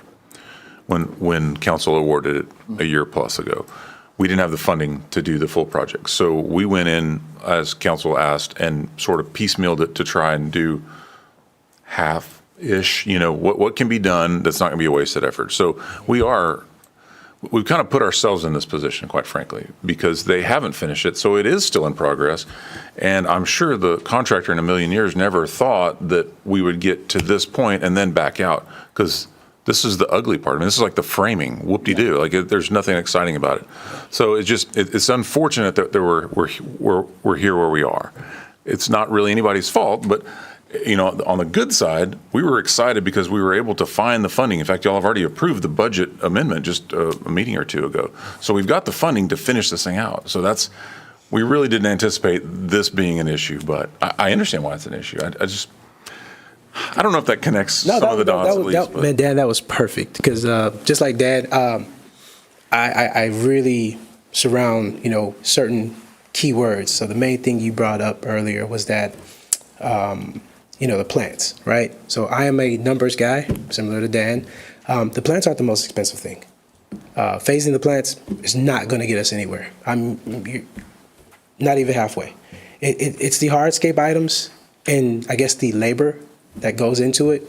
Again, the shortcomings, that's why I actually called Rebecca here. If we are moving forward with phase 3, I want her to address the shortcomings, the arbor, the non-deliverables. But like even Dan has mentioned, we've already approved this and we were tasked with basically breaking out into phases. And if I was someone who was in the business, I would say, oh, you're going to council about it. Let me go watch it and find out what the actual budget is and send you a proposal that's 3 cents short.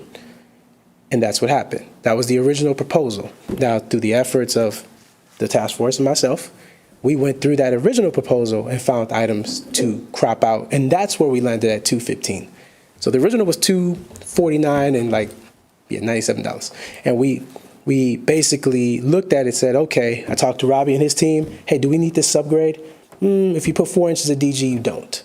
If we maintain it properly and make sure that we don't have weeds penetrate and take root in the actual DG, we won't have a problem. So that was like that limestone base. It was like a $15,000 save. We took the initiative and audit this. We've audited this proposal multiple times on the backside. We've checked things with Glenn as a subject matter expert to make sure, hey, we're redlining this out. Are we going to have any problems? What's the consequence of this? If you put a bike on it, you might see it sink a little bit. And we did. And guess what? They came out and showed us how to repair it. So now we know how to do it. So the biggest things I want to focus on is that, like Dan said, we broke this into phases and we awarded a certain amount that we had in budget. And they gave us a quotation knowing our budget. They knew our hand. So to not move forward when you've already paid 2/3 of the price and only got half of the product would be the biggest disservice. Just numbers guy, right?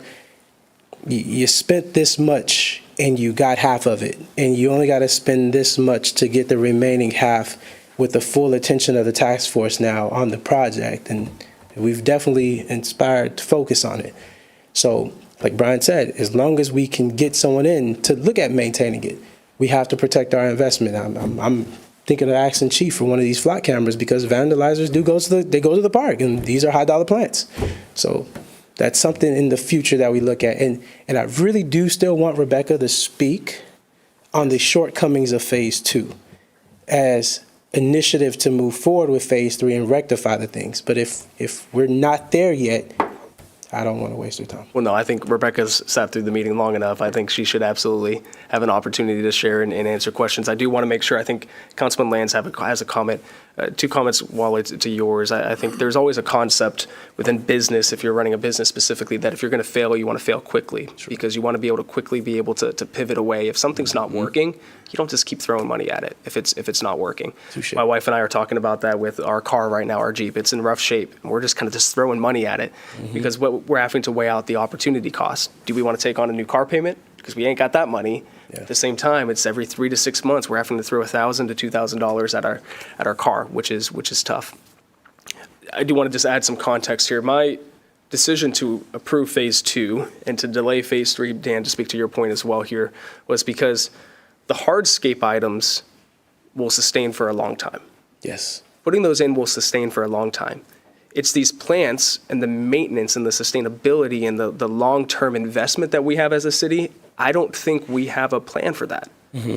I don't think we understand the true cost and the true labor for what that entails, because as I've talked with experts, not just the Quarry Park Task Force, but with others, there's so much to this world that we as a city haven't even dabbled in yet. True. That is what gives me a cause for pause that's there. And then when I mix that in the hesitation because of the long-term sustainability with some of the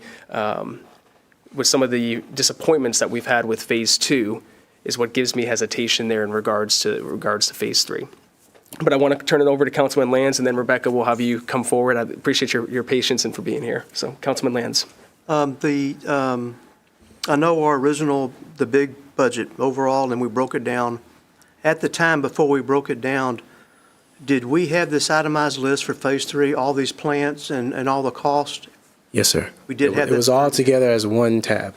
And they were all itemized, and they're like where they are here. The reason behind the breakout was that even the hardscape items, because I think there's like a $15,000 pond that's on this bid, all of the remaining hardscape items, along with the plants, require some type of maintenance. So if you have a pond, you don't want it to grow over in mold and something like that. If you have a rock, you don't want it covered in moss. They require some level of effort to upkeep. And that's why phase 1 and phase 2 were broken out as such. Everything we've done now, you don't have to blink an eye at it, right? It's there, it's done. What I'm trying to get at is in the very beginning, we had this list, Louisiana iris, we got 4 of them. Pickerel plant, we have 1. We had that list at the very beginning. Nothing has changed. And we approved it then, so that's our bad, because this price is high for these plants. Okay, but we've already done this, so that boat is sailed as far as I'm concerned. On the maintenance issue, I know we're kicking this around a lot, because we don't know what that means to us. So whoever that maintenance person is, they need to come tell us. Yeah. This is what we're giving you on our 90-day plan. This is what we're going to go out and do this, and this. So we'll know what we're getting for that maintenance plan, and maybe it'll ease some concerns we have about the maintenance of the plants. We need to hear from that person. And that I'm not going to say I disagree. I definitely fall suit with the mayor on this one, that you will need someone allocated to this type of maintenance. And that's why I kind of supported Robbie with, we need someone now. If we did this, we need someone now. Getting someone the groundskeeper training sounds good. The fear is that when you look at, well, I don't even say fear. If you actually go back to the estimate in this proposal, which is all the way at the breakdown, Mr. Glenn's estimate for maintenance, this is 2.5 years ago, exceeds what we were quoted by Landscape Art per the month, just a 90-day period. And I'm going to let Rebecca speak, but even she's attested that the 90-day period is for the plants to take root. It's the most expensive time when you put them in so they don't die. Once they take root, the maintenance actually drops in cost. Just reaching around and calling and finding out how much these HOAs pay for grounds maintenance, it is a lot. It is a lot. And looking at the quote, I really think we got a deal. I don't want to say deal, but we got a deal on the maintenance just for it to come in 3 years later and be cheaper. Thanks, Wally. Mayor, just real quick, on the costs themselves, I mean, they've held the prices for over a year now. I thought that was where we were going to go with that. I mean, I'm looking at it was February 9th of 2023. As far as I know, they haven't come Nothing with has a change budged. order to, I'm not suggesting they do, but some of them are probably more, some of them are probably less, just to y'all's point with the drought and then the freeze and everything else, so that's surprising. We don't see that in construction where somebody holds their price for a year, quite frankly. So Right, I just want to say that out loud. Those are reasonable prices, actually, if you include installation. That's what plants cost these days. Thank you for pointing that out, Dan. Thank you, Councilman Lands. Rebecca, if you want to come forward and say a few words, and Wale, one of the things that I'll add is I think you addressed I'll use the word fear. You addressed my fear there perfectly. It's, man, if that maintenance cost is even higher than what's being quoted at the 90-day window, we prepared for that. Yeah. We'll see. We'll see. All right. Hello, Rebecca. Thank you. Thank Hi. you for being here. My name's Rebecca Dubisky. I own Landscape Art. So thank you all for the opportunity to speak. This is not our first job that we have done in the city of Manvel, but it is our first job directly for the city. We did a lot of work in Pomona whenever it was being built, but this is our first job for the city of Manvel. Brian has said it several times, but one thing I wanted to speak on with the plant pricing, I mean, that does include soil, mulch, installation, cost of plants. I just wanted to make sure that was known, because yes, $25 for a 1 gallon, if that was just the price of the plant, would be very outrageous, but that is not. So I just wanted to make that clear. I think first off, Wale kind of said it, but I've apologized to him several times on the lack of, excuse me, of submittal on the arbor and the pergola. Y'all should have gotten that. We did it internally. We do a shop drawing for anything that we're custom building, and so the nook. I mean, we had shop drawings drawn up that should have been sent to y'all. It was this. It had dimensions. It had everything laid out exactly per Glenn's description.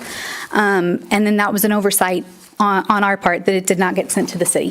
So I can't apologize enough for that, because that should have been something that Wale received, that he was able to review. That didn't happen. We did put it in per the description. Brian kind of mentioned it, but there were some discrepancies, and so we put it in exactly the way that it was described to us to put it in. The arbor was always supposed to be an off-the-shelf arbor, so it was always going to be from Home Depot. I want to make sure that was clear, that it was not a let's get in there and get them something from Home Depot. That was not. We were not trying to pull a fast one. That was always the way that it was supposed to be. Because the path got wider, that limited us on, excuse me, on the off-the-shelf options. But again, y'all should have received a submittal. Wale should have received a submittal showing that when we had to go to 7 feet, that the only option then was a 2-foot depth instead of a 4-foot depth. So what I hear is that the biggest disappointment is the arbor, and I'm committed to making that right. We will do whatever City Council and Wale and Glenn want us to do. If that's tearing it out and starting over, happy to do that. We'll talk through options, because we're just limited because it's just supposed to be an off-the-shelf arbor. If we go to a custom, which is what the Nook was, then there's just more conversations, which we can certainly have. But at the end of the day, I want the city to be happy with what you got, and I can tell from this meeting and from my conversations with Wale that the city is not happy with what you got. And so those two things, I think, are the arbor, I guess, is the main issue that I hear, as far as not feeling like you got your money's worth. I guess the question would be, is it more than just the arbor and the Nook? Is there something else that you feel like the city didn't get their money's worth on? Because I would love to address that. Just the main two things, excuse me, that I heard was the Nook and the arbor. And the maintenance. So we've got 90 days of maintenance in our, I am so sorry. Everybody's coughing tonight, huh? So bad right now. Because we're talking about parks, and so that's causing the allergies. Say the word park, you cough. I'm so sorry. We've got the 90 days of maintenance that's in our phase 3. If y'all were interested in us doing maintenance beyond 3 months, the price would go down because your plants are established and there's cost savings in larger amounts of things. So if we do 1 year maintenance, if you wanted to add 2 more months of maintenance, whatever you would want to do, that we could be flexible. But yes, we've got 3 months of maintenance. If you wanted us to continue kind of in the interim while y'all get somebody else permanently on staff, we would be open to that if y'all were open to us doing that. But we do have the 90 days of maintenance included in phase 3. So, just so I am clear, I'm hearing 2 things, is that we paid for a bigger arbor and we got something less. And I think I heard you say that we should have received the documentation and we didn't. But then I heard you say it was always going to be an off-the-shelf arbor. So who do we hold accountable for that? Because as a business owner, anytime that I fall short for my clients, I always overcompensate. When I ask forgiveness, but then say, here's where we failed, but here's what we can do. Right. Rather than, I'm maybe haven't gotten there yet, and saying, let's meet here. I'll fix that at whatever that costs so we can move this forward to make you a happy customer, right? Yes. That's what I think I'm hearing from you. Yes. Is that what I'm hearing? Yes, ma'am. And so Wale and I had talked after, I think it was a city council meeting. So we gave a credit back. I looked back at the arbor to see, well, what happened? Did we not turn in a submittal? And I saw that we did not turn in a submittal on both of those. So we gave a credit back on both the nook and the arbor. The arbor is the one that's at the front that was always supposed to be off the shelf. The nook is the one that was always going to be custom that I showed y'all. Yes, the pergola, yes. And so that was built per the specs, but you did not get a submittal. And so we gave a credit back on that too, just trying to rectify the mistake that we had made by not doing a submittal. The arbor was always supposed to be what we got. No. The arbor is 2 feet, is 7 feet by 4 feet. If you scaled it, yes. We got it 2 feet deep. Correct. And so we were supposed to get the 4 feet deep by 7 for the. Correct. But we didn't get that. Correct. But that was always supposed to be off the shelf. Correct. That's correct. He's saying no, you're saying yes. It was not designed to be off the shelf. Kyle Young, who was the city manager before, he proposed buying off the shelf to keep the cost down. But if you look at the design work, it's not off the shelf, it's a custom built. Okay. Well, our understanding was that one was supposed to be off the shelf, and that's how we bid it. People are talking about buying it off the shelf to keep the cost down, but that's not what's in the plan. Okay. Well, thank you for answering that. I think it's definitely difficult to get halfway through. Like Wale is saying, Manager Dan, I mean, it's just to go halfway and then pull the plug is a difficult place. But what I would like to hear is, this is how we're going to fix it, and this is how we're going to make it right. We want to make the city happy. We understand these are tax dollars. Yes. We would like further business because, as Mayor Dan said, we have other parks that we have in the works. I mean, just trying to see how we can make this right. Sure. Regardless of the idea of there being future business, sure, I would love for that. But I don't care about that. What I want right now is to make y'all happy with the project that you hired us for now. That's what I want to make right, even if we never do any more work for the city of Manvel again. And so on the going forward, I feel like I have addressed, I have given credits back for the nook and for the arbor. If we want to change the arbor, which I think that we do after this conversation, then we will present some options and come up with a plan to make sure that everybody's happy with that. But going forward with phase 3, I guarantee you will get that Glenn and Wale will get submittals on every single thing that we do. Every single plant that that you see on here, we always do pictures. We always do information about where it's coming from. So Glenn and Wale are going to get a 100-page submittal with pictures of every single plant. We've got the bird bath. We've got the bird pond. Both of those are, we're going to need to meet in the field to make sure that everything's flagged out, approved before we start, that the understanding of what is on the plans translates to what's in the field. Anything that is on phase 3, there will be a submittal, there will be conversations. We will not do anything until everybody has signed off, all the T's are crossed, all the I's are dotted, so that we do not get in a situation where we're delivering something that is less than what people thought that they were going to be getting. Well, thank you for that, Rebecca. You know, my wife asked me going into this meeting tonight, she's like, well, babe, how long do you think you're going to be there tonight? I was like, it's, you know, going to be a decent meeting, maybe 8:30 the latest. I said, but we got these crazy park people that want to talk to us tonight, and it's just, we'll just see how it, but no, it's been a good conversation. So Rebecca, to speak to some of my disappointments, I think some of it's been talked about. It's the smaller flower beds, it's the sustainability of the wood structures. Something that would give me more peace of mind is understanding within phase 2, and this will give me a comfort level with phase 3, what is your markup on some of these? Because I look at, you know, if we're talking about phase 2, tying it into phase 3, talking about markups and comfort level with finances, keep Bobby happy.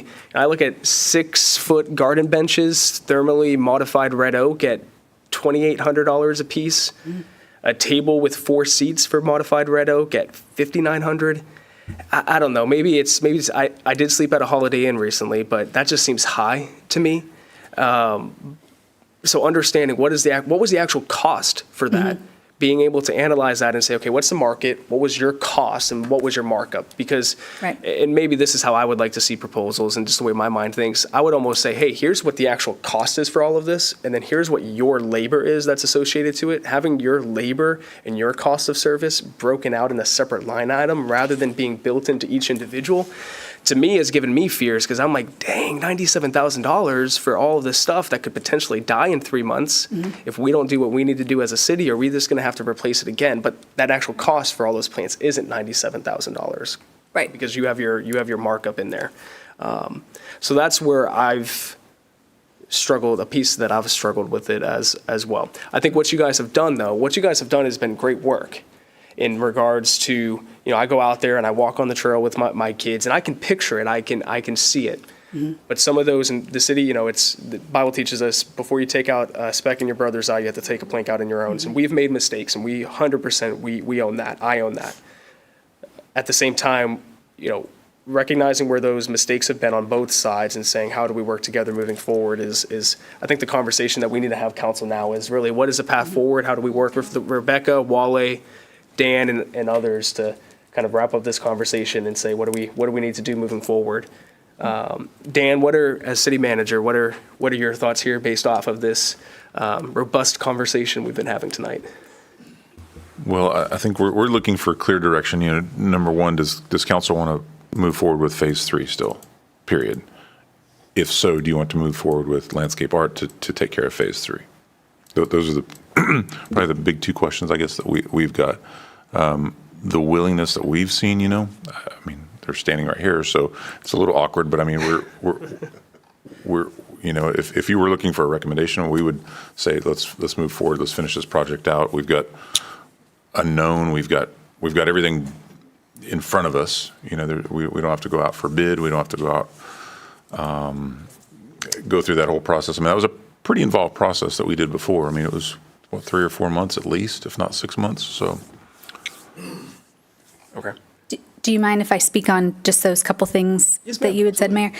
So the planting beds are not fully excavated. We shouldn't have even started excavating. All the excavation is in phase 3, so we just kind of got ahead of ourselves as we were doing things. So those are not to size. Those are not done. We'll work with Glenn and Wale to make sure that the bed sizes are exactly what Glenn designed them and intended them to be, but they're not done. We just kind of got ahead of ourselves and started excavating whenever we shouldn't have. And then as far as the site furnishings, some of this same conversation was had, which is why the table was taken out of the scope. And I don't know what y'all ended up doing, but I think maybe the city was going to provide the table I think themselves, that's what and then we Wally- used some okay, of so that. that was the table that was removed, and we. Mhm. Yes, yes. I'd have to go back and look and see the exact markup on this particular job, but it was not. It was not crazy as far as like there are some projects where it's just very intensive and it's just a lot of labor, and so that was not what this was. But it is always the site furnishings right now are very expensive. And so I know that $2,800 sounds like a lot for a bench. I know I said I wanted to speak on it just to say that site furnishings are really expensive right now. Ever since COVID, they're expensive and they're long lead items.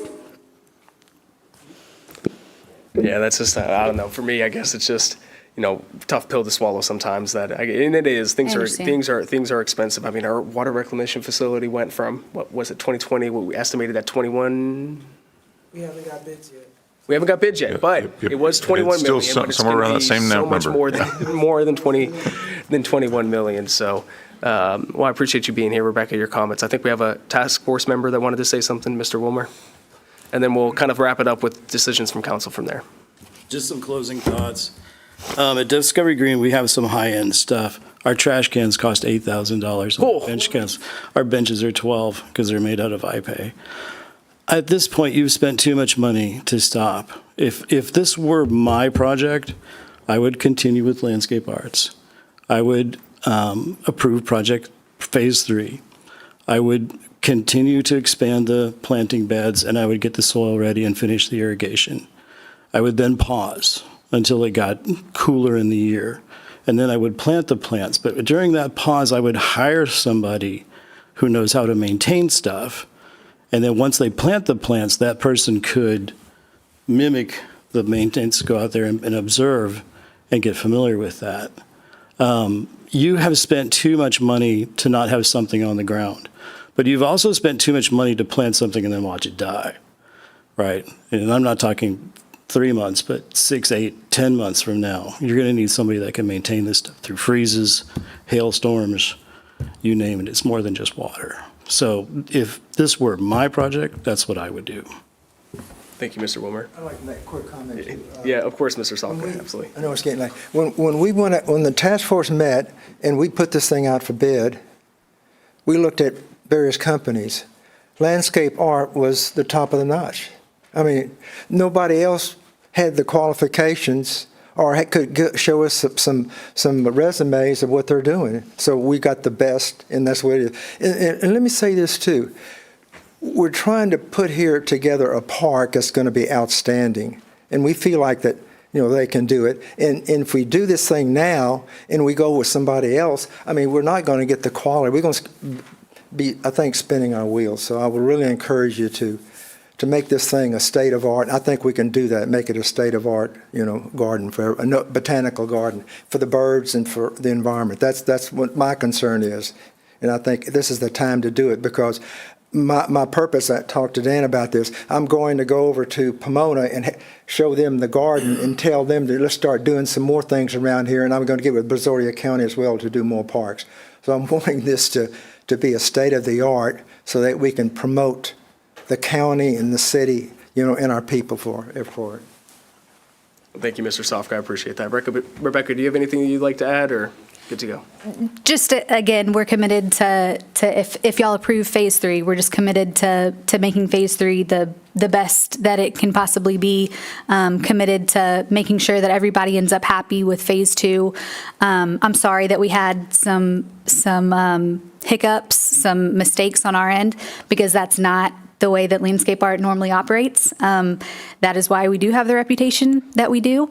And I feel like this has not been a good representation of what landscape art normally is. And I'm sorry about that. That ends with me. But we're committed to making sure that phase 2, everybody's happy. We're committed to making sure that phase 3 goes off without a hitch and that everybody's happy with phase 3 at the end of the day. Thank you, ma'am. I appreciate that. All right, council, what would you like to do? Would you like to share any more thoughts, or would somebody like to make a motion? I know Councilman O'Connor. I think, when put in terms of football, we're at the goal line, and that's not punt. Well, which football are you talking about, though? American football? Yeah, or American European football. We just come, I remember the meeting when we approved this. We had just gone on council. I mean, that was one of our first decisions. Seems like a lifetime ago. I know. But I think we've come too far. And Croy Park is such a wonderful park. It can be beautiful. There's been some bumps, but we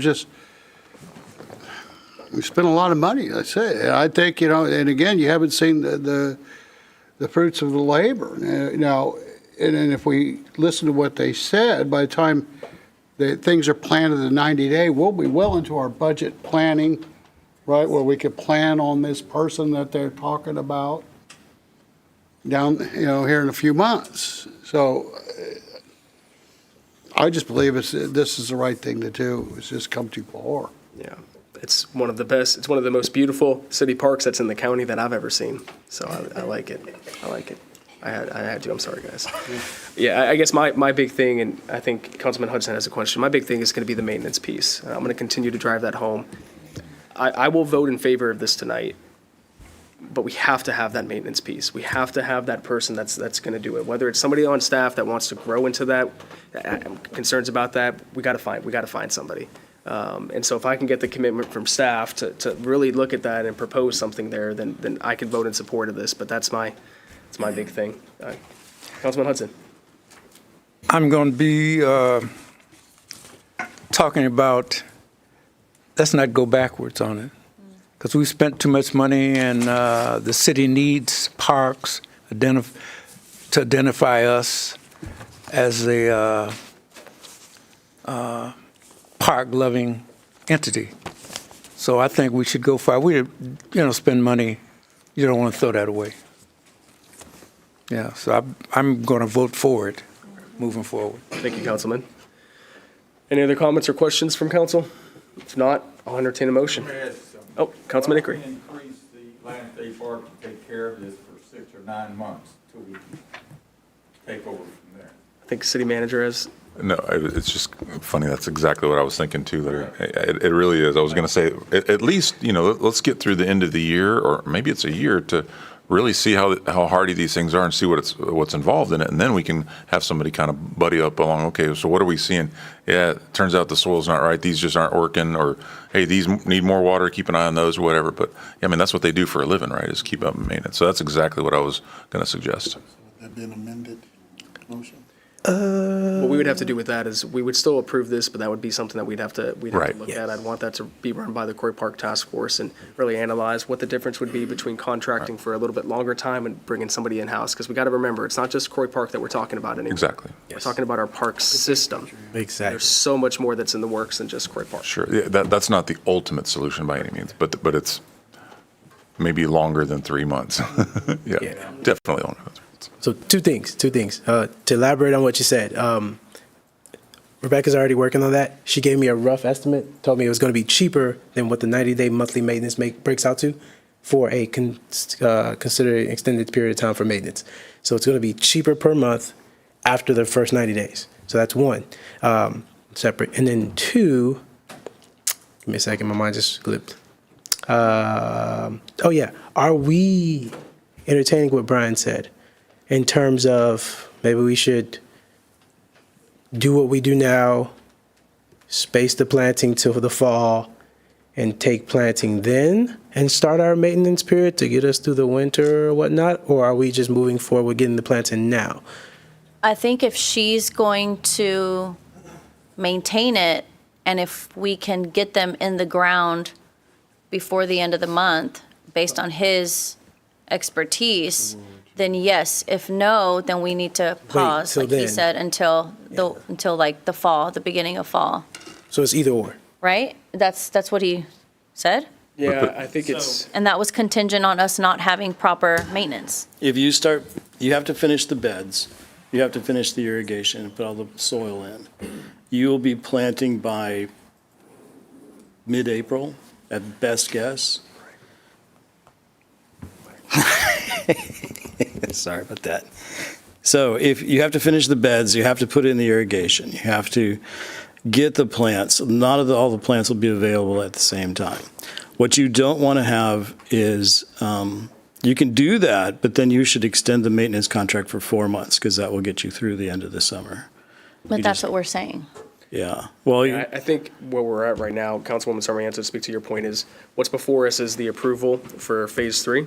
And then what we will do is we will task with the city manager, Wale, the task force, and Rebecca to determine what that looks like and what the best plan is, knowing that if we do not execute on it the way that we would expect to execute on it, that there'll be some conversations that we'll have to have.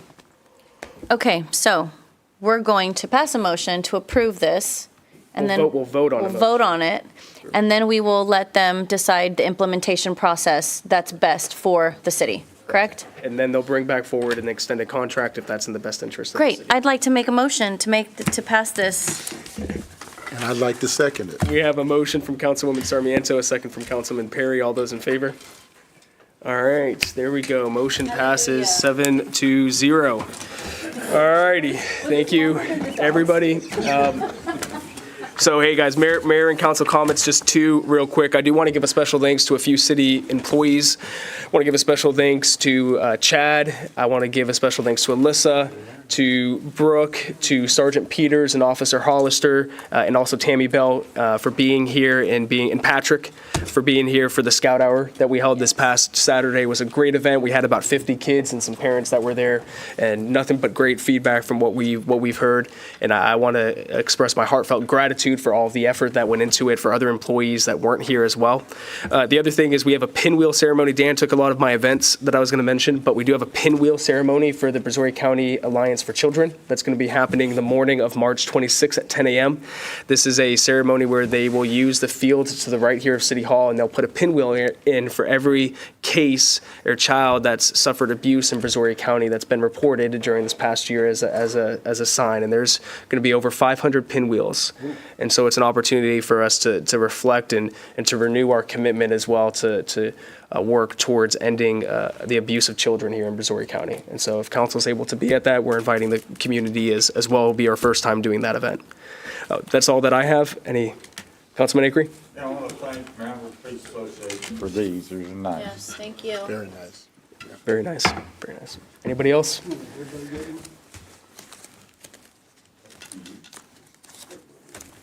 You didn't? Wow. We'll have to talk to Officer or Captain Day about that. The lone wolf, yeah, already got mine. It's okay. It's all right. Do you want a McFlurry? It's all Do you want a McFlurry? I'm going home now. Going home now. So we'll look into that. All right, so I'm going to make a motion to adjourn. Do I have a second? Second that motion. All those in favor? Motion passes unanimously.